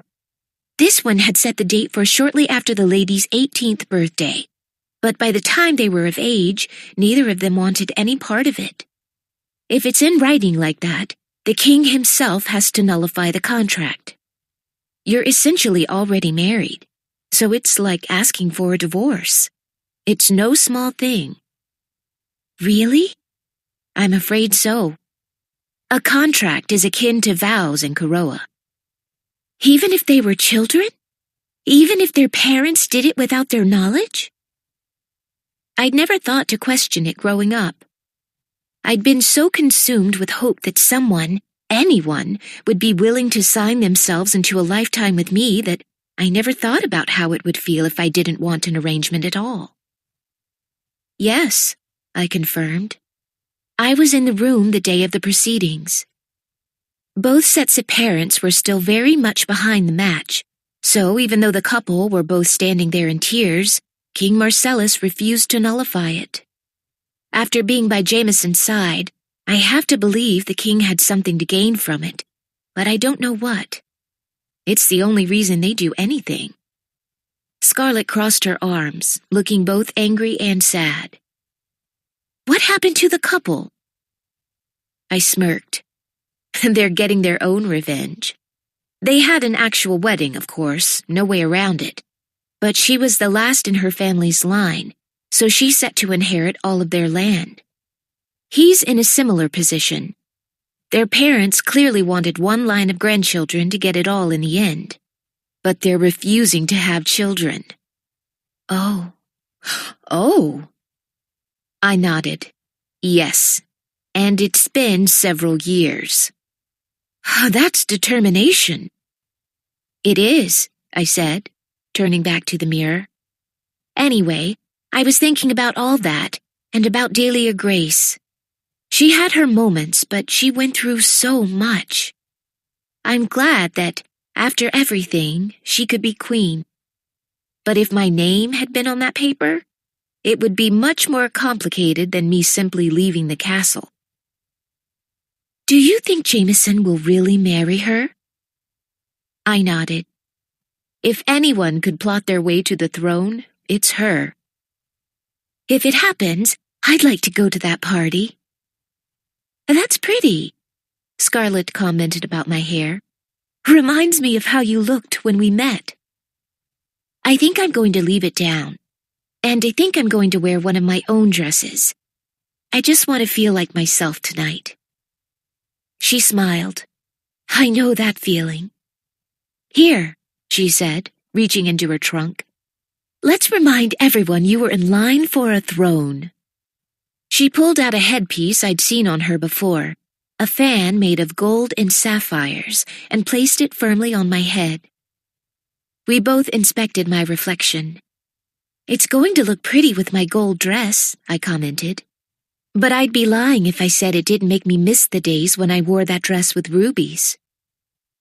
She stood behind me, wrapping her arms around my waist. No one ever wanted to make you choose, Hollis. Eaton did. Well, Eaton has taken several blows to the head at tournaments over the years, so ignore him. You can be both, Hollis. You can embrace both. I inhaled. That would be nice. You have plenty of time to work on it. For now, we have a banquet to attend. I quickly got into my gown, and Scarlett laced me in. It felt like learning to breathe again, looking at the girl who had swept Jameson off his feet. I walked confidently into the main room to meet the family, arm in arm with Scarlett. Don't you two look lovely? Aunt Giovanna said, placing her hand to her heart. It's done me so good to have girls around again. Eaton was watching this all unfold as well. The stubble from this afternoon was now gone, and his hair was slightly tamer than usual, since he'd cleaned himself after the joust. He was still wearing that air of confidence that came with the big win, and, surprisingly, he was smiling as I approached. Our family chattered away as everyone pulled at each other's hems and straightened collars. We all needed to look pristine. I shook my head at them, loving them, even in a state of nervousness. And then I turned to Eaton. He wasn't so terrible looking when he smiled. Some might even call him handsome, and it made me calmer somehow, knowing I was walking into that room with someone I could trust. "You do look lovely," he commented quietly. I sighed. "And you'll do."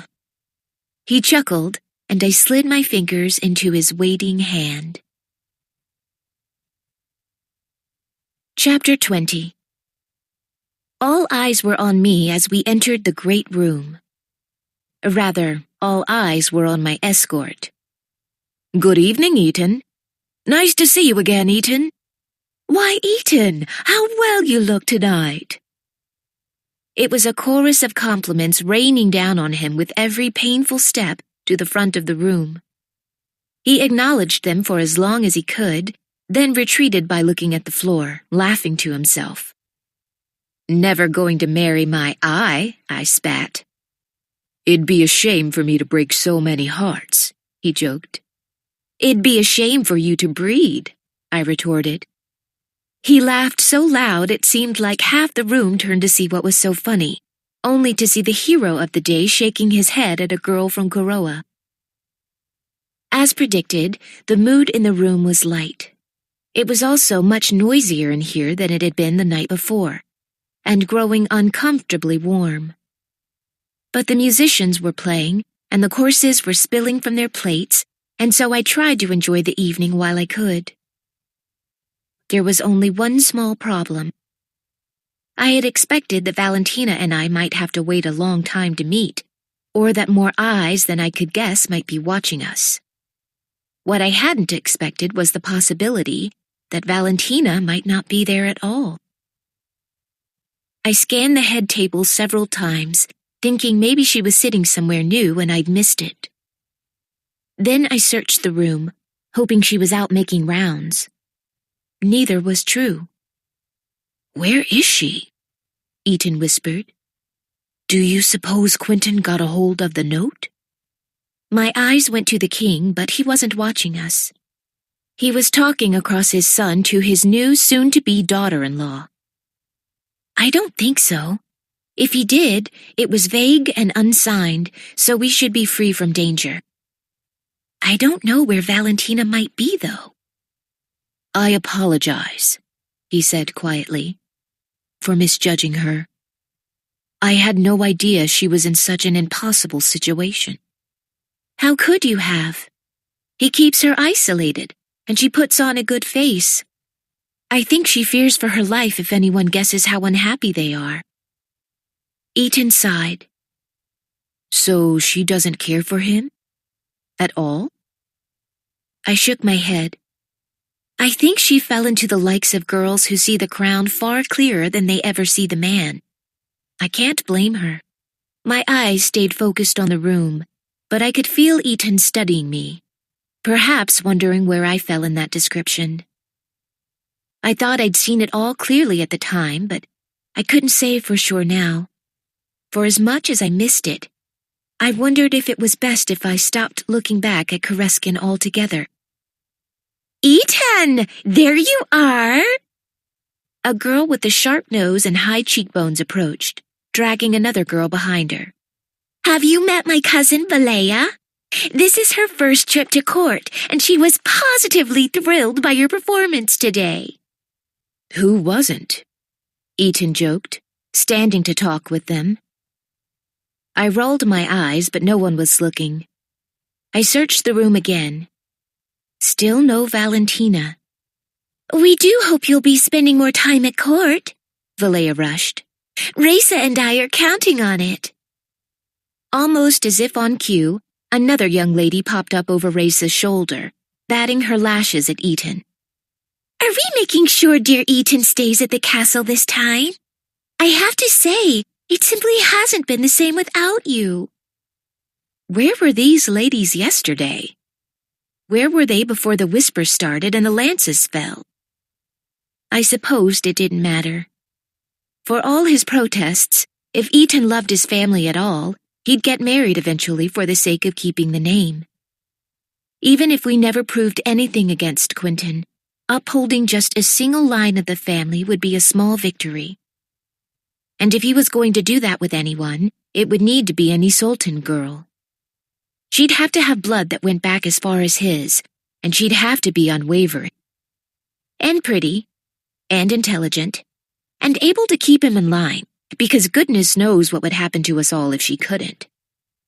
2 more ladies showed up, and neither of them was Valentina. It was suddenly far too hot in the great room. I wordlessly stood and made my way to the hall. The main entryway of the castle led 4 ways. First, to the great room. Second, to a large stairwell to the rooms where the king and the permanent members of court resided. Third, to the other rooms for guests, such as ourselves. And fourth, to the pathway outside. The same gravel path lined with large circular posts awaited me with the cool night air.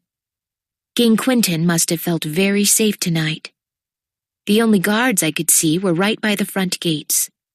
None walking the grounds, none here watching the entry. It was, in the midst of so much chaos, quite peaceful. I stood there, arms across my chest, thinking things I wasn't prepared to, asking questions I had no answer for, until a familiar voice brought me back. "Hollis?" I turned to see Eton bounding outside, his expression concerned. I eased his worries quickly. "Well, if it isn't Lord Jouster Supreme, defeater of old men, master of large sticks. To what do I owe the honor?" Eton rolled his eyes, relaxing. "Ha ha. I noticed you were gone and assumed you might need someone to guide you to an appropriate place to vomit. I'm merely here to help." I smiled. "Lucky for you, I'm just fine. It was a little too warm is all. You may return to your adoring crowds if you wish." He made an exhausted face, stepping closer. "That has to be the most extended vapid giggling I've heard in all my life. It's still ringing in my ears." "Oh, come now. I've never known a man who didn't enjoy being the center of attention. Even for all his humility, Silas flourished when he found himself in the middle of everything." Eton tilted his head, allowing that. "Silas and I are different men." I nodded. "I've noticed." He looked down at me, eyes focused as if he was trying to ask me something without a single word. His intent gaze was too much for me, and I glanced away, smiling. "Next time you'll have to do something ridiculous, like drop your lance or ride in circles. They'll leave you alone after that." He stood there quietly for a moment before tucking his hands behind his back and smiling himself. "I'm afraid that's quite impossible. I'm far too talented, as you can see. I couldn't be foolish if I tried." I rolled my eyes. "Speaking of looking foolish, I didn't get to thank you. I didn't want to admit it, but I was feeling a bit awkward before you took my favor. I know comforting me wasn't exactly your goal, but you included me in the day, and I appreciate that." He gave me a playful shrug. "The least I could do for the girl who threw up into the king's vases. Which some people may have heard about, and I cannot imagine who started such a rumor." I chuckled, jokingly pushing his arm. "You don't have to keep that handkerchief, by the way. I can take it back." "Oh." He looked at the ground, then back to me. "I'm afraid I managed to lose it on the field somewhere. Sorry." I shook my head. "It's all right. I still have 2 or 3 from Kuroa, the ones with the gold on them." I turned at the sound of laughter echoing down the hallway. I watched as 3 sets of couples wandered from the great room, moving their celebration away from the crowd. "Are you going to head back in there?" I asked. "I'd wager half the free women in that room are waiting for you." He shook his head, looking away. "I already told you how I feel about that." "It's not so bad. The whole hour I was married was wonderful," I said, smiling longingly. "How can you do that?" he asked. "How can you look back on something so heartbreaking with a smile?" "Because," I shrugged. "Even with all the bad, Silas rescued me. I'll never regret that." "But rescued you for what? You're stuck in a foreign country with a pieced-together family." He lowered his voice. "Who may be in the middle of losing their lives over a battle that might be impossible to win." "It's not what he saved me for. It's what he saved me from."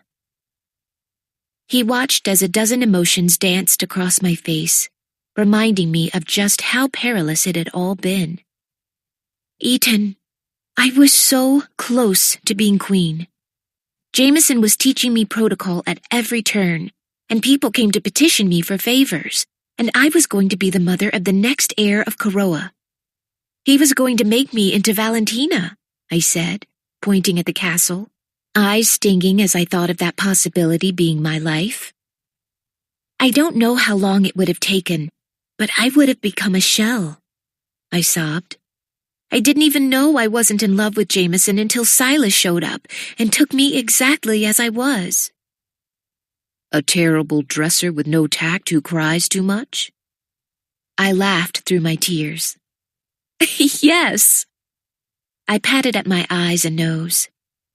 I never had to pretend I was anything but myself with him. With Jameson, I felt like every second of my life had to be still and perfect, like someone was painting our portrait. With Silas, things were messy, but they were good. I really miss him. "I do too. Sullivan and Saul too.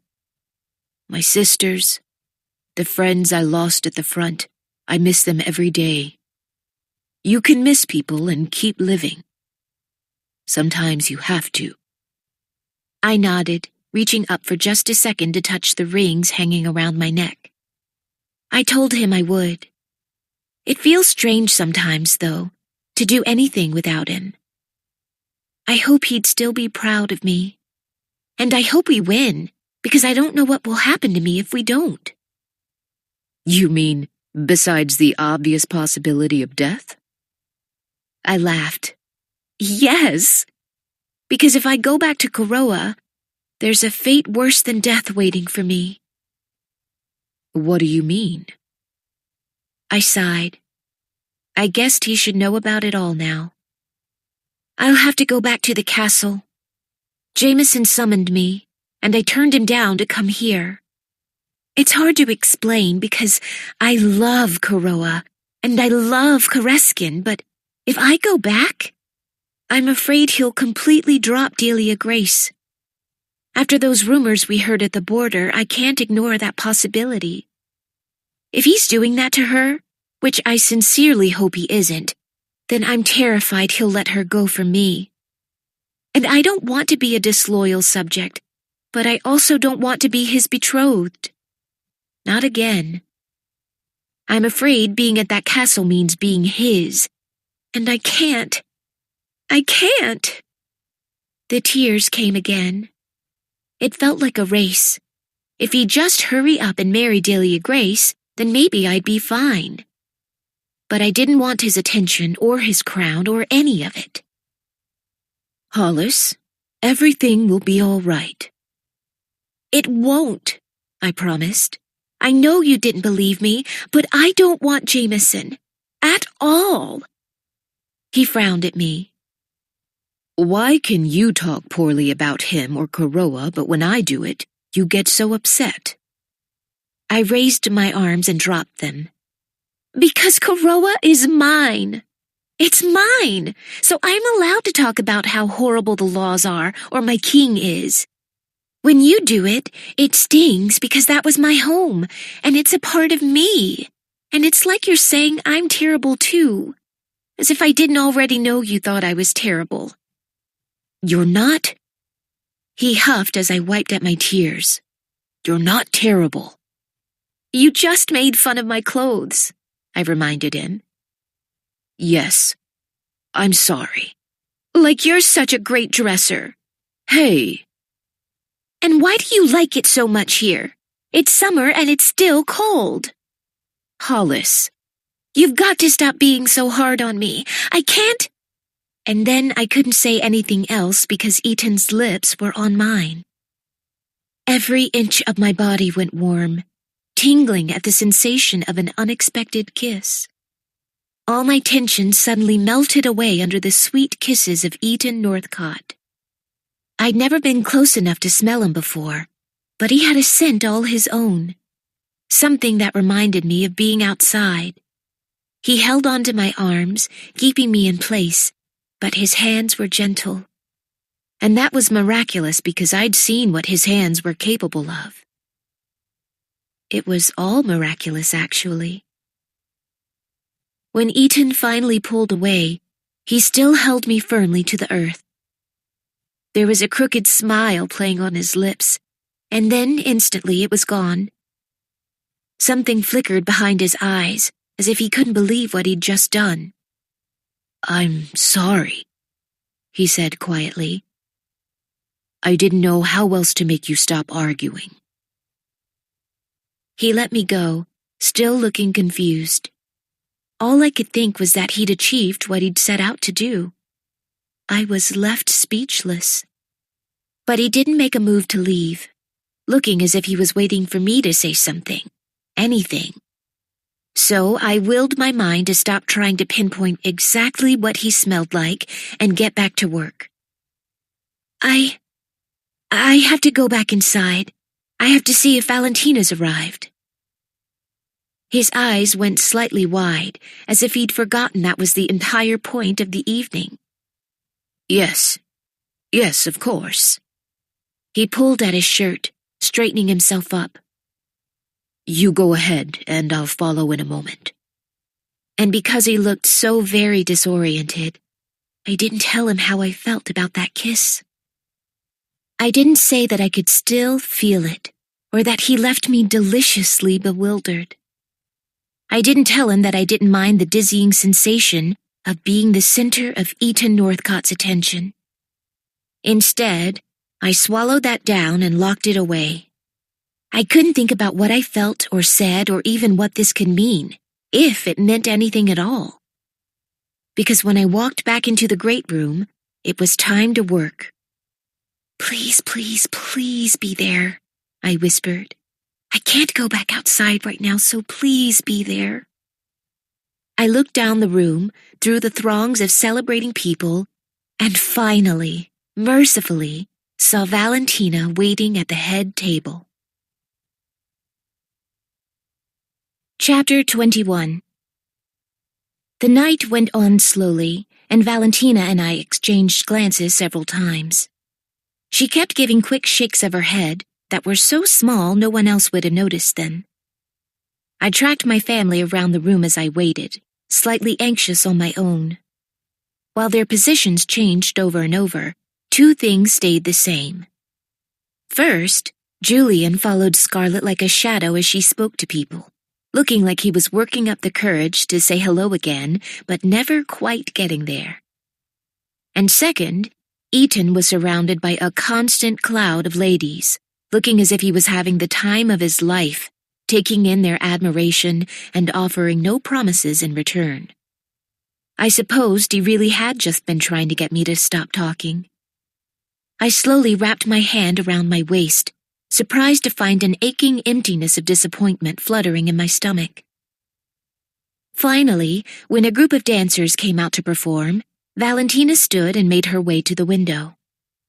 She stayed to one side, looking toward the spectacle that I would have been all too quick to bemoan a month ago, and I looked outside, as if I were gazing at the moon. "I've missed you so much," she began, keeping her goblet in front of her mouth, the same trick she'd used before. "I've missed you too. I was so worried when you weren't here earlier. Did someone find us out?" "No," she hedged. "I may have needed to slip something into my lady-in-waiting's drink. She is always a step behind me here, and I couldn't have made it to you if she'd come.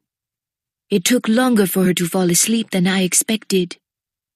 I giggled a little at the madness of it all, and I was pleased to see a tiny smile on her face. "I'm so sorry about your baby," I said. The smile disappeared. "It was awful. It always is. I wished over and over that you were here.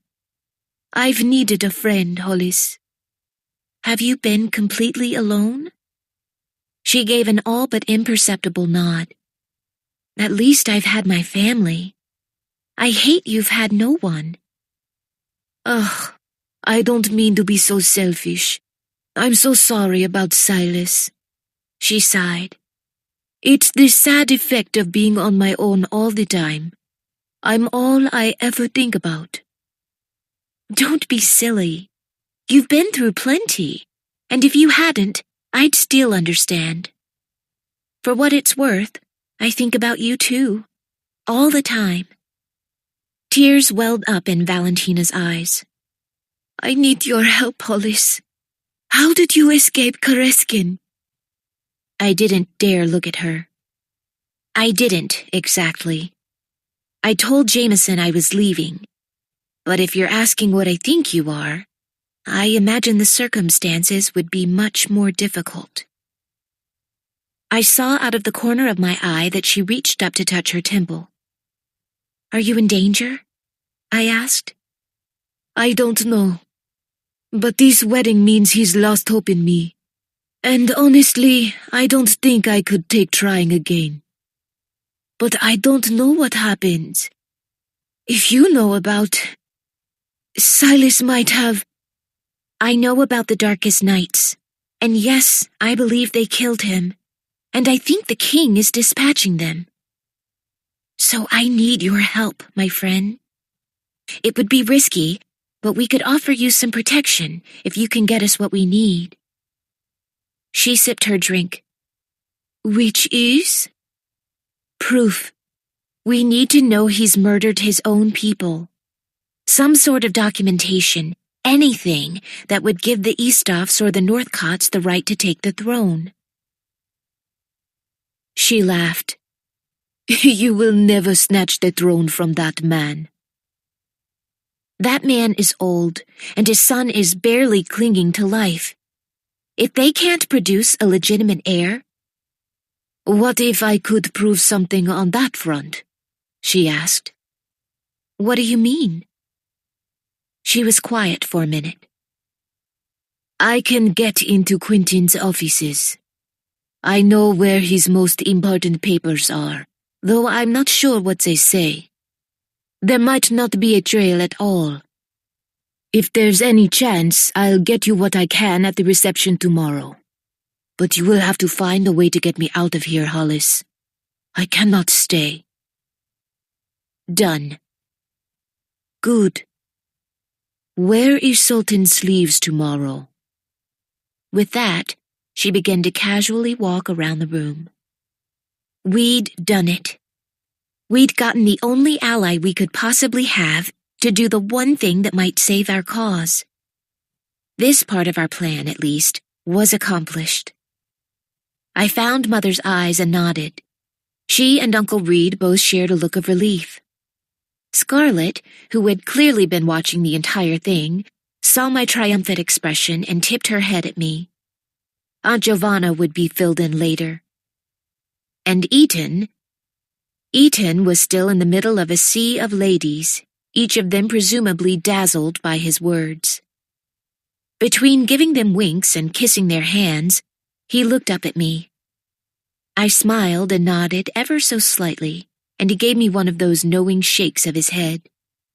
Whatever had happened out in the courtyard, maybe it would just be left there. Inside the castle, we had a king to conquer. Chapter 22. I lay in bed for a long time, just running my fingers across my lips. They felt different. I felt different. I tried to pinpoint the moment, because I felt certain there had to be one. When had I gone from wishing Ethan would disappear off the face of the planet to wishing he was in the same room with me, teasing me? I wanted that this very second. I wanted him to come and argue with me, or challenge me, or give me that shake of his head when I'd done something right. And kiss me. I so desperately wanted him to kiss me. I couldn't find a when, and I couldn't find a how. But it was there, shattering through all my worry and guilt and hope. My heart was beating for Ethan Northcott. How deep this feeling went, I couldn't say, but having feelings at all made me uncomfortable. We'd been speaking about my late husband before the kiss. It felt like a disregard for everything Silas meant to me, to let my heart wake up to someone else, especially so soon. Granted, everything between us had happened quickly. We'd run away together only a handful of days after we had met, and married 2 weeks after that. I'd spent more time as Silas's widow than as his beloved, but I didn't want to treat him like he didn't happen. Because he did. Silas happened, and he really did save me, and part of why I was here now was to make sure he didn't die pointlessly. I couldn't abandon all of that for a poorly thought-out kiss that I'd done nothing to invite. I rolled over on my side and cried. Cried because I missed Silas and felt like I was betraying him. Cried because I'd ached to go to Eton. I cried because the number of things I'd been forced to feel in a matter of months was too much for any heart to hold. "What's wrong?" Scarlett whispered. I wiped at my eyes, keeping my back to her. I was so afraid she'd see something in my eyes. "Nothing. Just thinking. About everything, I guess." "I know. It's been a lot. I really love you, Scarlett. I don't know what I'd do without you." I reached behind me, hand grasping in the darkness for hers. She found it and held me. My sister. I felt like I needed to ask for her forgiveness, but if I did, it would mean confessing, and I couldn't do that. Not yet. "I love you too, and so does Mother, and Aunt Giovanna, and Uncle Reed. And even Eton. He loves you too." "I know," I sniffed, wiping at my nose. She was quiet for a moment. "I don't think you do." It took a few beats of my heart to understand the full intent of her words. My eyes widened. I sat up, turning over to look at her. "Scarlett Eastoff, what do you know?" She sighed, pushing herself up. "I know Eton hasn't really smiled in years, but you make him laugh. I know he doesn't take ladies' favors because he never wants his wins to be shared, but he took yours. I know he doesn't like to admit when he's wrong, but he concedes to you. And I know he has never, ever looked at anyone the way he looks at you. Hollis, for a while now he seemed like he was walking around asleep. He's different now that you're here." "Really?" I breathed. She nodded. "He lights up for you." I swallowed. I didn't know if I could rightfully take credit for any positive change in him, but I wanted to. I wanted it all to belong to me. "Maybe you're right, Scarlett, but it doesn't matter. He has no interest in settling down. He's flirting, like with a gaggle of girls falling upon him at the feast tonight." "Do I detect a hint of jealousy?" "No," I replied too quickly. "But let's be honest here. He said himself he doesn't want to marry. And if he ever did, it would certainly be with the girl from Iseult, not me. And if all that wasn't true, I couldn't be with him anyway. She frowned at me. Why not? I looked away. Silas. She grabbed my arm, forcing me to look at her, her tone almost angry when she spoke. Do you think Mother held you down in the garden so you could live as if you had died along with him? Do you think we tried to leave you in Karoa so you'd wallow in his death? Have you learned nothing from all that we've told you about our lives? I sat there stunned. She continued. You've seen how we work. When one plan went wrong, we made another. When we couldn't do one thing, we found new hopes. When we couldn't stay in Iseult, we made a new home. All we do is live. The point has always been to live. I told you I planned to make it to the end of this, alive and free, and I meant it. And if something happens to you, and to Mother and to everyone else, and I'm the only one left, I'm still going to do that. You're in Eastoff now, Hollis. You want to know your part in the family? Your role? Your role is to live. My eyes welled as I thought back to Mother holding me in the dirt in the garden, refusing to let me go back. Mother said something like that. She said Silas made plans for me, agreements. I was to live. She nodded. Of course he did. She knew it. I did. We all did. So if you're in love, Hollis, go and live that life. It's the only thing he ever wanted for you. Tears spilled down my cheeks again. I know. He didn't rescue me from the castle so I'd be miserable. But even if you're comfortable with me moving on, who's to say anyone else is? And honestly, Scarlet, I'm not sure Ethan even wants me. She shrugged.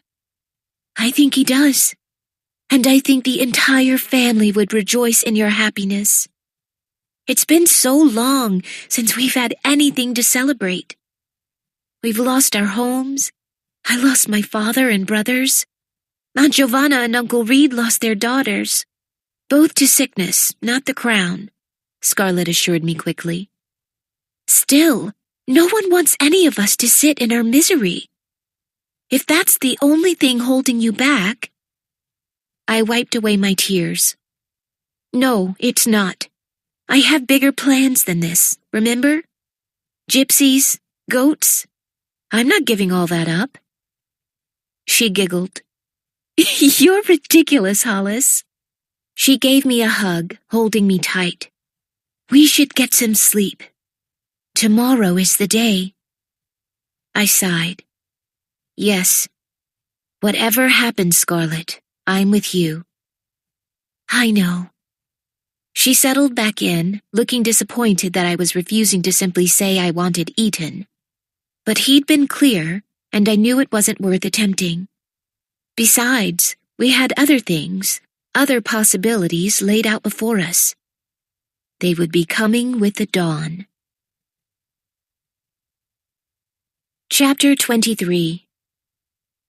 The next morning, I delayed in our room for as long as I could, nervous to see Ethan today. Was he going to explain himself? Apologize? Ignore the whole thing? Ignoring it was certainly my plan until he chose to acknowledge it. Scarlet might have her suspicions, but she didn't know there was a kiss. No one did. And that was how it would stay. Ready? Scarlet asked. I shook my head. Don't you worry. Valentina will come through for us. I know it. I'd almost forgotten about Valentina. I hoisted myself up, trying not to look as nervous as I felt. Let's go. In the main room, only Mother was out and waiting. There you are, girls. Both looking very smart today.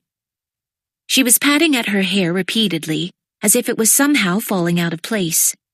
It wasn't. I do feel it's a bit early for a wedding, but I suppose that leaves for a whole day of celebrating. The weather is so nice for it, don't you think? Scarlet walked over, placing a hand on hers. Yes, Mother, it's a lovely day, and it will only get better. Mother swallowed, but she nodded and smiled quickly after. I'm nervous too, I admitted. Aunt Giovanna came out with Uncle Reed just behind her. Did someone say they were nervous? Thank goodness, I've been pacing since I woke. You paced while you slept too, and I've got the bruises to prove it, Uncle Reed joked, and she playfully poked his arm. Who are we missing? Eaton? As his name was said, he hurriedly stumbled from his room, raking his hand through his hair and using the other to pull at his belt. I'm here. Sorry. I didn't sleep well. Oh, good. I wasn't alone. I didn't meet his eyes. I wasn't quite ready for that. We still have time, son. Take a breath, Uncle Reed said. In fact, everyone take a breath.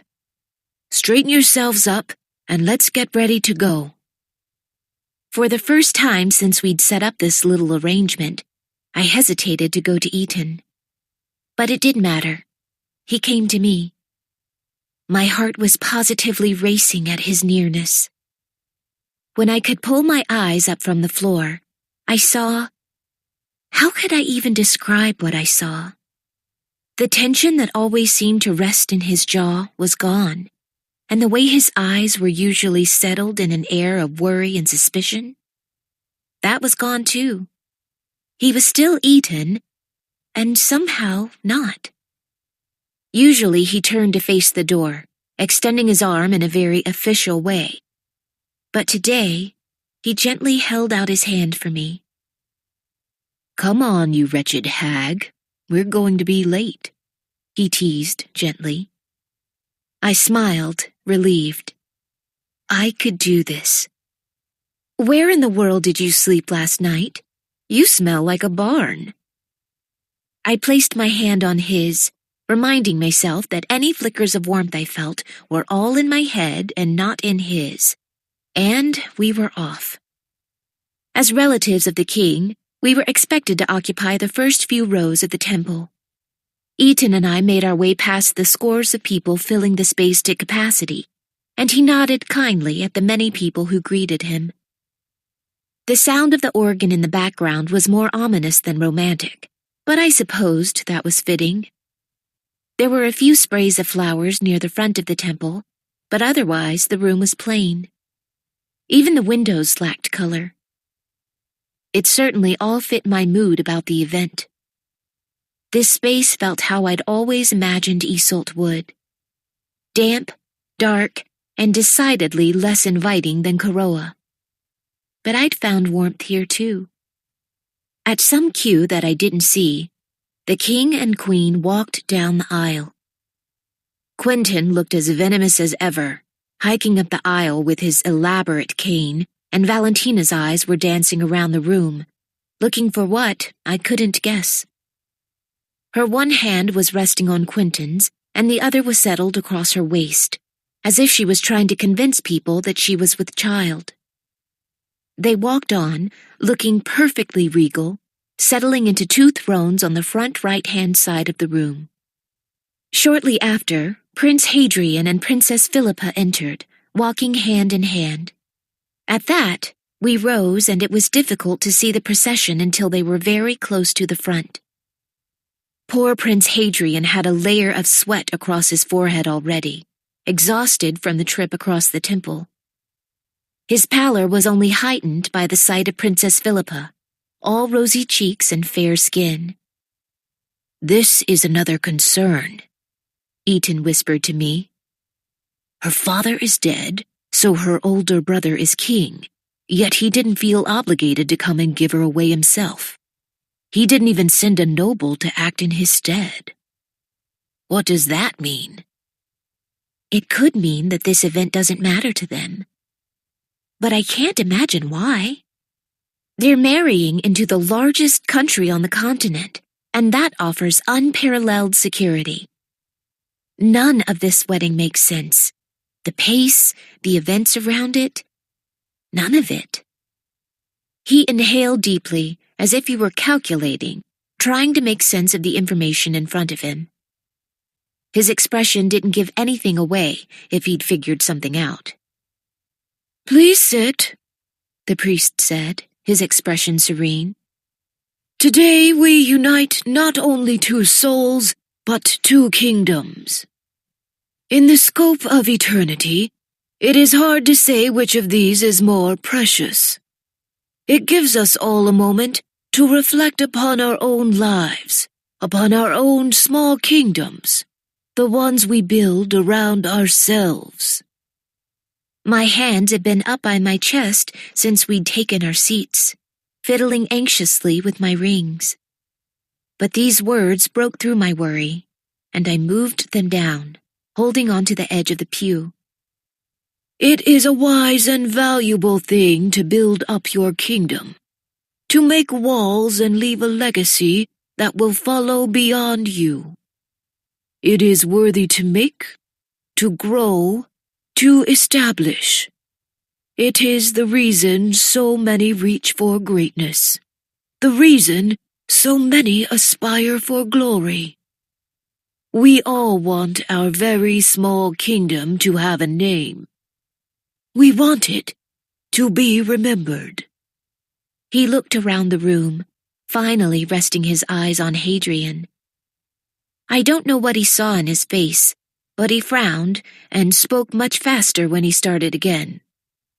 "But possibly more important than that are the other little kingdoms around yours, are the ones you have an opportunity to join with. There is also value in this, in partnering, in coupling. Because what is the point of a kingdom, big or small, if it is enjoyed alone? What value is a castle that only one man walks through?" Eaton's hands came off his lap, also wrapping around the edge of the pew, his right hand resting up against my left, so that I felt the warmth of it. Maybe even, I thought, his steady pulse. Was this touch intentional? "And so, let us pray and bless the union of Prince Hadrian and Princess Philippa of two souls and two kingdoms." Perhaps because of the descending slump of Hadrian's shoulders, the holy man gave a markedly short exchanging of vows, singing through his prayers at such a speed it was hard to follow along. And then, quite suddenly, they were man and wife, prince and princess, the next key in a secure line of succession for King Quentin. We all applauded as we knew we must, but I felt a part of myself sink. After knowing all that Quentin took from me, it was painful to see him get anything he wanted. While the king, queen, their son, and their brand-new daughter-in-law filed down the aisle, we stood and waited. As soon as they were out of the temple, we paraded out behind them. At the door, the royal family waited to receive us, to be congratulated by the entire temple of guests before celebrating. Uncle Reed and Aunt Giovanna were first in line, and they bowed and curtsied, keeping everything, their anger, their disappointment, their sorrow, locked up tight. When I got to the royal family, King Quentin was first in line, followed by the new couple, and Valentina was at the end. I was confused as to why Quentin wouldn't keep his wife beside him, but after a quick moment of thought, it made perfect sense. They were ordered by rank, if only in his eyes. "Congratulations, Your Majesty. Such a privilege," I said. "I'm sure." He didn't even look at me, but passed me on to Prince Hadrian. "Your Royal Highness, may you and your new wife have many happy years together." I realized then that I'd never heard Hadrian speak. I assumed he could talk, but he simply never spoke in my presence. Today was no exception. He nodded, pressing his lips into something that looked similar to a smile, while Philippa did the talking. How very kind. I hear you are close to the royal family. I do hope we'll see more of you at court. Perhaps, Highness. That is entirely dependent upon my mother, I hedged, unsure if I could trust the princess, and moved on to Valentina. She held out her hand as if she expected it to be kissed. When I reached to take it, she gripped my fingers tight and pulled me closer. Take these to your room immediately and hide them. Get through the reception. Do not forget me. From the sleeve of the arm she'd been holding against her stomach, she pulled out several papers and shoved them up the wide sleeve of my gown. I put a hand over it to hold them all in place before sinking into an appropriate curtsy. Ahead of me, Eaton waited with his hand out for me. Not this time. I need to go by the room. I'll meet you at the reception. I went with the growing crowd back into the castle, finding Scarlet. I need the key to your trunk, I murmured. Without a single question, she slipped it out of her pocket and into mine. And I broke from everyone once we were inside, heading down the hall to our room. Once the door was shut, I pulled the packet of letters out of my sleeve. I stood for a moment in awe of Valentina. Not only had she managed to get a hold of the information we needed, she'd hidden it as she stood arm in arm with the person she took it from. I was aching to look through it all, discover just what we had, but she told me to go to the reception, and so I would. She was right, of course. We had to be visible. Scarlet's trunk was old, and it took several attempts to get the key in properly.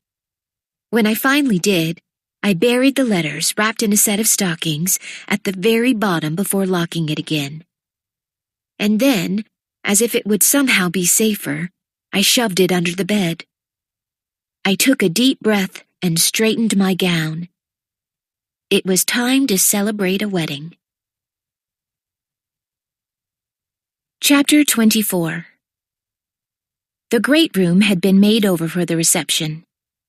Everything was decked in white. Tapestries, flowers, ribbons, the whole lot was clean and clear and pure. The tables were arranged again for dancing, and the newly wedded couple were already sitting at the head table, nodding at those who looked their way. "Feeling better, Hollis?" Mother asked pointedly. I didn't know who was watching, but I played along. Yes, I was a bit warm back at the temple, but I'm much better now. Have something to drink, Eaton insisted, standing so I could take his seat. Thank you. I am going to eat sweets until I'm sick, Scarlet declared. Excellent plan. I turned to survey the festivities. For the first time, I stopped taking in the room as a whole and saw it was very easy to break the crowd down into two sets of people. Those who were smiling and those who weren't. There were some who politely forced a happy face when someone approached them. But more often than not, it looked like people were not as delighted as they were expected to be with this arrangement. Were people now balancing on a tipping point with Silas killed at Quentin's orders? If we could show them proof, would the majority of this room rally behind Uncle Reed? I thought of the trunk under my bed, aching to know what those letters said, hoping more than I could say that something was finally falling in our favor. Eaton bent down to my ear, his breath tickling me as he spoke. Did Valentina deliver? He hadn't said anything about last night, hadn't said he wanted to kiss me again, hadn't said he regretted the entire thing. All I knew was that him being this close to me made my skin wake up, hoping that he might touch me. I knew I'd already committed his scent to memory, deciding overnight that if the wind had a smell, it was embedded in him. I knew that if he pulled me into a corner and kissed me now, I'd welcome it. I simply nodded, and he smiled as he stood back up. The music changed, and I saw the space in the middle of the floor clear. Oh, Hollis, Uncle Reed called. Could you please accompany Eaton in the first dance? What? It's tradition, Aunt Giovanna added. The highest families dance to honor the new couple. But I don't know the dance, I squeaked out in fear. Why not have Where had Scarlet gone? I scanned the room and saw she was holding something that looked delicious in her hands, and right across from her was a very tall and bashful-looking Julian, smiling as he tried to talk around whatever he'd just taken a bite of. They looked so precious.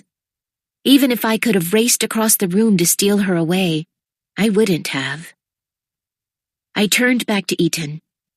Are you doubting my ability to lead?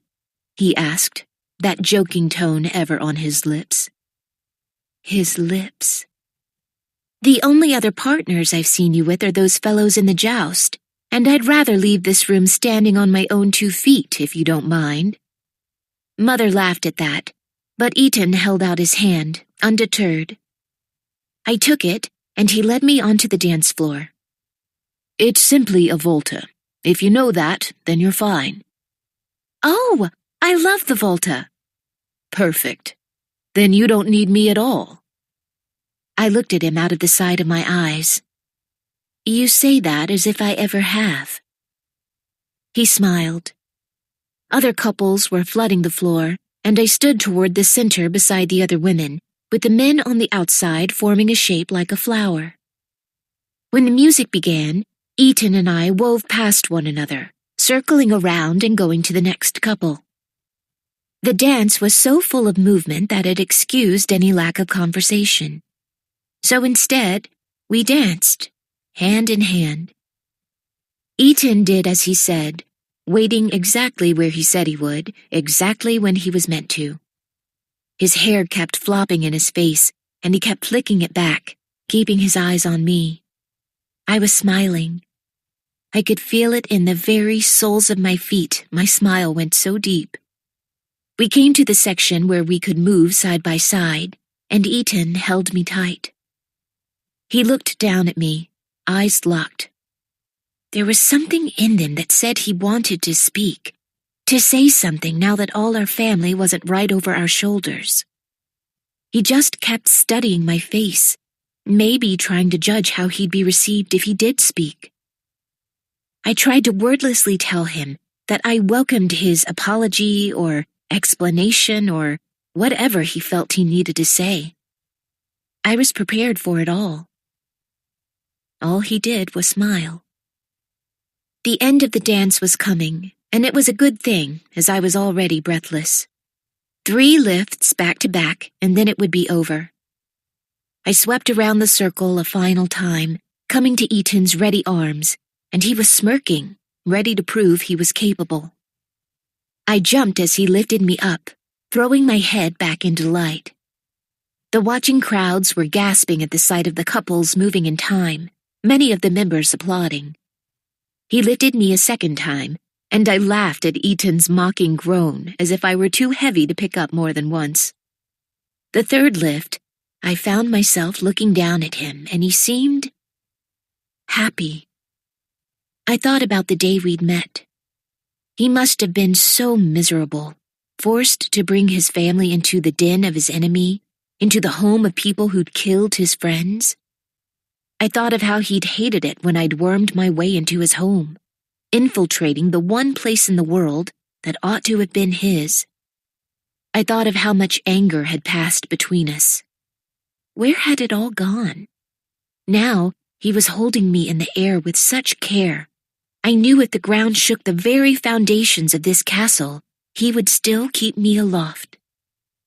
People were not their introductions. They were not their lineage or country. They were but themselves, and we had to dig past all the rest to find them. We finished the dance with a flourish to the applause of the entire room, including the newlyweds. Eaton was still holding my hand as he led me away from the floor. I haven't danced like that in ages, I said breathlessly. I didn't realize how much I missed it. You're telling me Scarlet hasn't attempted to lift you yet? He asked in mock disbelief. There hasn't really been an opportunity. Ah, well. He led me over to a window, and we watched as more couples took to the floor, dancing to something a little bit slower. "Thank you," I said. For what? He asked. "I'm not sure. Maybe everything." He chuckled. Well, you're welcome then. After a long sigh that was still tinted with his smile, he added, "And I'm sorry for last night. Not sure what came over me." I'd been getting into the habit of kissing boys when I oughtn't. Well, it stopped an argument, so bravo. And there's no need to apologize. It's been a very eventful trip. And it's not even over. I shook my head, wide-eyed. Not even close. I'm dying to know what Valentina managed to get a hold of. I suspect Father will read them first. We need to find a way to get her out of the castle. I promised her as much. He nodded. If need be, I can take her to the country myself. If we don't succeed, the king will never let her rest. If he can find her, he'll make her pay for leaving. Then we have to make sure he can't. Eaton looked at me, all traces of his smile gone. You have my word. And that was more than enough. Thank you. So I have a proposition, Hollis. Oh, I'm dying to hear this. I propped myself up on the windowsill by my elbow, staring at him intently. Did his eyes always have specks of silver in them? After everything, after all we've said and done, do you think we could end this, not as unwilling partners in crime, but friends? He asked hopefully. If he had proposed this back in Koroa, or even at Pearfield, I would have leaped from my chair in joy. Now it felt like a lance knocking me from my horse. But Eaton and I had very different paths, very different goals. With a pained heart that reminded me with every beat that this was all we could ever be, I smiled. I have always wanted to be your friend, Eaton. Good. Now, one more dance, I think, he said, quickly pulling me back onto the floor. Let's leave them scandalized, Hollis. These poor people need something to talk about. And I laughed, moving eagerly, remembering the way his hand felt in mine. Chapter 25. I waited in unparalleled worry as Uncle Reed sorted through the letters. For the first time, I saw Scarlet pray. I knew a little about her faith through Silas, through the vows he insisted we speak, through the traditions that seemed to focus more on people than paper. I'd never been what someone might call pious, and I wasn't even sure if I knew how to pray. If I had, I'd have attempted it long before now. Still, I folded my hands together and said the only thing I could think of. Please. It wasn't much, but I couldn't have said anything with deeper sincerity. I sat, head and heart bent down in desperation. Please. A moment later, Uncle Reed emerged from his room, a score of open letters in his hand. We all sprang to our feet in anticipation. Hollis, do you know if Valentina read any of these before she gave them to you? No, sir, I don't. He sighed and set them on the table before us. Let's hope not. No one should have to read how much their husband is paying to kill their families. I gasped. That's in there? He nodded. I knew he wanted proof. We all did. It was another thing entirely to have to go through all the details.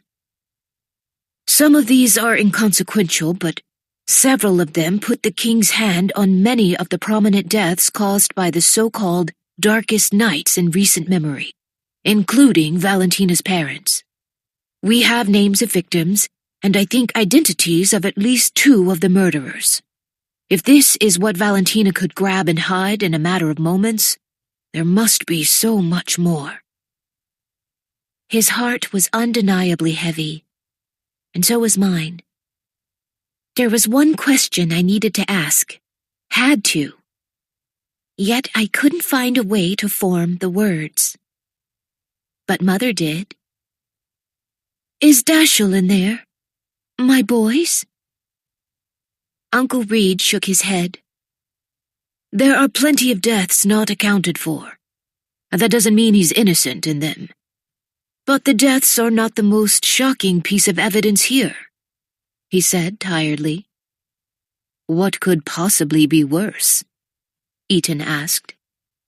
Uncle Reed slowly reached into the pile and held up a single letter. "We wondered why this wedding was so public. It was to mark time, so that the kingdom could presume Philippa conceived tonight. In reality, the king has paid her handsomely to join the royal family, and he has also given a fortune to a peasant girl for her child, one that appears to have been conceived about a month ago." "No," Scarlet whispered. Uncle Reed nodded.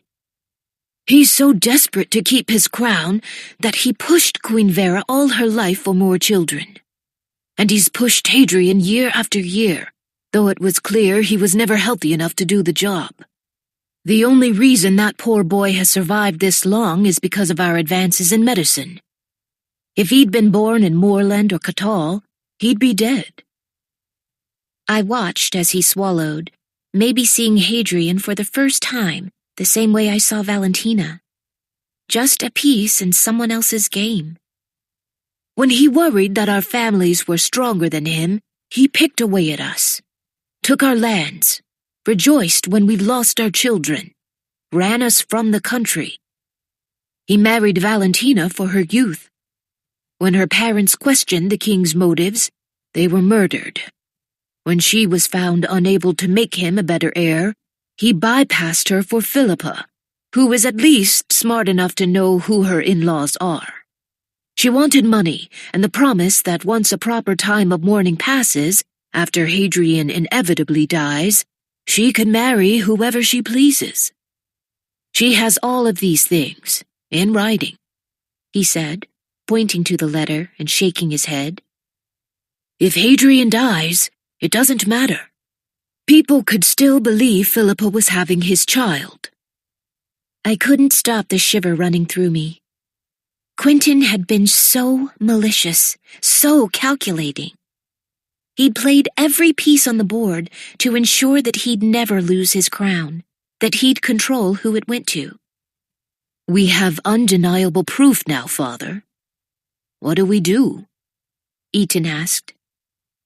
Uncle Reed paused for a long time. Then he stood and walked back into his room. When he came out, he was holding a sheathed sword. "Is that?" Mother asked, leaving the question hanging. Uncle Reed nodded. "Jedric's sword. It has seen war, and it has knighted several men. This is the sword of a king, and now we'll use it to lead a battle." I waited for Uncle Reed to move for the door, to take some sort of action, but he walked over and held the sword out to his son. Eaton's eyes flickered over to me and then back to his father. He was hesitating, and I was stunned. When I thought of people who would take the throne, the obvious choices were Scarlet and Uncle Reed. Mother was not a direct descendant, and Eaton was still his father's son. But now that I thought about it, why had people been championing Silas instead of his father? I supposed after someone as old as Quentin, they wanted a ruler who still had a lifetime to dedicate to making things right. Eaton certainly had that. "You haven't asked my cousin if she wants it," Eaton offered. "I'd bend my knee to Queen Scarlet." He looked to her, his eyes almost pleading. I turned to watch her, realizing history was happening before my eyes. She smiled sweetly, taking careful steps toward Eton. "No," Scarlet insisted quietly. "I don't want a sword, or a battle, or a crown.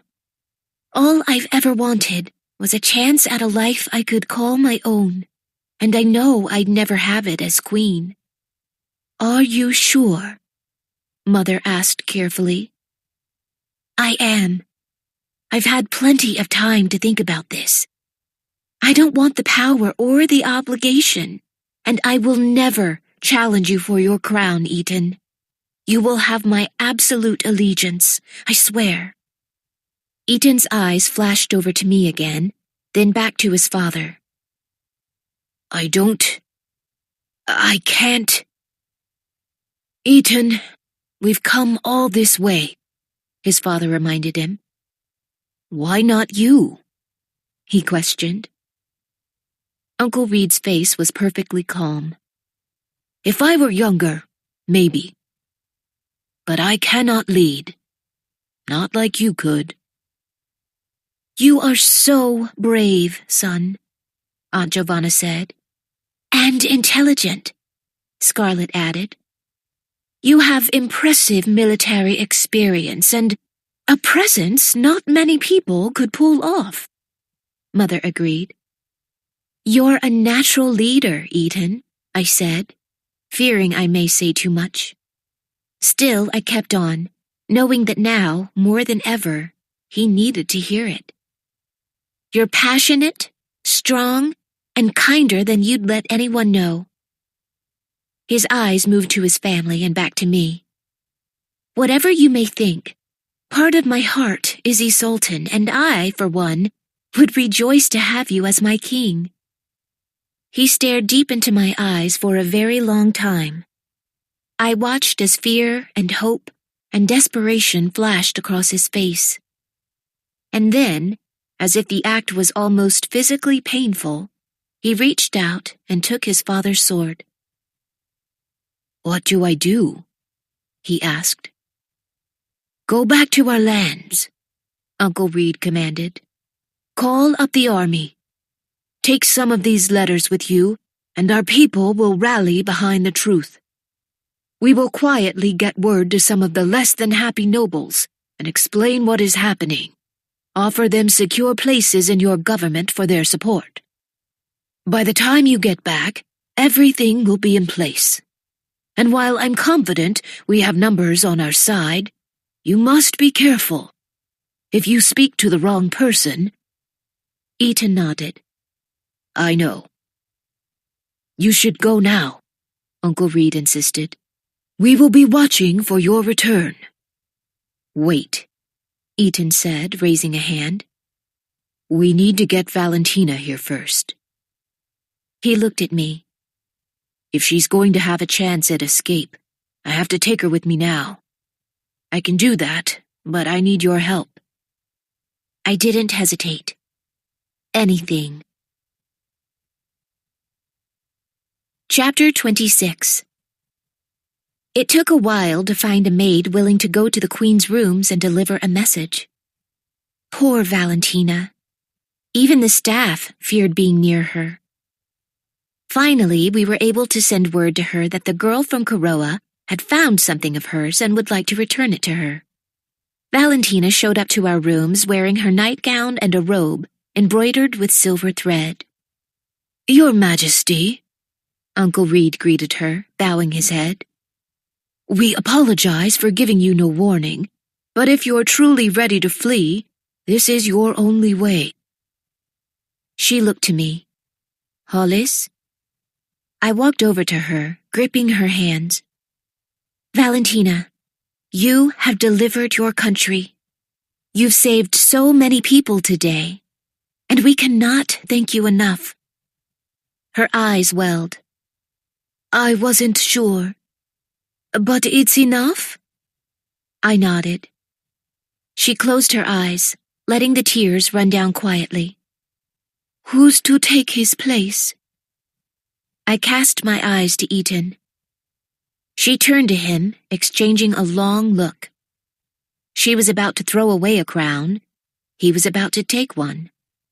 Their circumstances were about to reverse forever, and they had this strange and almost beautiful moment of connection. "You shall have my endless support, sir."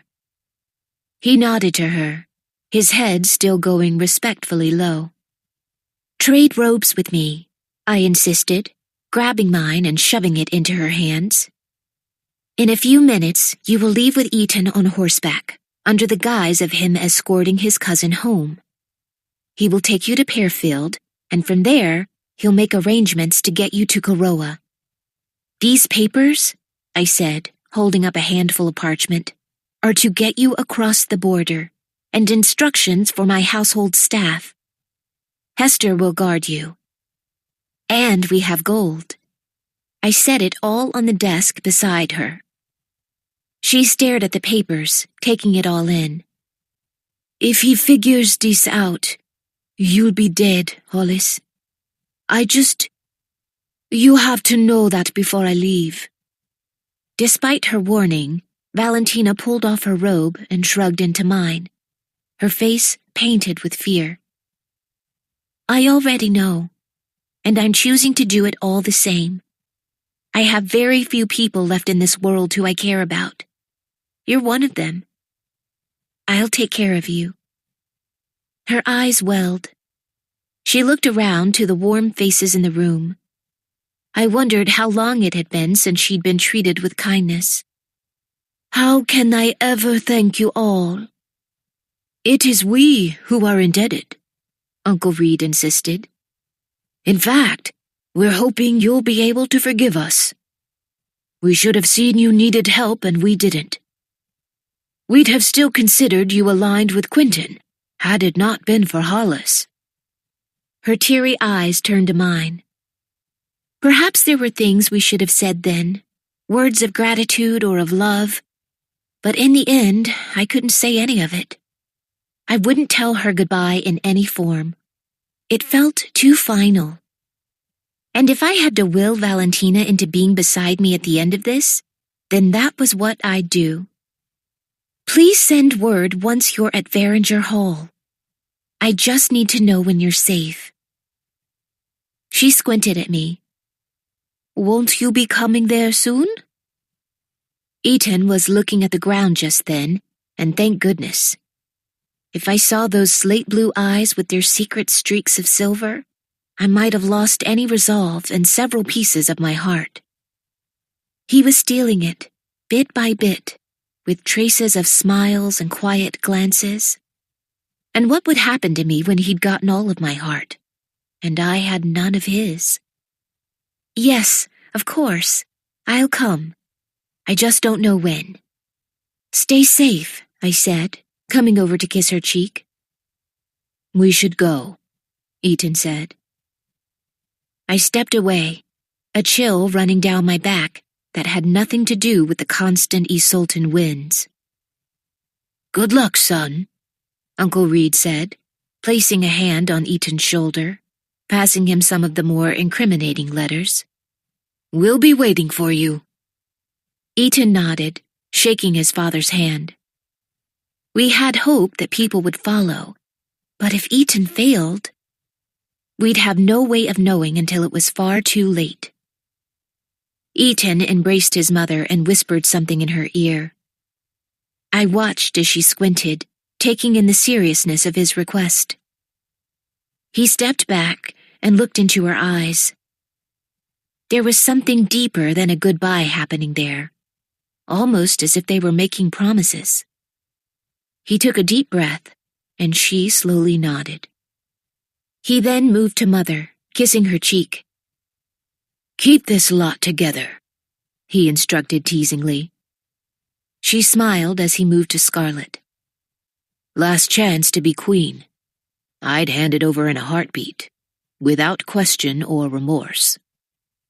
Scarlet smiled, perfectly composed, and sank into the deepest curtsy. "Fair enough," Eaton said when she stood. He kissed her forehead and moved over to me.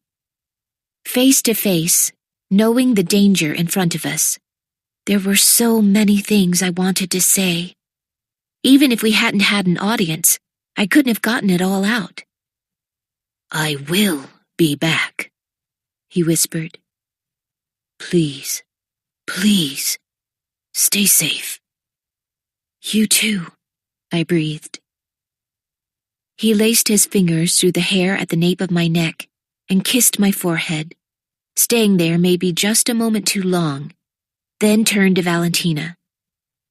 "Come, Your Majesty. We don't have much time." Valentina looked at us all one last time and disappeared quietly into the hallway. Eaton didn't look back, and I hoped that the flash of his riding cape around the edge of the door wasn't the last I'd ever see of him. Chapter 27. None of us slept that night, and we all stayed awake through the following day. I had no idea how long it took to raise an army, but I would not be able to settle until I saw a pair of gray-blue eyes riding back up to the castle. I doubted any of us would. Uncle Reed was stealthy but speedy in his work. Unwilling to leave anything in writing in case something should fail, he was in and out of the apartments, passing information to other nobles and double-checking the strength of our numbers. Even Mother and Aunt Giovanna had been receiving guests, the wives and daughters of exclusive families, confirming that they were behind us and helping those who should have gone home by now provide valid excuses to the staff for needing more time in their rooms. I didn't know these people, and while I wasn't unwelcome, I didn't feel comfortable adding to the conversation. I wouldn't feel at ease until Eaton was back, until it was all settled and done. Before then, anything could happen.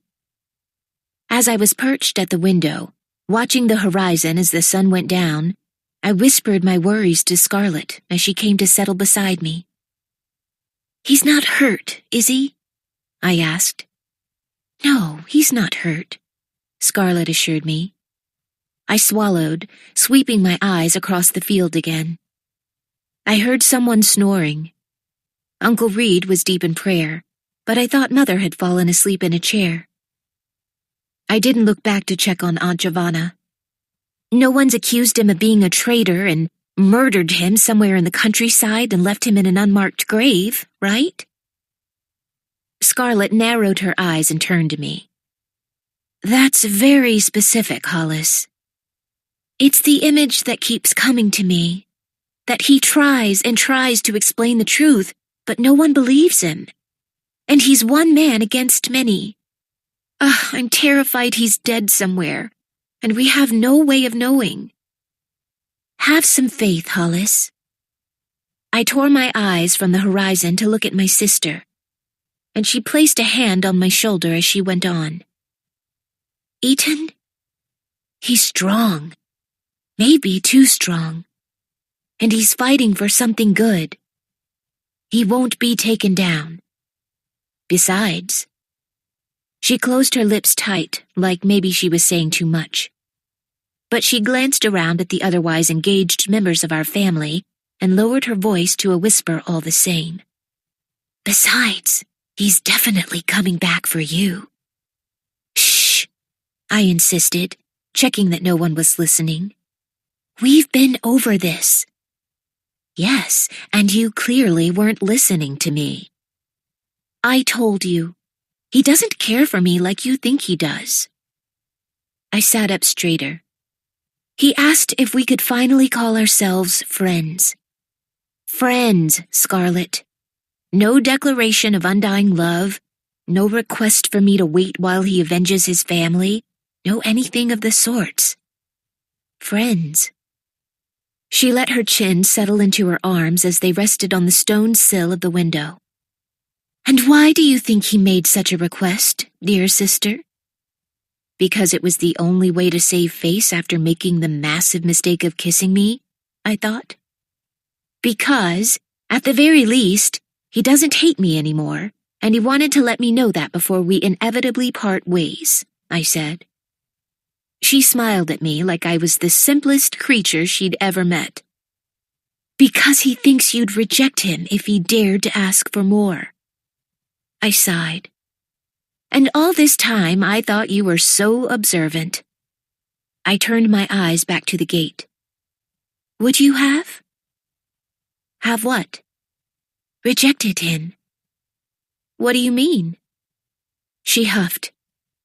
If Ethan had declared his undying love, if he had asked you to wait for him. Oh, he didn't ask that. For goodness' sake, but if he had, Hollis. No, all right? I lowered my voice again quickly, seeing heads rise in my periphery. After a steadying breath, I whispered my reply. I certainly wouldn't have told anyone about it, because I don't want you thinking I didn't care about Silas, but no, I wouldn't have rejected him. I'd have sent him an open invitation myself, if I were free to. I swallowed, feeling a strange ache in my chest now that I'd admitted it out loud. Scarlett's hand was on mine. I know, in my heart of hearts, that if Silas were here, you'd have devoted your life to his happiness. I know you to be loyal and caring, almost to a fault. You mustn't hold it against yourself that you never had the opportunity to prove it. We certainly don't. You are free, Hollis. I'm not. It would hurt Mother, I just know it. I toyed with the ring on my finger, the one that she gave me, the one passed down from Jedrick himself. I'd earned the right to wear it by marrying her son. I couldn't just abandon it. Besides, if Eton succeeds, he will be king. He will have to marry for advantage. He'll need to establish his line as fast as he can, and I'm sure every lord who vows to support him will expect him to marry an Isoltan girl, with an impressive lineage to back his up. You're an Isoltan girl now, Hollis, and you have an impressive lineage. I sighed. That's not... Why are you so adamant about this? She shrugged, grinning from ear to ear. I already told you. We need something to celebrate. Besides, she looked back to the room, keeping her tone quiet. Everyone's made a comment or two about how close you've become over this trip. I don't know how it happened, but it's enough of a change that everyone sees it. Perhaps not the full depth of it, but still. And when they mention it, it's always with a smile. I considered this, that there was a chance that no one would hate me for falling for Eton. But I couldn't give in to gravity just yet. Their support comforted me, but I was still convinced he had no interest. He called me his friend. He didn't want to get married anyway, and if he ever did, there would be expectations. It'd be better to keep the scraps of my heart to myself. Some poor boy might want them eventually. I need to watch the gate, Scarlett. For now, I just need him to live. She shook her head. That doesn't support your case at all, she noted. I sighed. She was right, of course. Case or no case, it doesn't change what is fact. Don't be ridiculous, Hollis. Love is a fact. Chapter 28. I was unthinkably tired, but as I kept watch, all I felt was nervousness and excitement, a fear and hope intermingled, stirring in my heart and stomach and hands. That won out, and I never faltered. When the darkest part of the night came, I squinted, looking for a torch. And when the inky blue sky turned to purple, and the purple turned to pink, all I could think was, he's coming any minute now. He had to, right? He had to have made it. And then, when the anticipation might have been ready to kill me, a grayish line appeared on the horizon. I sat up taller, and Scarlet, noticing my change in posture, shifted beside me, squinting. "What is—" I started. "That's an army, Hollis," she replied in hushed wonder. We watched a moment longer, just to be sure, to see the outline of his face. It only took a second, and once they were all but on top of the gate, a trumpeter sounded. He arrived with appropriate fanfare. "He's here!" I cried, as if the horn wouldn't have drawn everyone to the window. "Oh, he's here, and there are so many people with him." I had expected to be able to count the numbers behind him, but I was completely shocked by the men, and the occasional woman, riding and marching under a silver flag as they came upon the castle. "He's all right," Aunt Giovanna said, her words breaking over tears. Tears of a mother carrying quiet worry over her last living child. "So regal," Mother whispered, awed by the sight of it all, and Scarlet could only nod in agreement. Everyone gaped at the sheer size of Eaton's army, but all I could see was him. His posture was tall, and his face was unapologetic and unafraid. He wore no crown yet, and I was sure that even if one had been available, he wouldn't put it on before everything was said and done. But he was wearing armor now, and looked far more regal in this lone ride to the castle than Quentin ever had. "It's time," Uncle Reed said. "Straighten yourselves up. We're going down to greet Eaton, and we need to alert the others." I'd been in the same dress for more than a day now, and maybe red was the wrong color for the occasion, but it was too late to fix it. I raked my fingers through my hair, pulling it over one shoulder. "You look lovely," Scarlet insisted. "I can see the worry in your eyes." I swallowed. "There are bigger things. Come." We followed Uncle Reed down the hallway, and I watched as he passed each room, knocking 3 quick raps on the doors. Lord and Lady Dinsmore sprang out of one, and Julian's family, the Catreys, came from another. As we neared the stairs, Lord Odvar, who'd greeted me so sweetly when he'd learned I was Silas's widow, was coming down with scores of people behind him. It seemed several families had harbored together overnight, and within a minute, we had an army of our own. We came around the corner just as Eaton reached the guards. Oh, he did look handsome. "Drop your weapons," Eaton commanded. One bold guard called back to him. "No, sir, this is treason." Eaton shook his head. "My good man, I almost wish it was. Sadly, it is King Quentin who has committed high treason. He has killed Her Majesty's family and my own, executing crime after crime against his subjects, both high and low. I have letters in his own hand and with his seal to back up my claim. And, as a blood heir to this crown, I have come to see justice done. You may lay your weapons down now and join us, or you will die in vain attempting to stop me." He was so precise with his words, so certain. I waited for one of the guards to charge, for a fight to break out. But instead, one dropped his spear and quietly walked over to join Eaton. After that, 3 more did.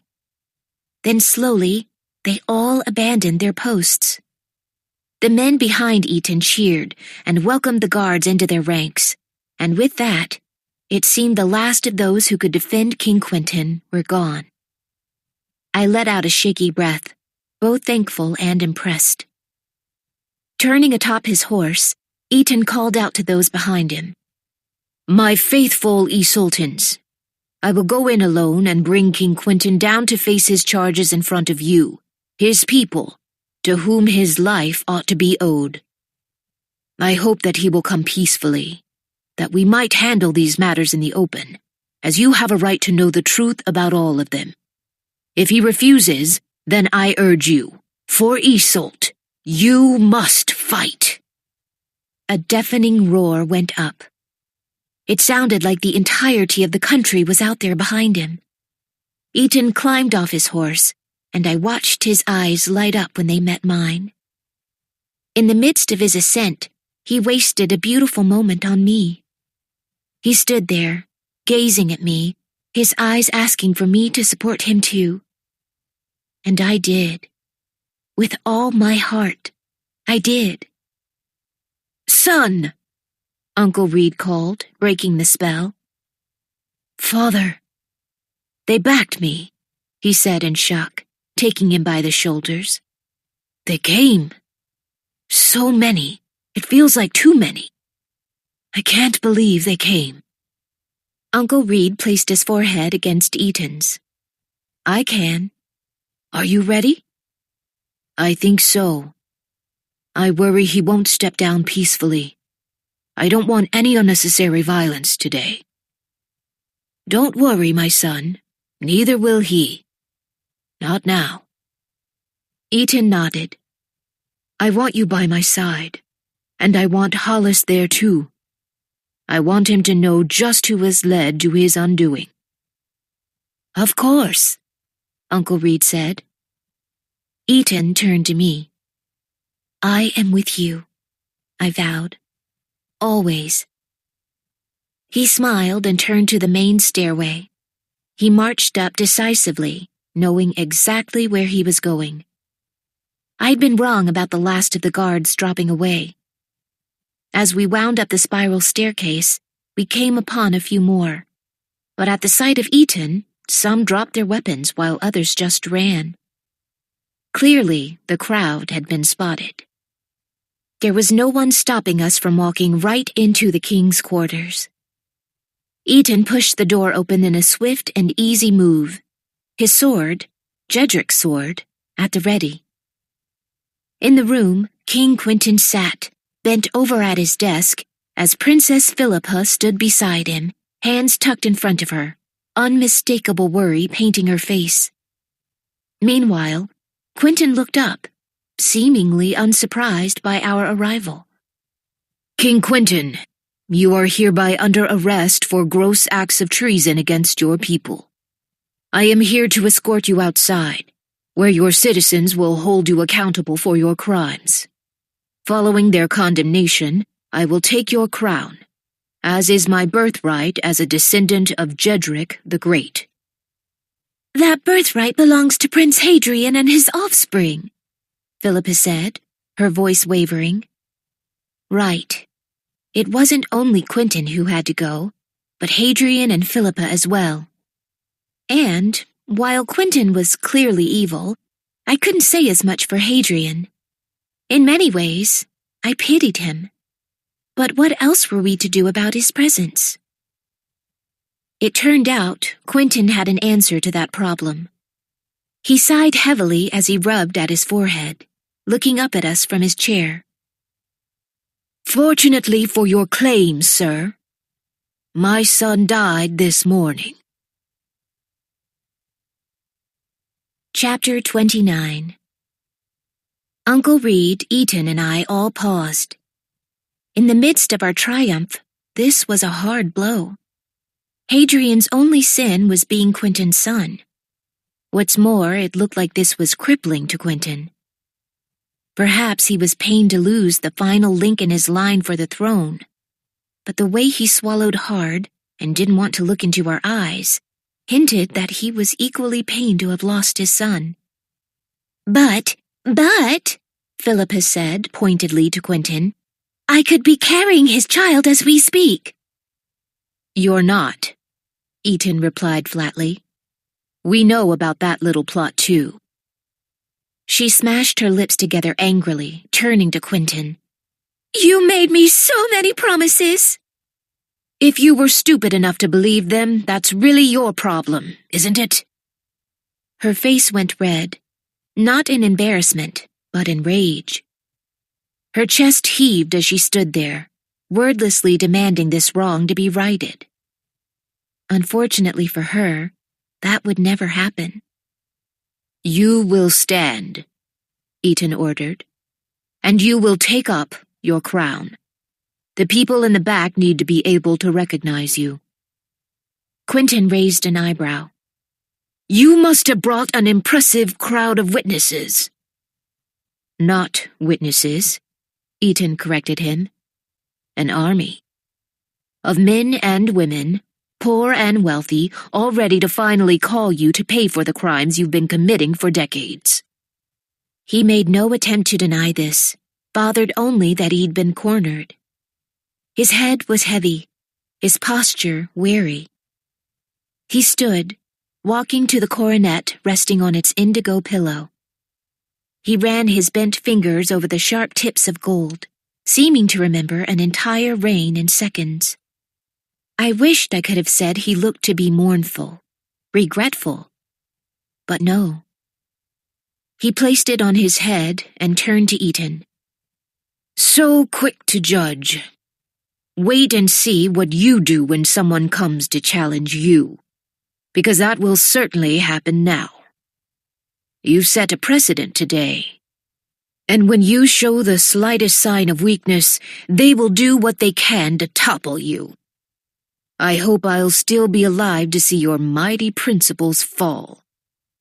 Well, seeing as I have no intention of murdering my own subjects, I don't think I'll quite be in the same predicament as you, he replied defiantly. Quentin was unmoved. As I said, we'll see. Come, your people await, Uncle Reed said, escorting King Quentin out the door. What about her? I asked, nodding at Philippa. She stayed incredibly still, as if she might blend into the stone and be ignored. Eaton shook his head. Let her go home and attempt to explain this to her family and kingdom. That will be its own punishment. She swallowed, but she didn't look as if she felt spared by her sentence. I turned from her, falling in step beside Eaton, with Uncle Reed holding King Quentin several steps ahead. Eaton whispered as we walked. I can't say this to them, but I can to you. I'm terrified. You needn't be. They adore you. He nodded absently, like he was trying to convince himself. Stay with me? Even though you hate crowns, don't run off. Not yet. He reached a trembling hand over as we got to the bottom of the stairway. I quickly reached back to give him a reassuring squeeze. Sorry. If you're wearing a crown, that's the end of our friendship. I'll be in the back throwing rotten food at you. He chuckled a little, and as we reached the main doors, he let my hand go. The crowd was already making a shocking amount of noise, but I refrained from covering my ears. Eaton jumped up on one of the cylindrical stones that lined the entryway, raising a hand to quiet the army before him. I found Mother and Scarlet nearby, and I immediately took Scarlet's hand, watching to see how the moment we'd been working toward finally played out. Good people, by our laws, I come to you today with proof of our king's treasonous acts against our fellow Isoltans. Eaton held a fistful of letters high. In these, we have undeniable evidence that our king has ordered the murder of scores of his citizens. We have proof of the devious methods he's employed to hold on to his throne.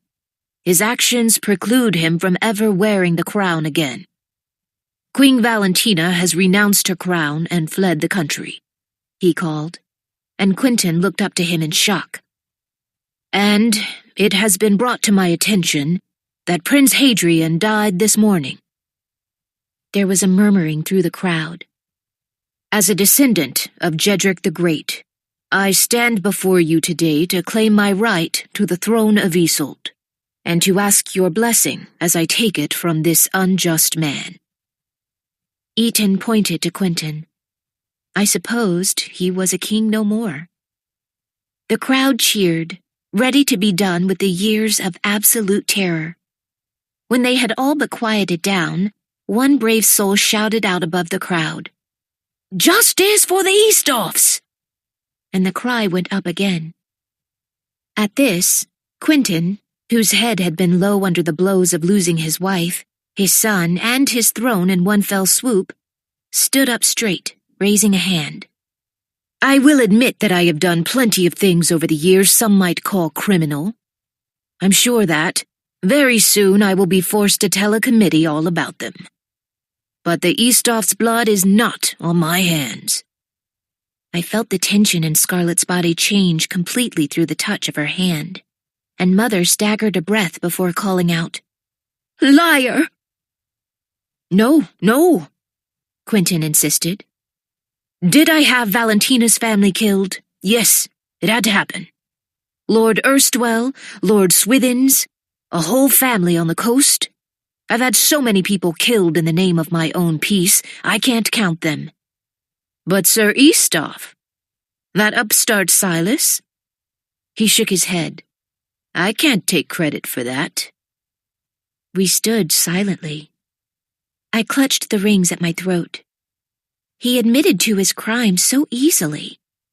Why would he deny this one? Unless he was telling the truth. If you didn't, then who did? Scarlett demanded. Took me a while to figure it out myself, Quentin said. For the multitude standing before us, we might have been able to hear a pin fall to the ground for how quietly and intently we were all listening to find the truth behind their deaths. But it all makes sense now. If you want to know, you should ask her. And I froze in horror as Quentin tipped his chin at me. Chapter 30. How dare you? I shouted, nearly dizzy with anger. I loved Silas. I have nothing to do with his death. Oh, but you do, dear girl. You have everything to do with it. Quentin spoke so calmly. Don't mistake me.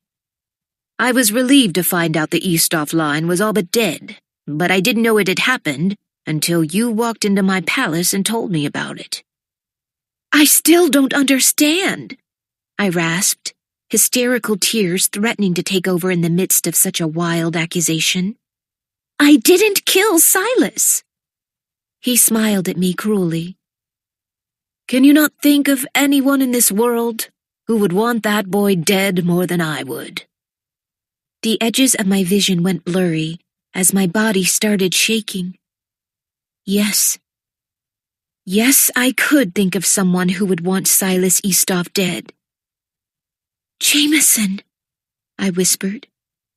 After I uttered the word aloud, the people in the crowd picked it up, whispering to one another, carrying it until everyone knew. Of course it was Jameson. It explained so much. Why no one in Iseult had heard about the Eastoffs dying in the first place. Why he knew to send my widow's fund so quickly. Oh, Scarlett mumbled, covering her mouth and shaking her head. Oh, Hollis, he had a ring. She looked at me, another piece of her picture coming into perfect clarity. The man who grabbed me back at Abercrest. He had one of those rings, like your father had. The Corroan rings. I didn't remember it until now. And he let me go. She gripped at her hair, looking ready to pull it out. So? He thought I was you, she said, finally bringing sense to the moment.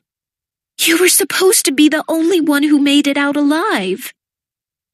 So this was Jameson's plan. He found out about Silas and eliminated him, eliminated everyone, hoping my desperation would drive me back to the palace. Instead, it drove me to Iseult.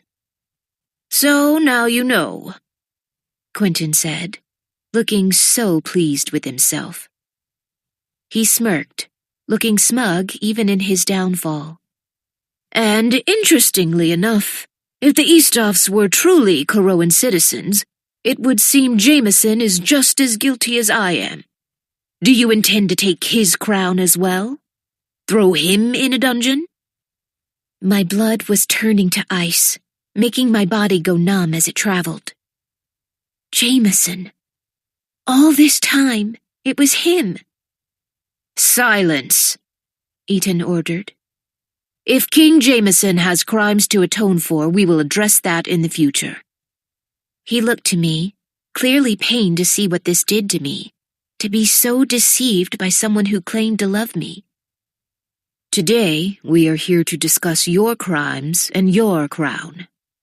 You just freely admitted to killing Her Majesty's family and several other courtiers by name. You will kneel and relinquish your crown. Now!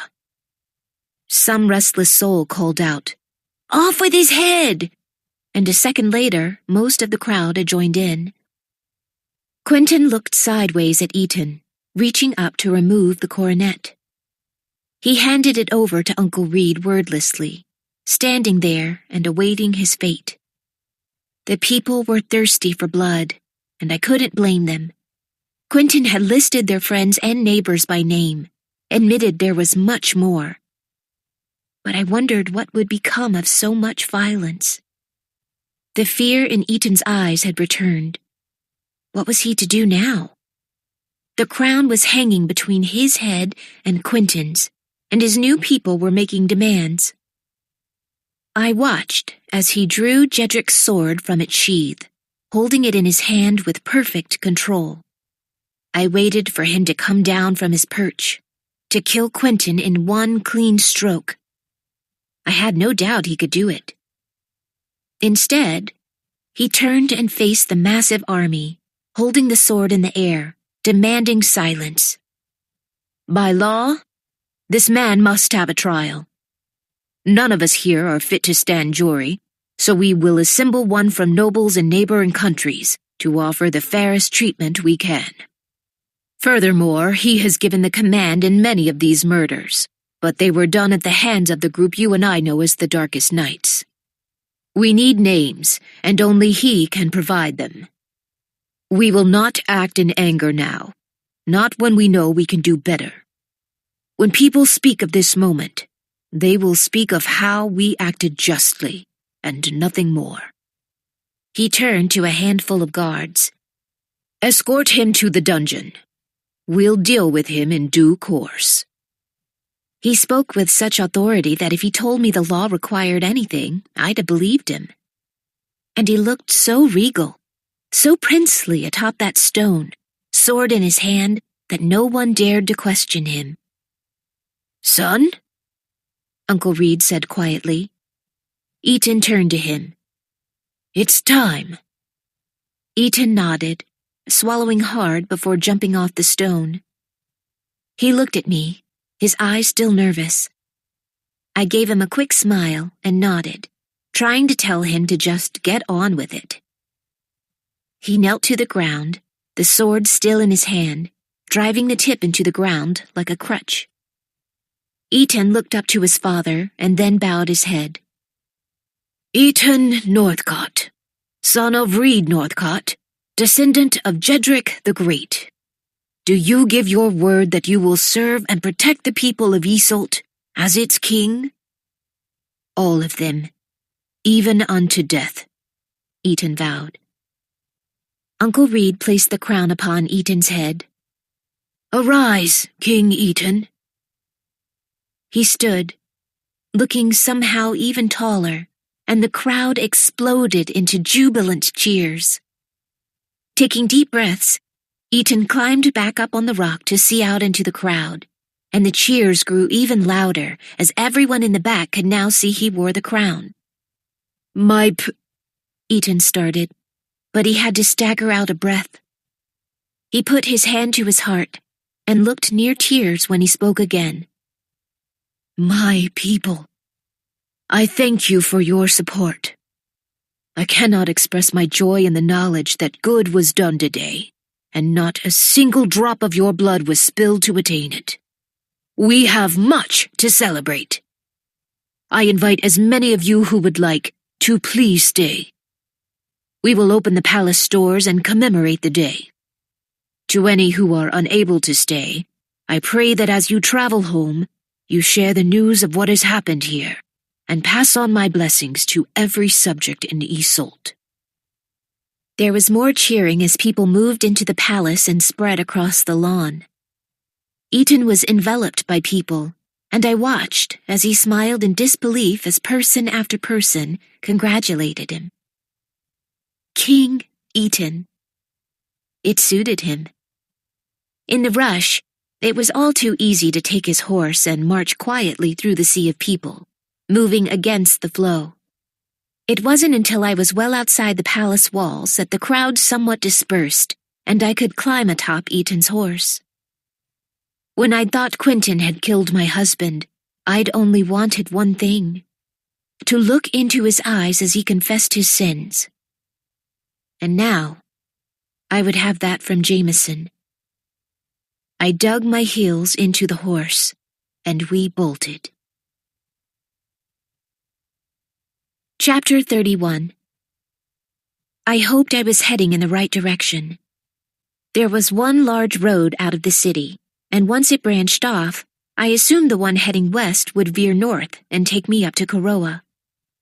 I was too blinded by my heartache to think of anything but getting to Koreskin Castle. When I'd left, Jameson had said that I'd come back to him. Did he know even then about Silas? Did he at least suspect? I felt certain that Silas was a well-kept secret until after we were gone. Was he simply prepared to set fire to any other path my life might lead me down, so long as the one back to him was clear?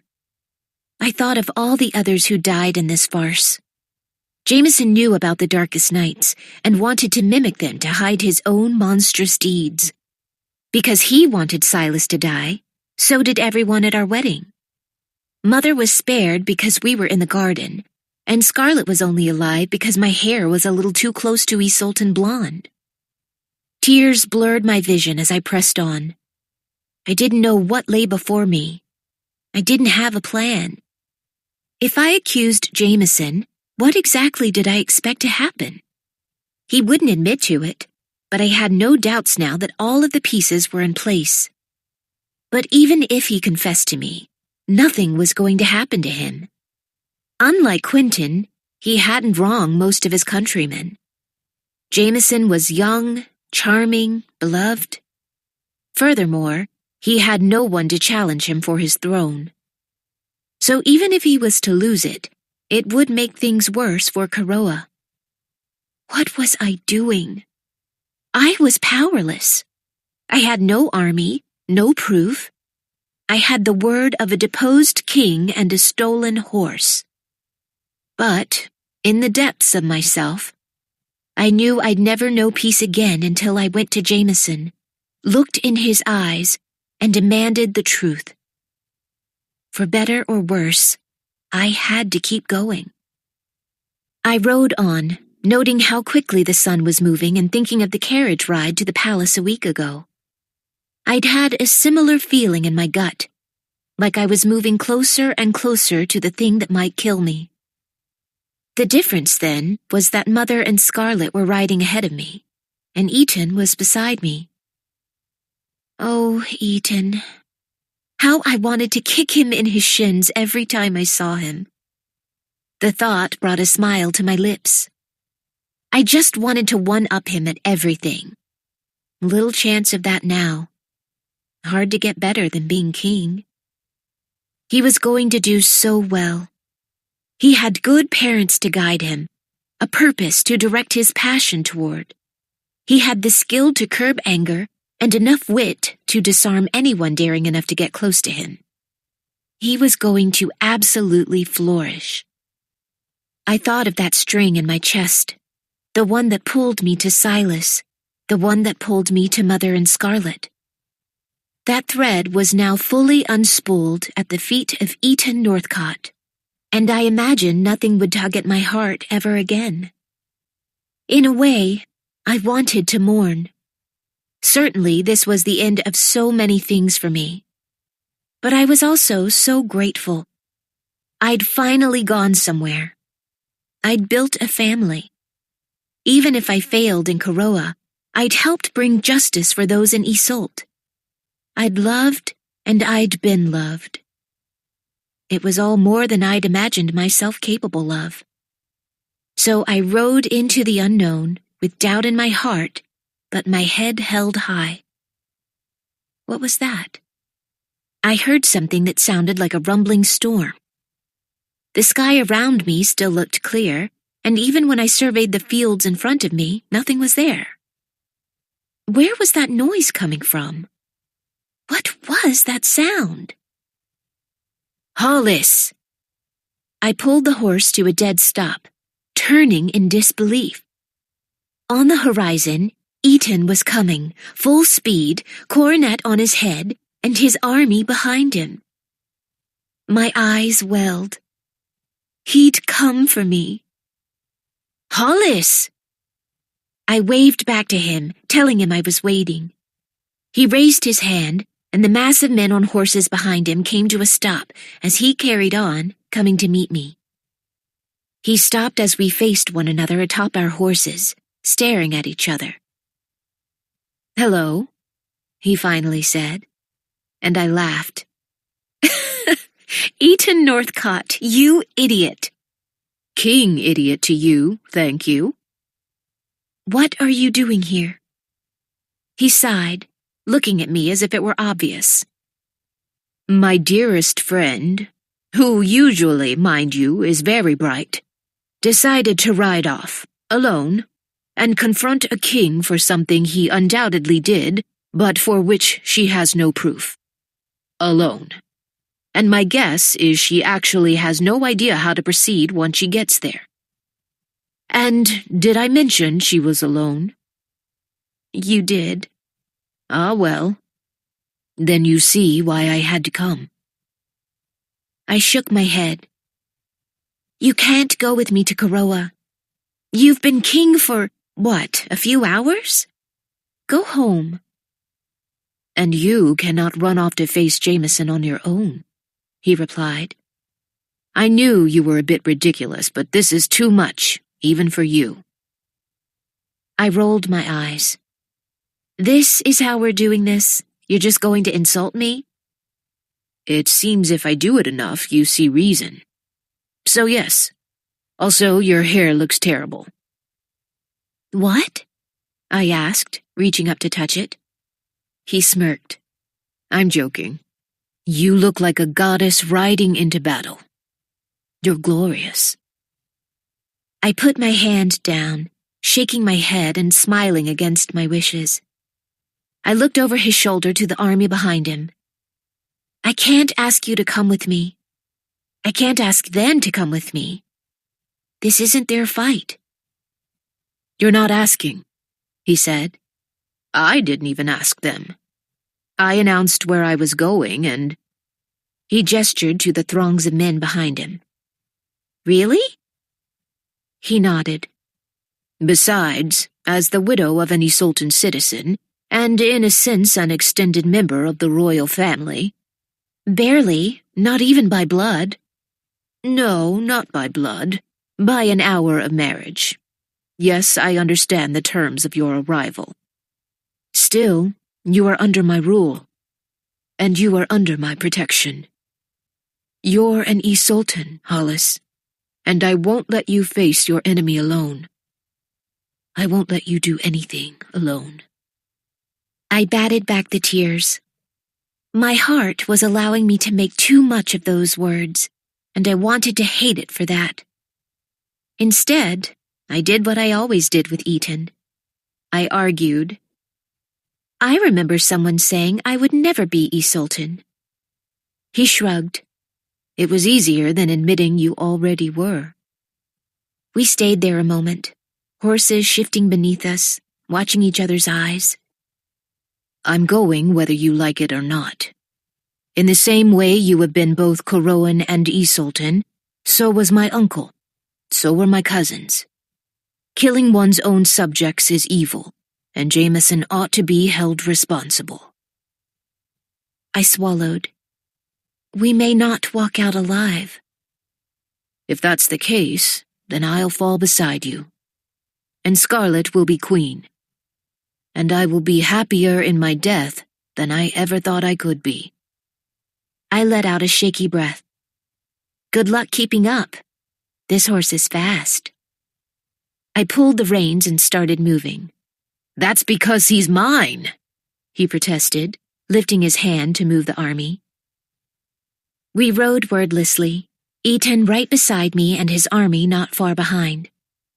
I didn't mind that we said nothing. There was a great comfort in being silent with Eaton. It allowed my mind room to wander, to test out courses of action. I kept thinking of how I needed to address Jameson. If he was as desperate to see me as Quentin claimed, then he'd surely take me somewhere alone, away from the eyes of court, to greet me properly. I could ask him about the attack then, maybe even lie and say I was flattered he'd do something so grand for my sake. If I could just get him to confess to me, that was enough to bring a case against him. As a fellow monarch, Eaton could do that. I just had to get that far. But the first hitch in my plan showed up at the border. A Koroan patrol with wide barricades that stretched down into the tree lines, making it impossible to pass through unseen. "I have an idea," I said to Eaton. He merely nodded as we pulled up to a halt. One of the men crossed in front of the barricade, his flat palm telling me to stop, though I already had. "What's the meaning of this?" he demanded, motioning to the wave of people behind us. "Sir, my name is Hollis East—" "Lady Hollis?" he asked. Why were you in Isolt?" "I had an urgent matter to attend to, and I return on one equally important. King Quentin has been relieved of his crown. His relative, King Eaton, has taken his place only this morning. Knowing the relationship with Koroa to be of the utmost importance, he's come to meet with King Jameson immediately. We request passage right away." The guard looked between me and Eaton, pausing to take in the circle of gold upon his head. "He will want to see him," I insisted. The guard grumbled to himself a bit. "He can pass, but not that lot." He pointed to the army behind us. "For His Majesty's safety, he must be allowed some men. You know as well as I that Isoltans are not always taken to kindly, and it's still quite the journey to Kereskin Castle." He sighed. 10. 100, I countered. He shook his head. "I don't need to barter with you, my lady." I pulled my head high, using what bravado I could muster. "But you do. Surely you know my place in King Jameson's life. If I am traveling with someone from Isolt, I must be secure as well." I kept my nose in the air, my tone calm and sure. The guard huffed. 20. 50. He frowned. 50 then. Go on. Eaton trotted back to the men, speaking quietly as a group of 50 was divided from the rest of the crowd. When they were decided upon, we made our way over the Koroan border. But as we passed into my homeland, I looked back at all those men who had not only stood for Eaton this morning, but were willing to stand for me now. I blew them a kiss, and they silently raised their swords in the air in salute. It looked like they had no intention of leaving until we came back with word. "Are you sure you don't have a king somewhere in your family tree too?" Eaton asked. "What? No, why do you ask?" "Because if I hadn't known any better, I'd have taken a knee to you back there." He smiled and moved to lead his men as we went to right the last wrong. Chapter 32. We rode over the countryside at top speed, only slowing when we could see the towering shape of Kereskin Castle in the distance. I looked upon it with new eyes. The river where I'd lost my shoes felt like a threatening moat. The city folk more like nosy acquaintances than welcoming allies. And that castle. The place where I'd done so much living and breathing. The place where Delia Grace became my best friend, and I fell in love with Silas. The place where I danced and slept and hoped. From here, it looked like a cell. "Are you all right?" Ethan asked, breaking me from my thoughts. I swallowed and nodded. I'm scared to go back in there. "Hey," he said, forcing me to look his way. "You are not walking in alone. And if we can confront one king and have it end in peace, then there's no reason why we can't confront two." I wished I could believe that was true. But I now saw Jameson the way I had always seen Quentin. If he was capable of something so cold and cruel, how could I trust him to show any mercy to me? We crossed the bridge and made our way to the winding road that led up to the castle. At the sight of such a gathering of men, some women who ran shops along the main street clutched the hands of their children and pulled them inside, while others looked at my face, doing double takes, unsure if they were truly seeing the woman who jilted their king. I glanced over at Eaton, who seemed completely at ease, riding up to Koreskin with one hand on the reins and the other on his hip, not bothering to look back at his men, but simply trusting they were behind him. So sure, so calm. I took a cue from him and pulled my posture up as we laced through the last of the town and moved toward the entryway of the castle. The space that had been filled with carriages the night Silas and I ran was empty now, and 2 guards stood at the door while another 2 kept watch at the edges of the plain. They were surprised, of course, and raised their spears at our approach. "Halt!" they commanded. "I assure you, your king wants to meet the new king of Isolt," Eaton said, standing tall on his horse, the coronet shining in the setting sun. "Stand aside. I have an urgent message for His Majesty, and my men outnumber you should you be foolish enough to disobey my command." Chills went up my arms at his words. I watched as the guards looked at one another, unsure. After some hurried whispers, one looked forward. "The men have to stay here." Eaton nodded, and they let us pass. Just inside the gates, Eaton and I both dismounted, tying the horses to a post. He scratched both of their noses before turning and standing tall. He held out his arm, and I just stared at it. "What? A lady needs an escort. Might as well walk in on the arm of a king," he said, his cocky tone back in full force. I sighed, putting my hand on his, and asked a question I hated to ask but that my vanity demanded of me. "Don't lie. How do I look?" Eaton's face instantly softened. "Absolutely radiant. Like the moon," he said quietly. "Sure and determined, reflecting light on everyone around you, and so desperately beautiful to those who don't even realize they're in the dark." I ran my hands over my knotted, windswept hair. "Really?" "Absolutely." I closed my eyes and turned beside Eaton to make our way into the castle. I took a few deep breaths as we walked, trying to focus my thoughts. I knew what I needed to say, but I feared none of it would come out right. I was going to give them, my parents, Silas, all those innocent bystanders, my best or die trying. "By the way," Eaton began as we entered the hall, our footsteps echoing in the grand entryway. "I realize I said I'd never go near an altar, and I maintain that you are an obnoxious brat, but I will love you to the very last beat of my heart." He looked into my eyes, gaze unwavering. My breath caught for a second, but my reply had been waiting to be said for so long that it came out easily. "I know I said I'd never go near a crown, and I believe you are far too full of yourself. But I will love you to the very end."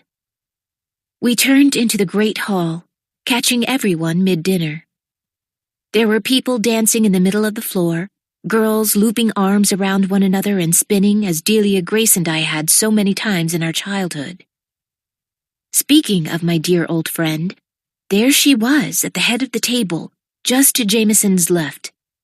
She was bedecked in enough jewels to crush a man, and laughing as I'd never heard her laugh before at something or other Jameson had said. Eaton and I walked calmly into the room, pausing at the back. It only took seconds for people to take in my face and his crown. The commotion began at the back of the hall and worked its way forward. The dancers stepped aside, and shocked fingers pointed our way. Eventually, it got so distracting that the music stopped from the gallery above, and Jameson finally noted us. He stared at us for a moment, trying to put together how two people could upend an entire room. Then his eyes met mine, searching me over to be sure. "Hollis? Hollis Bright, is that you?" Beside him, I watched all the joy in Delia Grace's eyes melt away, and I hated knowing I was the cause of it. "I knew you'd come back to me," he said in a low voice. "In the end, I knew you would." Of course you did, I thought. You orchestrated it that way. Eaton's hand was still under mine, and he ran his thumb reassuringly over my fingers. I took a breath and let go of him. "Your Majesty, I would like to introduce you to His Majesty, King Eaton Northcott of Iseult." I greeted him, gesturing to Eaton. Jameson's eyes went wide in delight. "Are you telling me the old man finally died? And Hadrian as well?" "Prince Hadrian died this morning," I informed him. "The former king was deposed by his highest-ranking relative and is currently imprisoned for treason." Jameson leaned his head back and laughed. He laughed. "Oh, even better. Oh, Your Majesty, you are quite welcome here. Please, join in our feast. I shall have plates and chairs brought, and we can celebrate the new king of Iseult and the return of my dear Hollis." Jameson nodded to the pages to snap to work. I held up a hand, and to my surprise, Jameson stilled. He stared at me in shock. "Before anything else, I must speak to you," I demanded. "There are certain actions that I must have answers for. There will be no celebration between us because there is no peace between us, and I will not dine with you without it." He chuckled, tilting his head to the side. "Hollis Bright," he said sweetly. "I have clothed you and fed you. I have commanded my countrymen and foreigners alike to treat you as a queen. I let your all but common head wear royal jewels." His voice was growing louder as he spoke. "And when you rejected this kindness, when you asked to leave, I let you go without a fight. On what grounds can you possibly claim I have given you anything but peace?" "Shall I say it?" I demanded, stepping away from Eaton, though I could feel him walking up behind me. "Should I tell your court what you really are? And what am I? A murderer!" I shouted in a voice so strong, it felt like the stones in the wall shook. The silence between us was so very charged, so painfully loud. I could feel the eyes of every single person flickering between Jameson and me, desperately curious about how this would end. "I beg your pardon?" he asked so coolly. In a steady voice, I said it again. "You are a murderer, Jameson Barkley. Crown or no, you are as wretched as a common criminal, and you ought to be on your knees from the weight of your shame." Someone near me swallowed. After a moment, the ice in Jameson's eyes softened and he smiled at me. "My Lady Hollis, based on your appearance, I would guess you've been through quite a traumatic day. I don't know what you think. I don't think anything. I know you had Silas Eastoff murdered. I know you had my parents murdered. I know it was your men at my wedding, and the blood of your people is on your hands. Eaton's slow breaths were right beside me. Jameson tilted his head again. Because of the great love I've had for you, I am willing to let these false allegations against me die. But I warn you, any more lies, and I will not be so generous. They are not lies, I insisted calmly. Where's your proof? He asked, spreading his arms wide. I am willing to bet I have far more incriminating evidence about you than you do about me. He signaled to one of the holy men standing near the door to his chambers. Bring me that parchment on my desk with the gold seal. Jameson looked back to me before darting his eyes over to Eaton. And my sword, too, he called after.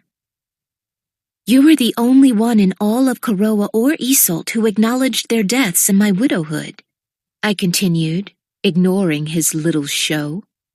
Because you were the only one who knew.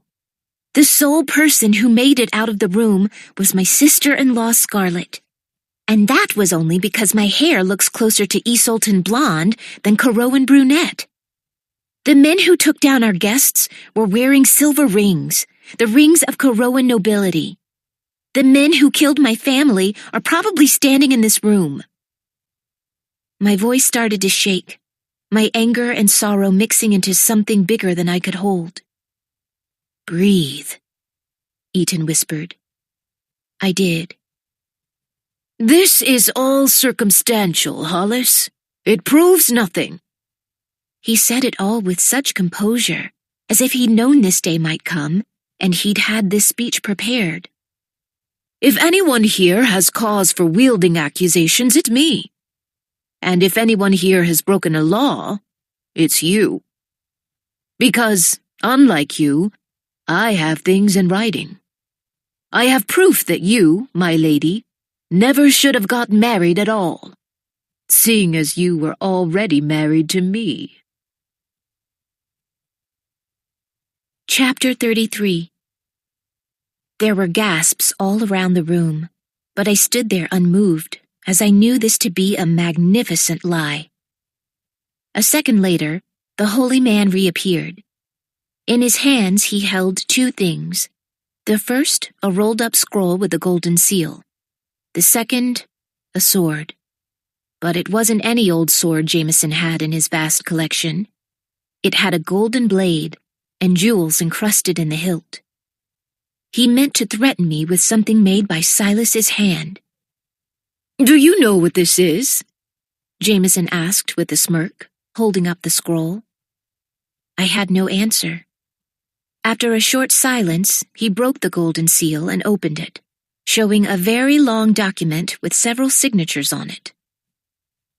Hollis, I wanted you for my bride from very early in our courtship. I knew you would be mine. But you were so green, so rough, that I understood it would take time to make people come around and see you as I did. He laughed. Look at you now. Even in such a state, you look ready for a throne, regal and shining like the sun. I am not the sun, I muttered, but he ignored me. I had to have you. But seeing as the law made us wait, I bent the law to me. Your parents were kind enough to oblige. My heart stopped beating. No, they couldn't have.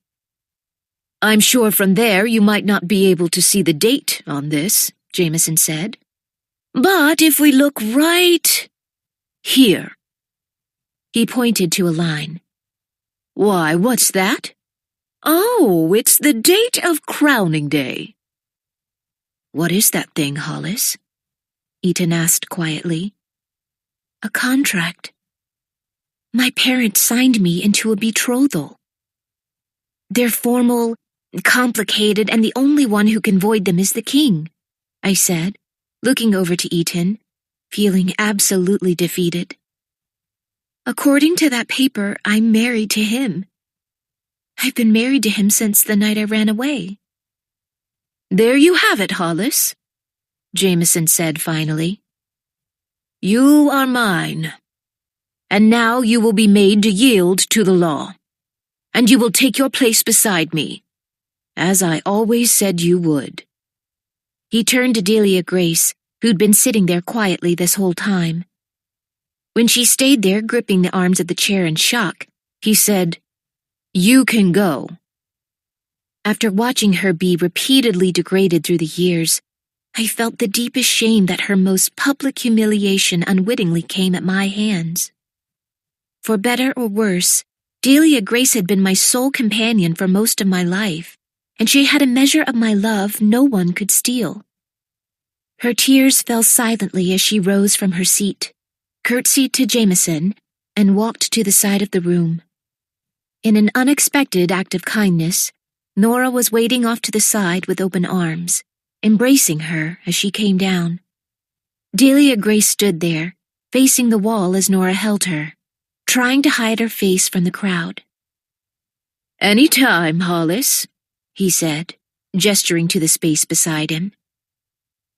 Here I was, being commanded by the king to take my place beside him, a place my parents, in their best hopes, secured for their only daughter.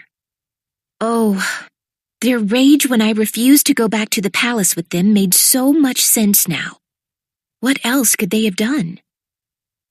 Move, woman. I heard Eaton growl beside me. I am giving you a command, Hollis Bright. And it was that, his third refusal to address me by my married name, that made me snap. I stared down that wicked man and held my head high. You'll find my name is Hollis Eastoff now, and that I am a citizen of Isolt. You do not command me. I never have and never will belong to you. Jameson was standing there behind his massive head table, all alone. Hollis, I want to be a good husband to you. Generous, kind. But you are not setting us up for a very happy marriage. I don't want to be married to you, I shouted. But you already are, he screamed back, the veins in his neck and temple bulging grotesquely as he slammed the scroll onto the table. So I suggest you behave.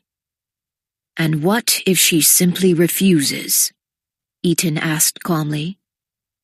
As a king in my own right, I can offer this lady a level of protection in my court. It seems she will be lacking in yours. Who are you to speak to me? Jameson asked. Eaton, undeterred, replied, I just told you. A fellow sovereign. And if the way you casually dismissed that young lady, he said, tipping his forehead at Delia Grace, is any indication of how women are treated in your court, I will take Lady Hollis Eastoff home with me now. Jameson raised his sword, Silas's sword, and pointed it at Eaton. Is this usurper what you would leave me for? He bellowed. I would leave you for a pauper, I replied spitefully. You are a murderous coward, and I will not be your wife. He stood on his chair. It is done, he insisted. You cannot fight it. You cannot fight me. He climbed up over the table, preparing to come at Eaton and me in his rage. Eaton drew his sword, but it made no difference. For as fast as it all happened, the moment itself felt drawn out, as if I could see each piece fall into place almost before it occurred. Jameson, in his anger and urgency, lost his footing as he jumped from the table. He tripped, dropping his golden sword. The setting sun glinted across the blade as it fell, and all I could think was that Silas's work looked lovely, even when it was tumbling. The sword landed on its hilt, tipped up toward Jameson. And when he stumbled off the edge of his dais, his proud platform where he could survey those who worshipped him, the blade pierced him through.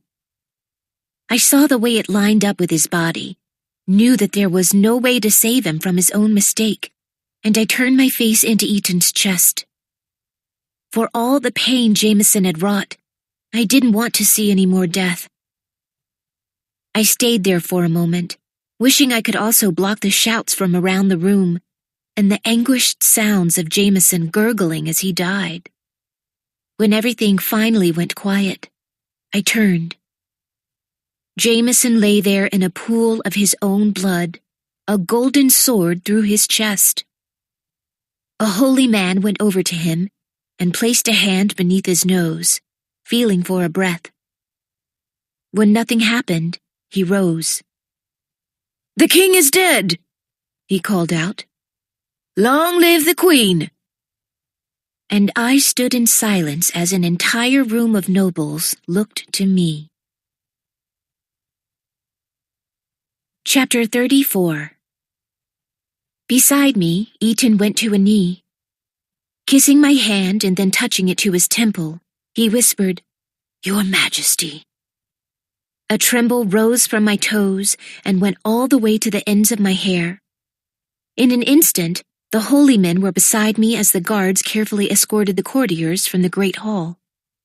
Many were shielding their faces from the sight of a dead body, and many more were speaking furtively, trying to understand how so much had happened in such a few moments. "Your Majesty, you must come with us. There is much to discuss," a holy man said. They meant me. I was your Majesty. I drew in a ragged breath. I was, in the most bureaucratic sense, Jameson's wife. And, as his wife on paper, I was queen. And, as he had no heirs, that meant the crown went to me. But of all the ways I'd imagined this day ending, none had led me to this, and I couldn't wrap my mind around being in possession of a kingdom. Numbly, I nodded. I turned to Ethan, expecting him to follow. He smiled kindly. "I'm sorry, Hollis. I don't think these gentlemen want a foreign king here as they discuss matters of state with their very new queen. Besides, I have a kingdom of my own awaiting my return." But... No, there was no but. He was right. Ethan pulled my hand to his lips again. "When things have settled, we will talk. But know that you will always have an ally in Isolde." How was I supposed to let him go? After everything we'd been through, after everything we'd finally said, how was I supposed to go even a minute without him? Ethan, I can't. "Yes, you can. Look at everything you've already done," he assured me. "Go. Do what you must. Even if I'm gone, you are not alone in this. You have my support, Isolde's support. I will tell everyone at home of your new reign, and I will write you as soon as I can." My hand was still in his. He was waiting. I had to be the one to let go. I squeezed it tight one last time and put my hands by my side. It took everything I had not to cry in front of him. I sank into a curtsy, and he bowed in return. And then he dashed from the room, from the castle, from my world. "Your Majesty," the same holy man said urgently, "please come with me. There is much I need to tell you. Alone. I hope one day you might forgive me for my part in this," the holy man, Langston, said. "We all owe you the deepest of apologies." I picked up the paper again, looking it over in disbelief. In Jameson's handwriting, the letter detailed when and where my wedding was to take place, and spelled out the mission of the men he'd hired. I'd been wrong about the men killing my family possibly being in the Great Hall. He'd specifically gone for nobility, who still had names but no fortunes. People who would be his allies based on status, but in desperate need of money based on their circumstances. The sums he paid each of them, also detailed in the letter, would be enough to redeem an entire family. I never ought to have served these papers, but I felt duty-bound to obey my king. I suspected what was in them, but I wasn't sure. I saved this one, just in case. Once I heard what happened to your husband, I broke the seal and read it myself. Then I knew one day this letter would be imperative to making a case against the king. I hid it away, praying it was never found, unless someone who could make the whole matter right came forward. So now, please let me be a part in finding justice, even if that costs me my own life. It took me a moment to realize he was waiting for me to speak. I cleared my throat, trying to think. Based on my sister Scarlett's account, some of these men died and were burned in the fire. That is enough punishment on their families. We will need to collect the others for questioning. Except the last one, the one you kept this letter from. He nodded. As for you, I know firsthand how compelling Jameson could be. And you were, as you said, trying to do your duty. I want the men capable of murdering their countrymen brought to justice, but otherwise, I'd like to set the whole matter to rest. He bowed his head. That is very generous, Your Majesty. I shook my head. Must you call me that? I wasn't born royal. This doesn't feel right at all. He pulled out the law books and the tidy little contract my parents had signed one more time. His Majesty was the last of his line.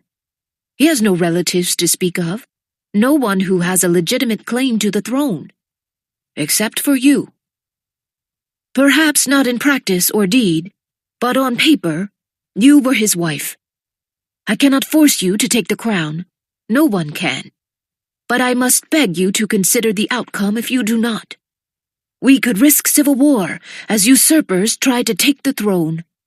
And if there isn't a clear singular leader, neighboring countries might invade, attempting to take the land and claim it as their own. We could lose Koroa. I stood, walking to the window as I considered this. My mother used to say to wait for daylight when there was a decision to be made. There was none of that to help me now. The moon was peeking up from behind the horizon. She would have to do. How had Eaton described the moon? A reflecting light back? A guide for those who didn't know they were in the dark? Whatever he'd said, it was beautiful. Could I really be like that? Could I be a guide? Could I be a light? Could I lead Koroa? I'd loved so many things in my life. I'd loved my freedom. I'd loved my family. I'd loved dancing and showing off my gowns. I'd loved gaining a sister. I'd loved Silas. I'd loved Eaton. Some of those loves were much shallower than others, but the thought of making every love I could ever have for all my life come in second place to Koroa, it was frightening. If I said yes, it meant closing the door on so many things, on 1,000 possibilities for my future. It meant service and humility and a lifetime of correcting wrongs. And if I said no, it meant risking Koroa. I had been scared to come back here, but I realized now that so much of that fear was tied to Jameson. And he was gone. Without him, all I could think of was that someone had to protect this land. The land that Queen Hanovi made the boundaries of with her kisses. The one Queen Albrod protected on horseback. I couldn't leave Koroa by the wayside, risking her falling into the hands of someone who might break her or suppress her. No, I would never let that happen. When I turned around, the holy man was standing there, the crown of Estus in his hands. and I took a knee. 3 months later. Chapter 35. I walked around the table a second time. No. I pointed to the flowers in the middle. In Iseult, these are used in mourning. Replace them. I think that's everything. Yes, Your Majesty, the page said eagerly. And the menu? It's all been approved. If you have any further questions, they may be directed to my principal lady. The butlers and pages bowed and moved, finishing up all the final details. There was only one thing left to take care of, and it should be done by the end of the day. If everyone was on task, that is. I walked from the chamber we'd been using for planning and into the central corridor of the castle. Unlike the kings before me, I preferred to work where I might see my people. There were bows and curtsies as I made my way out toward the courtyard. As expected, all the young girls were working on one big dance together, with Nora choreographing. I'd never seen anything quite so large, and I was sure it would impress. Nora caught me watching and asked with her eyes what I thought. I gave her a warm smile and a satisfied nod. It really looked beautiful. It had been her idea to have the young girls do something together, and I appreciated it. How much happier would my early years at court have been if we'd tried to build something as a group instead of feeling like we had to compete all the time. As I watched, lulled into a stupor by the twirling gowns, a page approached. "Morning Post, Majesty." "Thank you. It was Andrews, was it not?" He smiled. "Yes, Your Majesty." He moved on quickly, and I scanned the names on the letters to see what had come. The first several were from lords, and I'd need to see my counsel before responding to any of them. At the very back were 3 meant not for the Queen, but for Hollis. Well, maybe one of them was meant for the Queen. I tucked inside the low wall of the palace and bent over, reading away. "Your Majesty, you will be pleased to know that the last teaching position was filled this morning. We now have suitable instructors for all subjects. As of last week, all the rooms in Varinger Hall have students assigned to them, so in the next week or so we will begin the courses you laid out. The staff has been preparing around the clock, and while it's not the work any of us signed up for, everyone is delighted to be useful again and to see the manor full of life. The first girl arrived this week. We have 3 orphans coming, and she is one. She was so timid, but the maids have taken her in like a little kitten, and I feel certain once she's able to meet her classmates, she will blossom. The manor is in good hands. I am seeing to all the grounds and house, and the headmistress you chose is an agreeable woman who is very organized. I feel certain that if you get to visit, which we all very much hope you do, that you will be pleased with this school. We will keep you informed of any issues we have as things begin, but I'm very hopeful for the future of this project. It is a brilliant idea, Your Majesty. One day, Koroa will be filled with schools like these, and the future citizens will have you to thank for it. We pray for your health and reign. Visit soon. Your humble servant, Hester. Finally, that giant old house was serving some kind of purpose. I wasn't sure if a live-in school for country children would work, but we would know if we didn't try. I had no illusions of myself being someone who walked into war or saved countless sick, but I could do little bits of good a little bit at a time, and I hoped that when the end of my reign came, that would be what people remembered. I moved on to the second letter. Your Majesty, Hollis, I am finding Great Perrine much to my liking. The air is not so soft as it is back in Koroa, but there is something in it that smells of spices, and the beauty and mystery of it all fills me with curiosity each day. It has been good to go away, to be an unknown in a new place. I've made many new acquaintances, and have told a great story of you becoming queen to each of them. I dare say you may be the most famous royal of our lifetime. Speaking of being a famous royal, how are things at home? I remember you mentioning a dozen little ideas before I left. Have any of them come to fruition yet? I remember Hagen being nudged toward you as a suitor. Is he your betrothed now? Did you happen to find someone more to your liking? It sounds like your reign is off to a very good start, Hollis. Of all people, I know you want to prove yourself. I think you will leave your mark on our country, but only give it time. I think that's what you're doing. I hope so.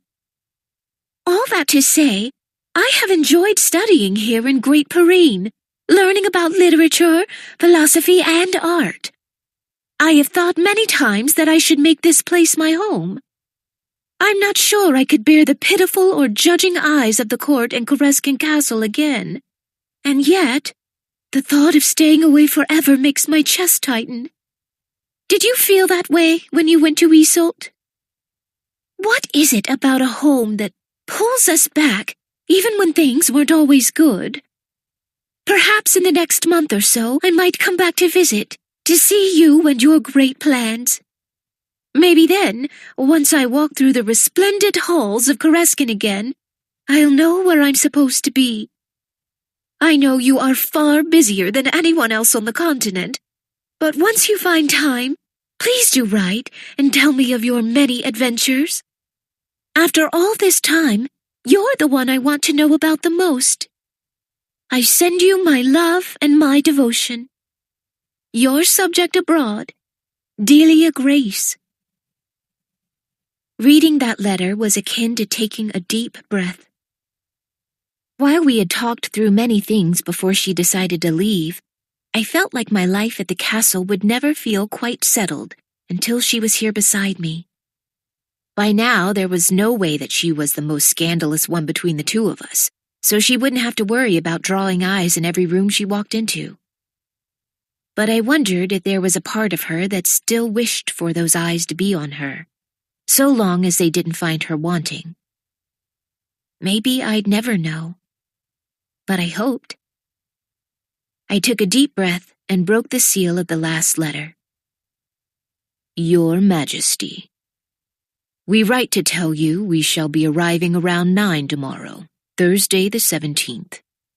We promise not to make a scene or tease you. Well, we may tease you, but not too harshly.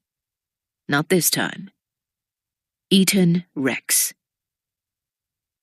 I smiled. Rex, how fancy. As a fellow sovereign, maybe I would adopt that.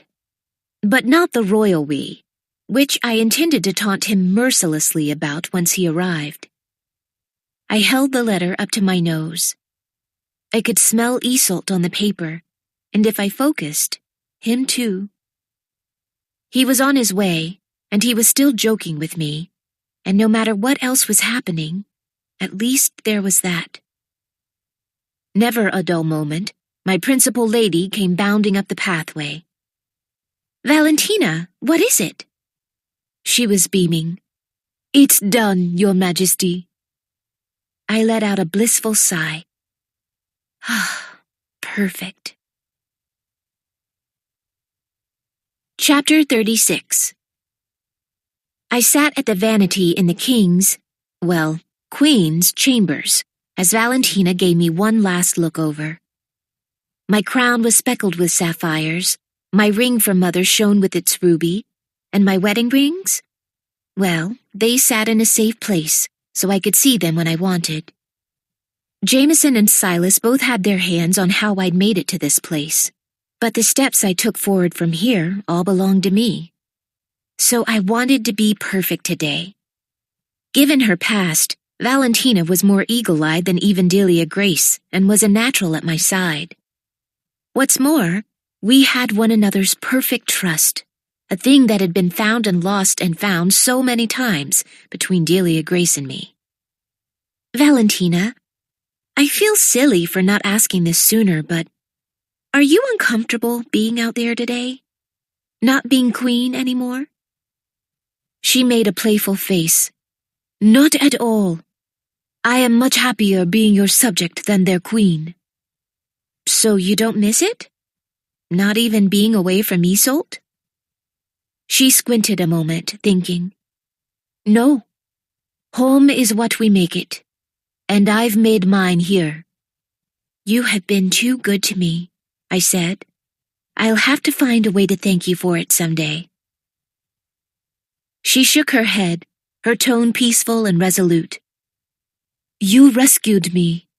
King Ethan rescued me. This is me thanking you. She stepped back, surveying her handiwork. There now. Beautiful. I wouldn't admit this to anyone else, but I am very nervous. With how close you two have been, there's no way this meeting could go poorly. I swallowed my words, thinking that, with how close we'd been, this could be the hardest meeting of my reign. Valentina knocked on the door, and the guards opened it for me. I walked through with her tailing my skirt as I serenely acknowledged the crowd. Just beside the dais, Hagen was waiting for me, his arm outstretched. Hagen was what Valentina had referred to as a perfect specimen. He was tall, with a sharp nose and dark brown hair. His broad shoulders made everything he wore fall impeccably, and most importantly, he was from one of the oldest families in Koroa. In the days when my mother was trying to parlay what she thought would be a brief relationship with Jameson into a proposal from another high-ranking family, Hagen hadn't even been on her list. He'd been too good for me. Good day, Your Majesty. He greeted me, an easy smile on his face. What an interesting choice. You look lovely. Thank you. I practiced breathing steadily as he escorted me in front of the crowd. My throne was there, as was one for Eton. Hagen had a seat to my right, and on Eton's left there was another chair for Ayana. I'd heard he'd been encouraged to find a mate rather quickly. He and I were in similar situations with our family lines. We were the end of them. I glanced at Valentina, asking her with my eyes if I still looked all right. As if something had changed in the last 3 minutes. She nodded reassuringly, and I clasped my hands in front of me, hoping to settle my stomach, but instead I felt my ring. I looked down quickly at the gift from Mother, the heirloom from Jedrick. In our many correspondences, Eton had never asked for it. But as I was now a Koroan queen and forbidden from being an Isoldan citizen, I wondered if it should go back to him. Just one detail of many to settle over this trip. The trumpet sounded, announcing their arrival, and I could feel my heart leaping from my chest. Eton was here. We were breathing the same air. I watched expectantly down the path made up the middle of the great hall, probably giving away how desperate I was to see his face again. I saw his shoe first. All it took was a shoe, and I was lost. His hair was shorter, but there was still one rogue piece trying to fall in his eye. He'd grown a very short beard, and it looked absolutely charming around the shape of that smile growing on his face. I shook my head. I shouldn't have been surprised that we'd had the same thought. While his entourage was dressed in dozens of cool shades of blue, Eton's coat was red. He was a flash of fire in the night. And I'd chosen the bluest gown I had, bedecked my hair in silver. For him. He walked up, bowing before me. As he did, I noted the petite girl just off his shoulder, her hair done up in an elaborate twist, and her face angelic and poised. For a split second, I forgot my place. I curtsied to him in return, a little hastily. I sighed. I was already making mistakes. I walked down off the dais, my arms outstretched, and he happily took my hands in his. "Is this the best you could do?" he asked, flicking at the collar of my crown. You look like a puddle. I assume they lost your wardrobe on the road and that's why you're wearing this horse blanket? He chuckled. It works in a pinch. I smiled and looked past him, raising my voice. Dear friends, thank you for coming. I realize this meeting came much sooner than expected. I appreciate your willingness to visit with us, and for your support, even from afar. Some of you rode up to this very palace for my sake, and I have not forgotten it. Please make yourselves at home. You are most welcome here. There were courteous claps around the room, and Eaton held my hand as we went up the dais. Once we got there, Hagen was waiting for me, and I remembered whose arm I was supposed to be on. Your Majesty, please let me introduce you to Sir Hagen Caltrat. He will be accompanying me for the duration of your stay. Eaton reached out his hand. A pleasure to meet you, sir. I hope we will get some time to talk ourselves. Hagen shook Eaton's hand in return. I'd love to. I've heard you're quite the jouster. I'd be grateful for any advice you'd be willing to give me. Eaton laughed. I'm afraid I've only won one tournament. I was lucky. He glanced over to me. Very lucky. But I'll still go out to the field with you whenever you're free. Excellent. Eaton took the hand of the girl beside him, bringing her closer to me. Your Majesty, I'd like you to meet Lady Ayanna Rothland. She is one of the brightest ladies at the Isoltan court, and she's dying for you to give her dancing lessons. I looked past him. Is that so? She nodded. I've heard all about your adventures from your mother-in-law, and Lady Scarlet speaks of how you two used to dance. I grabbed Eaton's arm. Are they here? Held up. They're coming tonight, he replied, an amused smile on his face. Your parents? I had to stop myself from calling them aunt and uncle. They're keeping everything together while I'm gone, but they send their love, as always. I couldn't contain my joy. Eaton was here, and Mother would be soon, along with Scarlet. I didn't realize how much I'd been aching for them. But as the moment settled on me, I felt instantly lighter. My standing around and laughing was not the point of the trip, so I motioned for Eaton to join me at our seats. Hagen, ever a perfect gentleman, went over to Ayanna and took her to meet some of the more influential families at court. She's sweet, I said. Yes, sweet, eager to learn. Father approves, so that's something. I made a face. And Aunt Giovanna? He squinted. She's a bit more restrained with her affections to Ayanna. I'm sure she'll come around. I suppose. But there was something about the set of his jaw that said this was unlikely. What's all this? He asked, pointing to the wall. Next to the stained glass windows depicting moments from Kuroa's past, a curtain hung. Did a pane get broken? Not broken. I've had a new window installed. We're unveiling it at sunset. The light should be perfect. You would know. I stared at his smile, lost, completely forgetting where I was supposed to be going, or if I was meant to say something. The world was nothing but Eaton. After a moment, he took in a deep breath, like he'd forgotten to inhale. His eyelids fluttered, and he turned to look at the room, seeming to need a distraction almost as much as I did. You should have seen your people as we approached the first city, he said, his tone balancing perfectly between serious and playful. Children were waiting by the road with fruit in their hands. They ran alongside us, handing it up to the soldiers and courtiers as we passed. I beamed with pride. I've tried to tell you many times, we're generally a welcoming people. He nodded. It's hard to believe that on a battlefield. But there were plenty of other times He pressed his lips together, his eyes glassy.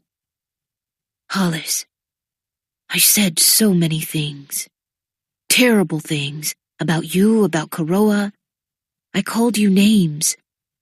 I was so painfully ignorant. I shook my head. I cannot judge you. I'm sorry to say I've done the same. But we learn and we change. That's the only way to make anything better. Then can you find it in yourself to forgive me? He whispered. I stared again, lost in those slate blue eyes. For a very long time, there has been nothing to forgive between you and me. He let out a long, shaky breath, blinking back tears. He surveyed the people in the great hall, both his and mine, Isoltan and Koroan, and finding himself pleased with what he saw, he smiled and took me up to the thrones. When we sat, his face grew serious. How are you faring, Hollis? Tell me the truth. I swallowed. Doing well, I think. I have nothing to compare it to. Unlike you, I wasn't born on the edges of royalty, so I've already accidentally broken the law twice, just for lack of knowing any better. The holy men held a week-long prayer service for me. At that, he chuckled. Well, if anyone could use prayer. I swatted at him, smiling because, while he was different, he was also just as I remembered him. I'm getting better, but I'm terrified of messing something up. It used to be if I made a mistake, it only hurt me, or maybe 4 or 5 people around me. Now? I could hurt so many, Eaton. It would break my heart. Then write me, he said, placing his hand on mine. I thrilled to the touch. I don't know everything, but I've got plenty of experience. I'll help you. I tilted my head at him. You have your own country to tend to. One twice the size of mine, might I add. You can't stop what you're doing to save me. But I would, he whispered. I'd do so much more if I could. I swallowed. I know. Me too. I lowered my voice. I can't believe I didn't think about what this would mean for us. He shrugged. I didn't either. In the moment, I was just so pleased for you. To see you become queen. If I'd have realized, I never would have. Yes, you would have, he insisted. You'd have taken up your crown in a heartbeat. Because, despite my first assessment, you are much more than an ornament. You're brave, possibly to the point of stupidity. I laughed at that. And you're giving, unflinchingly loyal. So many things, Hollis. Things I wish I'd seen sooner. I looked away. All the brightness that had surrounded me was fading away. I thought it would be a long-awaited comfort to see Eaton again. Now I wondered how much of it I could take. I think, for both our sakes, this meeting might need to be the last one in person. When I dared to lift my gaze to him again, Eaton looked as if he might cry. I think you're right. I don't know if I could do this for the rest of my life. I nodded. I'm a little tired.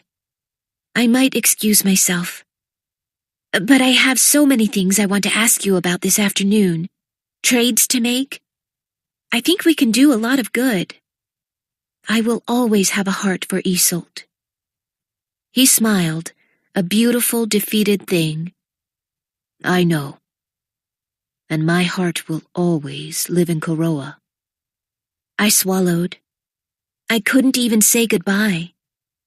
I rose and gave him an acceptable curtsy before retreating to my rooms at the fastest pace I could, without looking like I'd been offended by something. I didn't close the door behind me, and Valentina came in quickly, followed by 2 of the holy men. They tended to be like shadows for me. Most of the time, I didn't mind it. I was so deeply in need of help, I was thankful anyone came along to usher me in the right direction. I wasn't so sure how I felt about it now. "Majesty?" Valentina asked, watching as I collapsed into full-on sobs. "I can't do this," I insisted. "I love him so much, Valentina. How am I supposed to live without him?" She embraced me. "It's not fair," she agreed. "Too many people have to live without the ones they love. Here you are with every resource in the world, and you still can't make it happen. It's cruel, Hollis. I'm sorry." "Majesty?" Langston asked. "He did not offend you, did he?" I shook my head, weeping. How could I explain what everyone in close quarters already knew? My heartache was my own doing. I clutched Valentina. I felt so foolish, picking up the crown and taking vows before I'd known it meant Eton would be gone forever. Before I realized being sovereigns meant that Eton and I were tied to our own countries, with no means of escape. The holy men weren't sure what to do with a crying woman. They'd said the wrong thing to me more than once, and now they usually chose to stay silent in the absence of the right words. "Majesty," Langston said, "for what it's worth, we are sorry. When you left, we thought we knew what heartbreak looked like. Jameson was all but inconsolable. Still, we never saw him break. He was angry, vain, vengeful. It was never like this with him." He came closer to me, speaking softly. "But we know your strength, and your people love you. You will overcome this." I nodded my head and spoke through my tears. "Of course I will. My apologies. I will rest and be ready for our meeting this afternoon. We have much work to do on this trip, and I will not let you down." The holy men bowed and backed out of the room, closing the door behind them. "Come," Valentina said. "Let's get all the tears out now. It won't do for everyone to see them." "If anyone understands that, it's you." She held me tighter. "I do. And I won't let you fall, Hollis." The sad thing was, I'd already fallen. And I was in so deep, there was no coming back. Chapter 37. "I'm afraid I have a rather long list," I warned Eton as I walked around the wide table in my new offices. The holy men were standing at their own desk, books and scrolls on hand should anything need confirmation. Ayana and Hagen sat side by side in chairs, whispering questions and answers to one another, the intendeds of two young sovereigns. "I do too," he said, setting some papers on the large table in front of us. "Ladies first." I smiled. Well, even before I was queen, I envied Isolt's medical advances. I would like to start some sort of program where Corroan citizens who have an interest in medicine could study in Isolt. Of course, it would be limited, and people would need to apply. I don't want to send a horde your way. But would you be agreeable to something like that? He considered. "Why don't I send some of our brightest here? Perhaps we could do rotating courses, maybe go to 2 or 3 regions in Koroa. You'd know where they'd be most useful." I blinked. That would be incredibly generous. Off the top of my head, I'd want something here, where the population is so dense and in need of care, and something in the poorest areas, where getting care is the most difficult. Once a handful of people were trained, they could take over the teaching roles and your doctors could go home. He nodded. "Note that we need to make inquiries for 10 doctors willing to come and teach in Koroa. Housing and payment will be taken care of."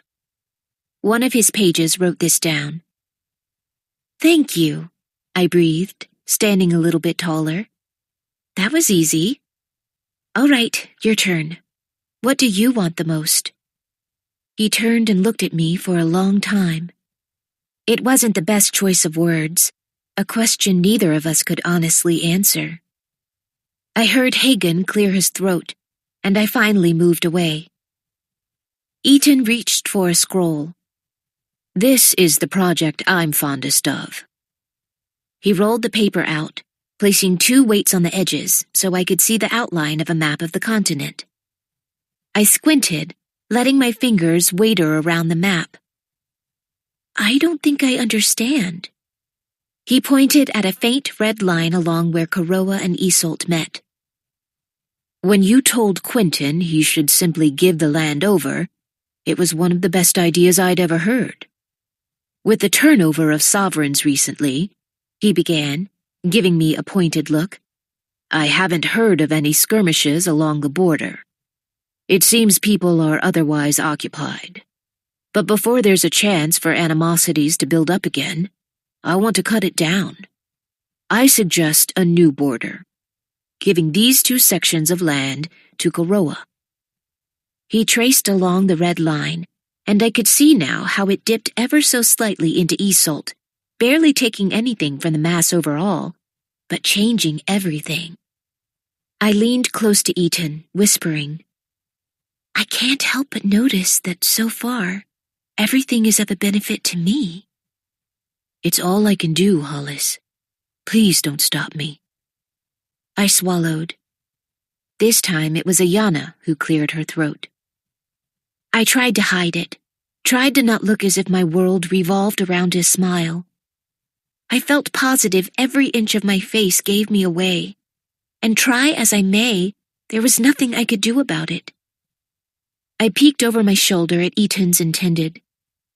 I had the distinct feeling both she and Hagen would be thrilled when this trip was over. Very well. Granted, I said quietly. Oh, amazing. You've learned to take instruction. I can't wait to write Mother about this. Writing? So you finally mastered the alphabet then, she must be so proud. Talks over trade and roads and art went on for hours, and for the life of me I didn't understand why the people before us made things so difficult. While Eaton and I didn't see perfectly eye to eye on everything, and while those who kept the laws had to interject from time to time, everything went smoothly. Going into these talks assuming my neighboring king wasn't trying to ruin me, and knowing this queen wasn't trying to ruin him, changed everything. Worlds could be changed when we chose not to walk into rooms operating as if everyone was our enemy. Eaton finally rubbed at his forehead. I think I have to stop for now. We can leave all the papers out and pick up here tomorrow if you like. I nodded. And I think they've planned a ball tonight, so I need rest before that. Well, you don't have to dance, Your Majesty, Hagen offered. I'm sure the other ladies of court will be happy to entertain our guests in your stead. Ayana stood. Some of the ladies from Isolt choreographed a piece for you. A gift. Nothing impressive, I'm sure, but— No, I said, smiling. How thoughtful. I can't wait to see. I turned to Eaton. Completely her idea, he bragged. I liked that she was considerate. He needed someone who put him first, others first in general. Gentlemen, will you excuse us? I think I'd like to show Lady Ayana the gardens. She smiled as her eyes went wide, and she let out a slow breath, as if bracing herself for being alone in my company. Come, I said, giving her my arm. You're going to love the flowers. We made our way outside, and as we walked, I pointed out the fine features of our architecture and noted the various wings of the castle. My home. For so long, I'd felt like I wasn't sure where that was. But this was my home now. Right? It had to be. It was where I slept, where I ate, where I ruled. But I supposed that, As long as Eton Northcott wasn't under the same roof, no place would ever feel like home to me. So what did you want to talk about? Ayanna ventured. I'm sure you didn't bring me out here just to look at flowers. Well, I thought it would be nice to get to know you. I'm sure we'll correspond over the years, even if we don't meet again. Are you planning not to meet again? It's unlikely. I ignored her shaky breath of relief. But tell me about yourself. How did you meet Eton? She smiled, thinking back. My parents introduced us. I was sick for Hadrian's wedding, so I missed meeting you, watching His Majesty win the tournament, and seeing him come back with an army. After everything was settled and I was well again, we went to Chetwynd to pay tribute and pledge our loyalty. I've been at the castle ever since, so we get to spend a lot of time together. She added a shy little shrug. How did you meet His Majesty? I giggled. Oh, it was here in the Great Hall. He insulted me and I gave it right back. We were off to a fantastic start. She laughed. Really? I've never heard Eton insult anyone. I rolled my eyes. Lucky you. It seems we communicate in irritating one another. Ayanna stopped, dropping my arm. Then how is it? Why do you seem so happy when you're in the same room? I was confident I was blushing, but I still went to deny it. He's like family. I married his... She cut me off. No, I know the whole story. But he's been smiling to himself for a week. And in that room, he'd reach for something just to touch your hand. So if you two live to argue with each other, why does it seem like... She couldn't bring herself to finish. I'm strong enough to take it, you know. I can resolve myself to losing him. I just need someone to tell me the truth. So here it was, one of the many moments I'd been dreading. I wanted to tell her to stop fighting for him, that if it came down to it, I'd win every time. But I couldn't. I couldn't fight for Eton or waste my time hating her. Ayanna was the only one who could take care of him in my place, so my sole choice was to be honest and to love her through it. I had to be her champion. I took her by both arms. The truth is, he means the world to me. I won't be so cruel as to lie to you, but he has to come in second place to Kuroa. I took vows to serve Kuroa, and I cannot leave my throne. Much like Eton, there's no one left to take it. So, you needn't fear. I am here, and he is there, and after this trip, you will most likely never see my face again. She looked down and then out to the garden. The blooms were still hanging on, but fall was upon us. Soon everything here would go to sleep. You say Eton will always come in second place to Kuroa. But I will always come in second place to you, she lamented. No, I insisted. We went through something monumental together. It forged a friendship deeper than most. But we will part ways, and he will marry you. Over time, things will be different. I promise. This was not the conversation I'd imagined us having. I simply wanted to know her character better. But I knew my role in this world, and it painted me into one corner and Eton into another. If all I could leave him with was a confident bride-to-be, then that was what I'd do. What about Hagen? She asked. He seems incredibly kind. I laced my arm back through hers and kept us moving. Maybe if we just kept walking, things would somehow resolve themselves. He is. He's perfect, really. Handsome, considerate, always thinks of me first. I can't imagine another man in Karoa doing a better job as my consort. I made a point of wording that carefully, and I wondered if she caught it. Hagen will be my prince, you will be Eaton's queen, and I'd like to think that we could be friends. Her head tilted over, looking to me. Really? I nodded. Truly. She smiled, a cautious and fragile thing. She wasn't a terrible girl. In some ways, things would have been so much easier if she had been. Have you ever made a flower crown? I asked her. Come, we'll have to make you one for tonight. Chapter 38.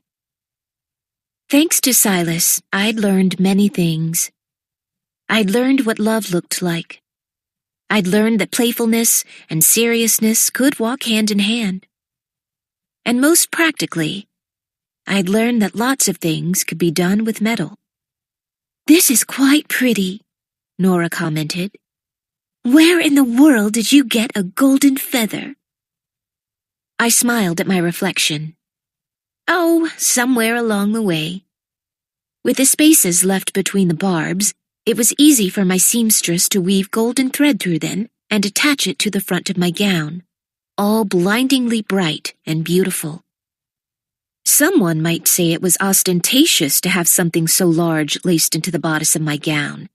But if I couldn't come out and tell Eaton how desperately I missed him, then I'd show him that he was directly by my heart at all times, by whatever means I had. I'd gone back to my traditional gold. I wasn't sure, but I thought he liked me in gold. And though it was proper to wear my crown, I laced flowers from the garden into it, so I could try to be Hollis and Queen at the same time. Tonight would be slightly less formal, and I wanted to leave him with images of me that he could hold close, no matter what came our way. And many things certainly would. 2 different countries, 2 inevitable weddings, and years of ruling side by side, but hardly ever speaking. We'd survived so much already. We could survive this. When I walked into the great hall, dinner was already in progress. 2 men from Isolt came up to me, bowing down to one knee. Your Majesty, I don't know if you would remember us, but we served King Eaton when you came to confront Jameson.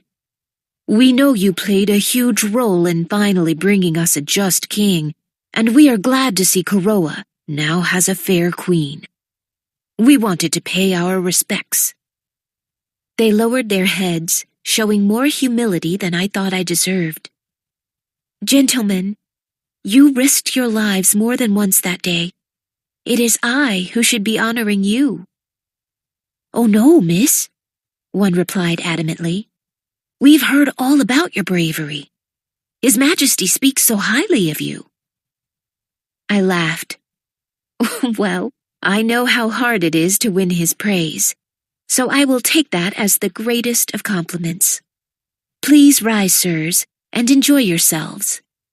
I hope you're feeling most welcome. They both came up, a strange expression on their faces. The one who'd been silent gestured haphazardly around the room. I've been to Karoa countless times, and I've never felt so at home.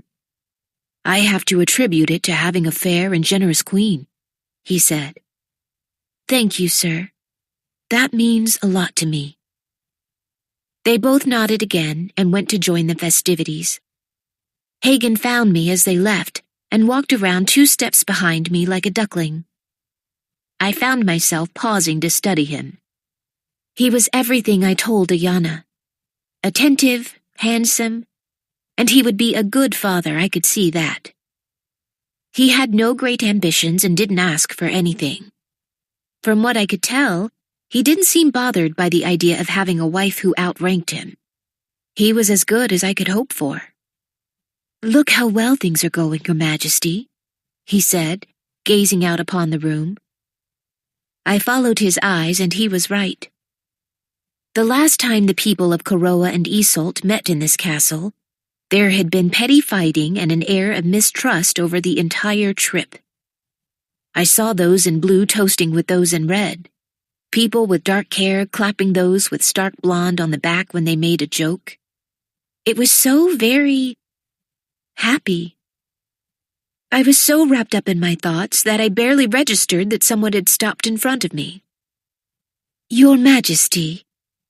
I turned to the figure bent down but looking directly at me and started crying without a second thought. "Mother!" I yanked her up and fell into her arms. Oh, I needed this. I needed someone to hold me and care for me in a way that no one else could. I needed someone who loved me. My turn. I looked up to see Scarlet waiting behind her, and I moved directly from one hug to the other. "I've missed you so much." "Not as much as I've missed you." They held on to me, there in the middle of the great hall, and for the first time in weeks, I felt whole. I knew they'd go back to Isolde, that I couldn't keep them. But for today, I had a family. "Sorry we're late," Scarlet said. "His Majesty has given us duties at court and there was a little hiccup. He's been so good to us, we don't want to let him down." Just over her shoulder, Julian gave me a polite nod, beaming as he looked around the room. I was thrilled to see he was still by Scarlet's side. I took her hand. "How is Ethan doing? Tell me what you know he wouldn't." Scarlet smiled. She really smiled. The girl who danced in my chambers had come back after all this time. "He's doing so well, Your Majesty.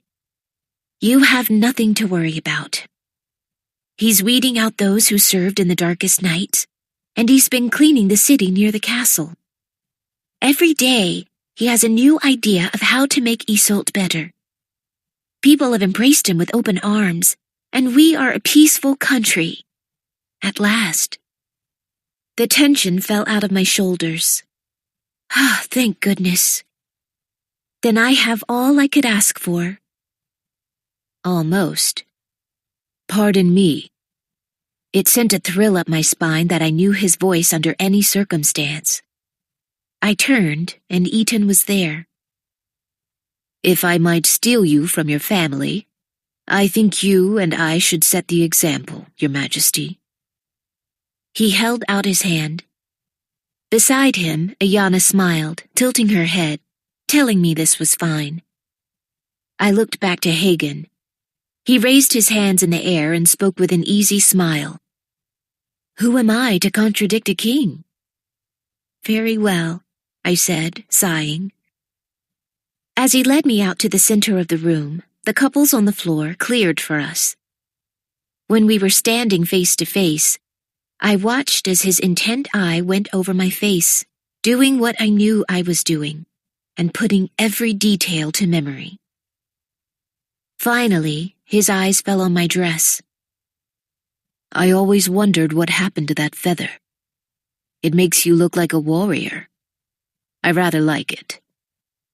The music started, and the familiar notes of the song we danced to once before filled the room. Of course. We bowed and curtsied and stepped around each other. I'd like to think it gives us a little luck. We moved to face each other again. "I keep our luck with me, too," he said, reaching up to double-tap the pocket on his coat. The golden fringe of a familiar handkerchief hung out of it. I spun, keeping my eyes on his pocket. "I thought you said you lost it." He shook his head. "I never lost it. I just didn't want to give it back." Then, thinking better of it, he spoke again. "Well, I lost it once, and I tore my room apart looking for it. I don't go anywhere without it in my pocket." "When did you become such a romantic?" I teased. "I always was. You just hated me too much to see it." I playfully pursed my lips in thought. "I only really hated you for a day. Maybe." I wish I could say the same, he said, shaking his head. If I'd known how limited our time was, how much it would matter, I wouldn't have wasted it. We have one more day. Let's not make the same mistake. He nodded silently as we continued moving. Why had this dance felt so much longer in Iseult? The song was coming to a close, and he was going to lift me. This might be the last excuse I ever had in my life to be held by Ethan. He swept me into the air, eyes locked on mine, and he never brought me down. He just held me up, looking into my eyes until the music stopped. When he finally brought me down, the room was applauding our dance, and I was a little breathless. A sea of eyes, and I could only see his. I felt myself leaning into him, closer and closer. He swallowed before looking away, and I found myself very much in need of a distraction. I suppose now's as good a time as any. Here. I took his hand and pulled him over to the side of the room with the windows. I nodded to Hagen and Ayana, who were talking with their heads together. I wondered what secrets they were sharing. Whatever it was, they dropped them to join us. Some of the holy men were already there, being attentive as always. Langston, would you reveal the window so I might show our guest? Though he had expressed his concerns over the new window at first, Langston couldn't argue that our moment in history was unprecedented. He nodded to another man, who very enthusiastically reached over and pulled the drape. The sun was still a little high, but it lit the window perfectly. I watched Eaton's face as he took in the scene. "That's you," he breathed. I nodded. Yes, it was me. I was emblazoned in a red dress with my hair out behind me, standing just outside the castle. But the window was not simply a tribute to myself. In the background was the outline of dozens of men in blue, and just in front of them, "And that's me!" I lowered my voice. "I will see you every day, and all the people of Koroa will know who you are, what you did for us." I watched his Adam's apple travel up and down as he tried to keep his tears in check. "This is too much, Hollis." "It's all I can do. Nothing feels like quite enough." He was swallowing hard. "I love it. I love—" He looked down at me, never finishing his sentence. We were trapped by our crowns, and it was an excruciating kind of pain to know just how much we loved each other and to be completely unable to do anything about it. "If you'll excuse me, Your Majesty, I think the excitement of the day has made me tired." He turned so that his fingers gently brushed against mine and went from the room. Ayana followed, and I couldn't quite read her face. Was she sad? Disappointed? Whatever it was, it didn't seem good. In her wake, Mother and Scarlet came up. "That's a beautiful gesture, Your Majesty," Mother said. "Can I please just be Hollis to you?" I asked, very near tears. Scarlet wrapped her arms around my waist as Mother affectionately ran her hand over my hair. "Of course, you will always be my Hollis. But look at what you've become. And look what you've accomplished. Eaton was fighting with everyone and everything. He'd given up on his life, and you saved it. And you confronted the monsters in your life and set horrific wrongs to right. You're the first queen regnant in Koroa's history, and, my goodness, just look around this room." I did. I really took it in. You have joined what most people thought could never be. That alone is an accomplishment for the history books, she said. Something struck me just then. Something stupid and reckless and maybe impossible. But I had nothing else to lose, so I was certainly going to try. Get Valentina, and Nora too. I need you all. I need your help. Chapter 39. The sun was streaming through the windows, and I was still reading over the law.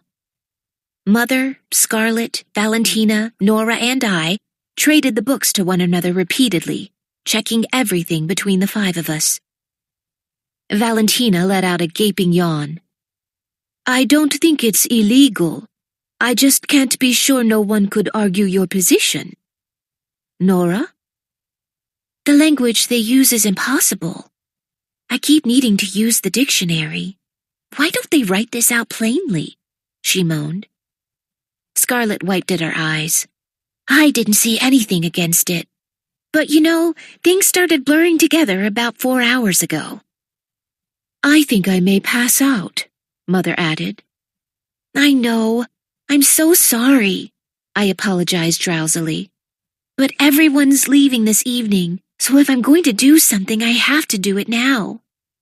Exhausted but faithful, my friends and family turned back to the law books and history books strewn out before us. I felt like I was shooting arrows in the dark, trying to find something I wasn't sure existed. Hollis. Valentina's eyes were suddenly sharper, and I watched as she read over a section of the law again. Look at this. She handed one of the large books to me, pointing to a passage. I read it 3 times to make sure I'd gotten it right. I think this is it. Valentina, I think you found it. Oh, thank goodness, Scarlett sighed. Can I sleep now? My bed is that way, I offered. All of you get some rest. I'll get someone else to dress me, Valentina. You've already done too much. She shook her head. If you're doing this, I can't trust it to anyone else. Come on. I followed her to my room, where Mother and Scarlett unceremoniously fell into my bed. Nora, the sweet thing, fell awkwardly into a very large chair and was out in seconds. I thought of the most recent sleepless nights in my life. One where we walked to Varinger Hall, one where Eaton chased me as I ran for the border, one where I cried reading his letter explaining our situation. And then last night. I refused to count any of those nights as wasted, but this one left me feeling so very hopeful. Valentina laced me into another something red. So much of my wardrobe was red. I splashed water on my face, and she pulled my hair up, so it looked presentable. I stared at myself in the mirror, trying to steady my resolve. What's step 1? Valentina asked. Hagen. She nodded. Makes sense. How does it look? I surveyed everything she'd done.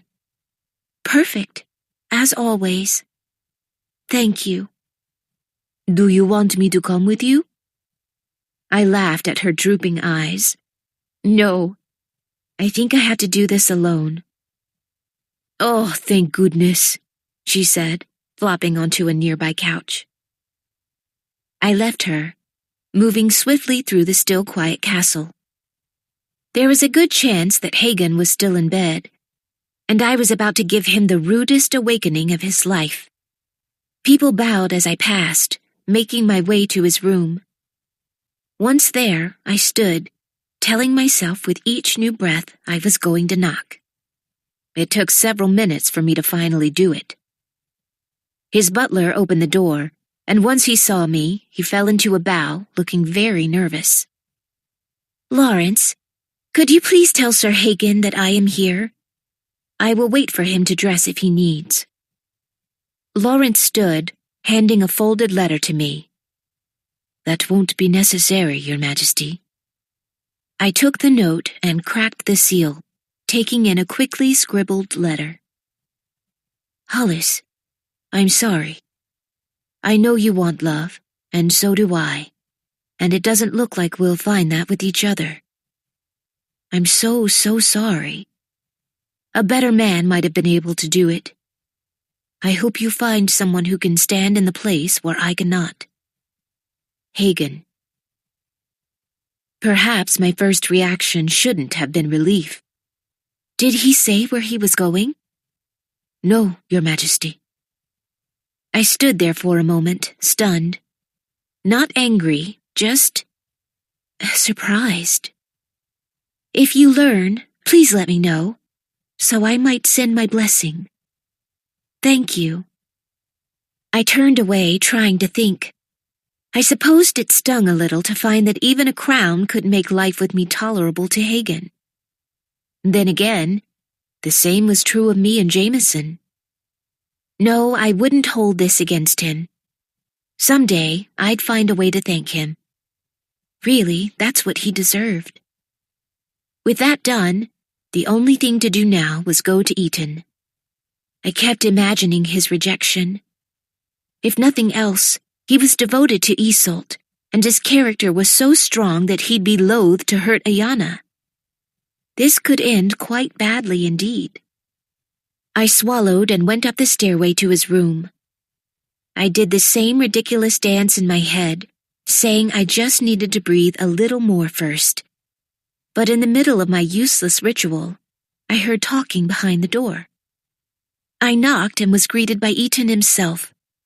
He was holding a piece of paper in his hands, looking perplexed. After he flung the door wide, he went back to using that free hand to tuck in his shirt and straighten his doublet. His hair was a wild mess, but it suited him. "Hollis, do you know anything about this?" he asked, holding up the paper. "What is it?" "It was slipped under my door last night. Ayanna's gone." I felt the blood drain from my face. I sighed. "I might know something. Can we have your staff leave for a moment?" Still looking like he was asked to solve a riddle before he could pass a bridge, he nodded, staring into nothing. The butlers and dressers left, closing the door behind them. "This is my fault," he said. "I should have been more attentive to her.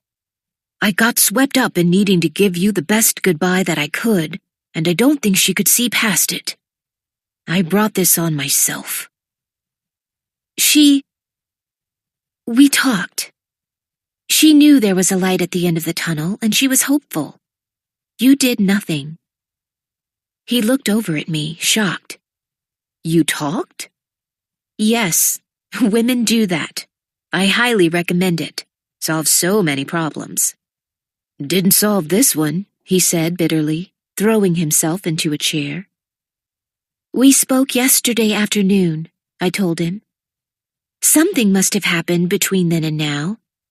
My guess is that she and Hagen bonded over their positions in our lives." He looked up at me through the fingers that were propping up his head. "What makes you say that?" "Oh, nothing. Just that he's gone too." I held up my letter. Eton hopped up. "Do you think they left together?" How would an Isoltan girl know where to run unless a Corroan boy took her? His shoulders slumped and he started pacing. "Hollis, I'm so sorry. Messing up my life is its own thing, but yours?" "I'm used to it," I said with a shrug. Despite his disappointed mood, he laughed. "How are you so calm about this? You and I both have to marry someone. We have to establish lines, and the most fitting options for either of us are gone." I shook my head, smiling. Tears came to my eyes as I whispered, "No, Eton. No, they're not." He stopped walking and stared at me, looking equal parts hopeful and nervous. We probably matched in that sense. "Hollis?" he asked, his eyes still hesitant. I cleared my throat. "Do you remember how you suggested a new border between Isolde and Corroa?" "Yes. I still mean it. It's the thing I'm most passionate about. Well, what if we just eliminated the border? His forehead folded in confusion. What? What if Isolde gave Koroa all its land? And what if Koroa gave Isolde all its land? And what if there was no border between you and me? His face softened. No border? No border. One country. One country. I saw all the wheels in his head spring to life.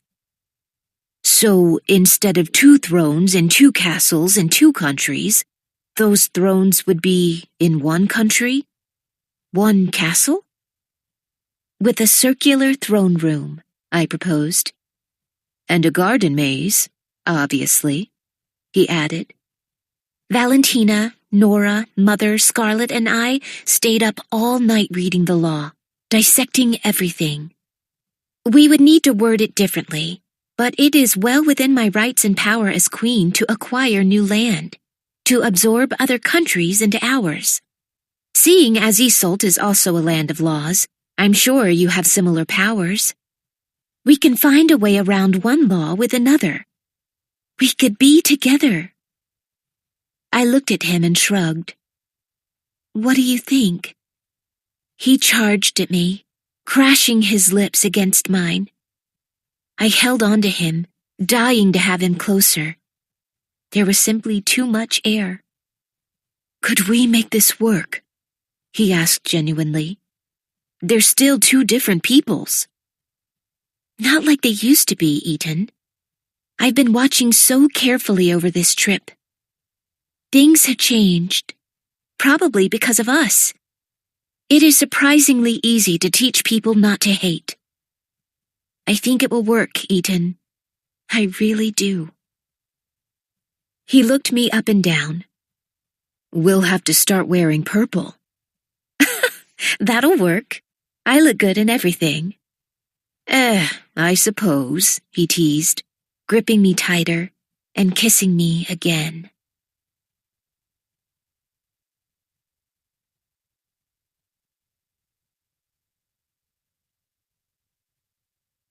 This is Jessica Nicole. We hope you have enjoyed this unabridged production of The Betrayed by Kiera Cass, presented by Harper Teen and Harper Audio. This program was produced by Literati Audio. The director was Dennis Kao. Executive producer, Caitlin Gehring. Text copyright 2021 by Kiera Cass. Production copyright 2021 by HarperCollins Publishers. All rights reserved. Thank you for listening.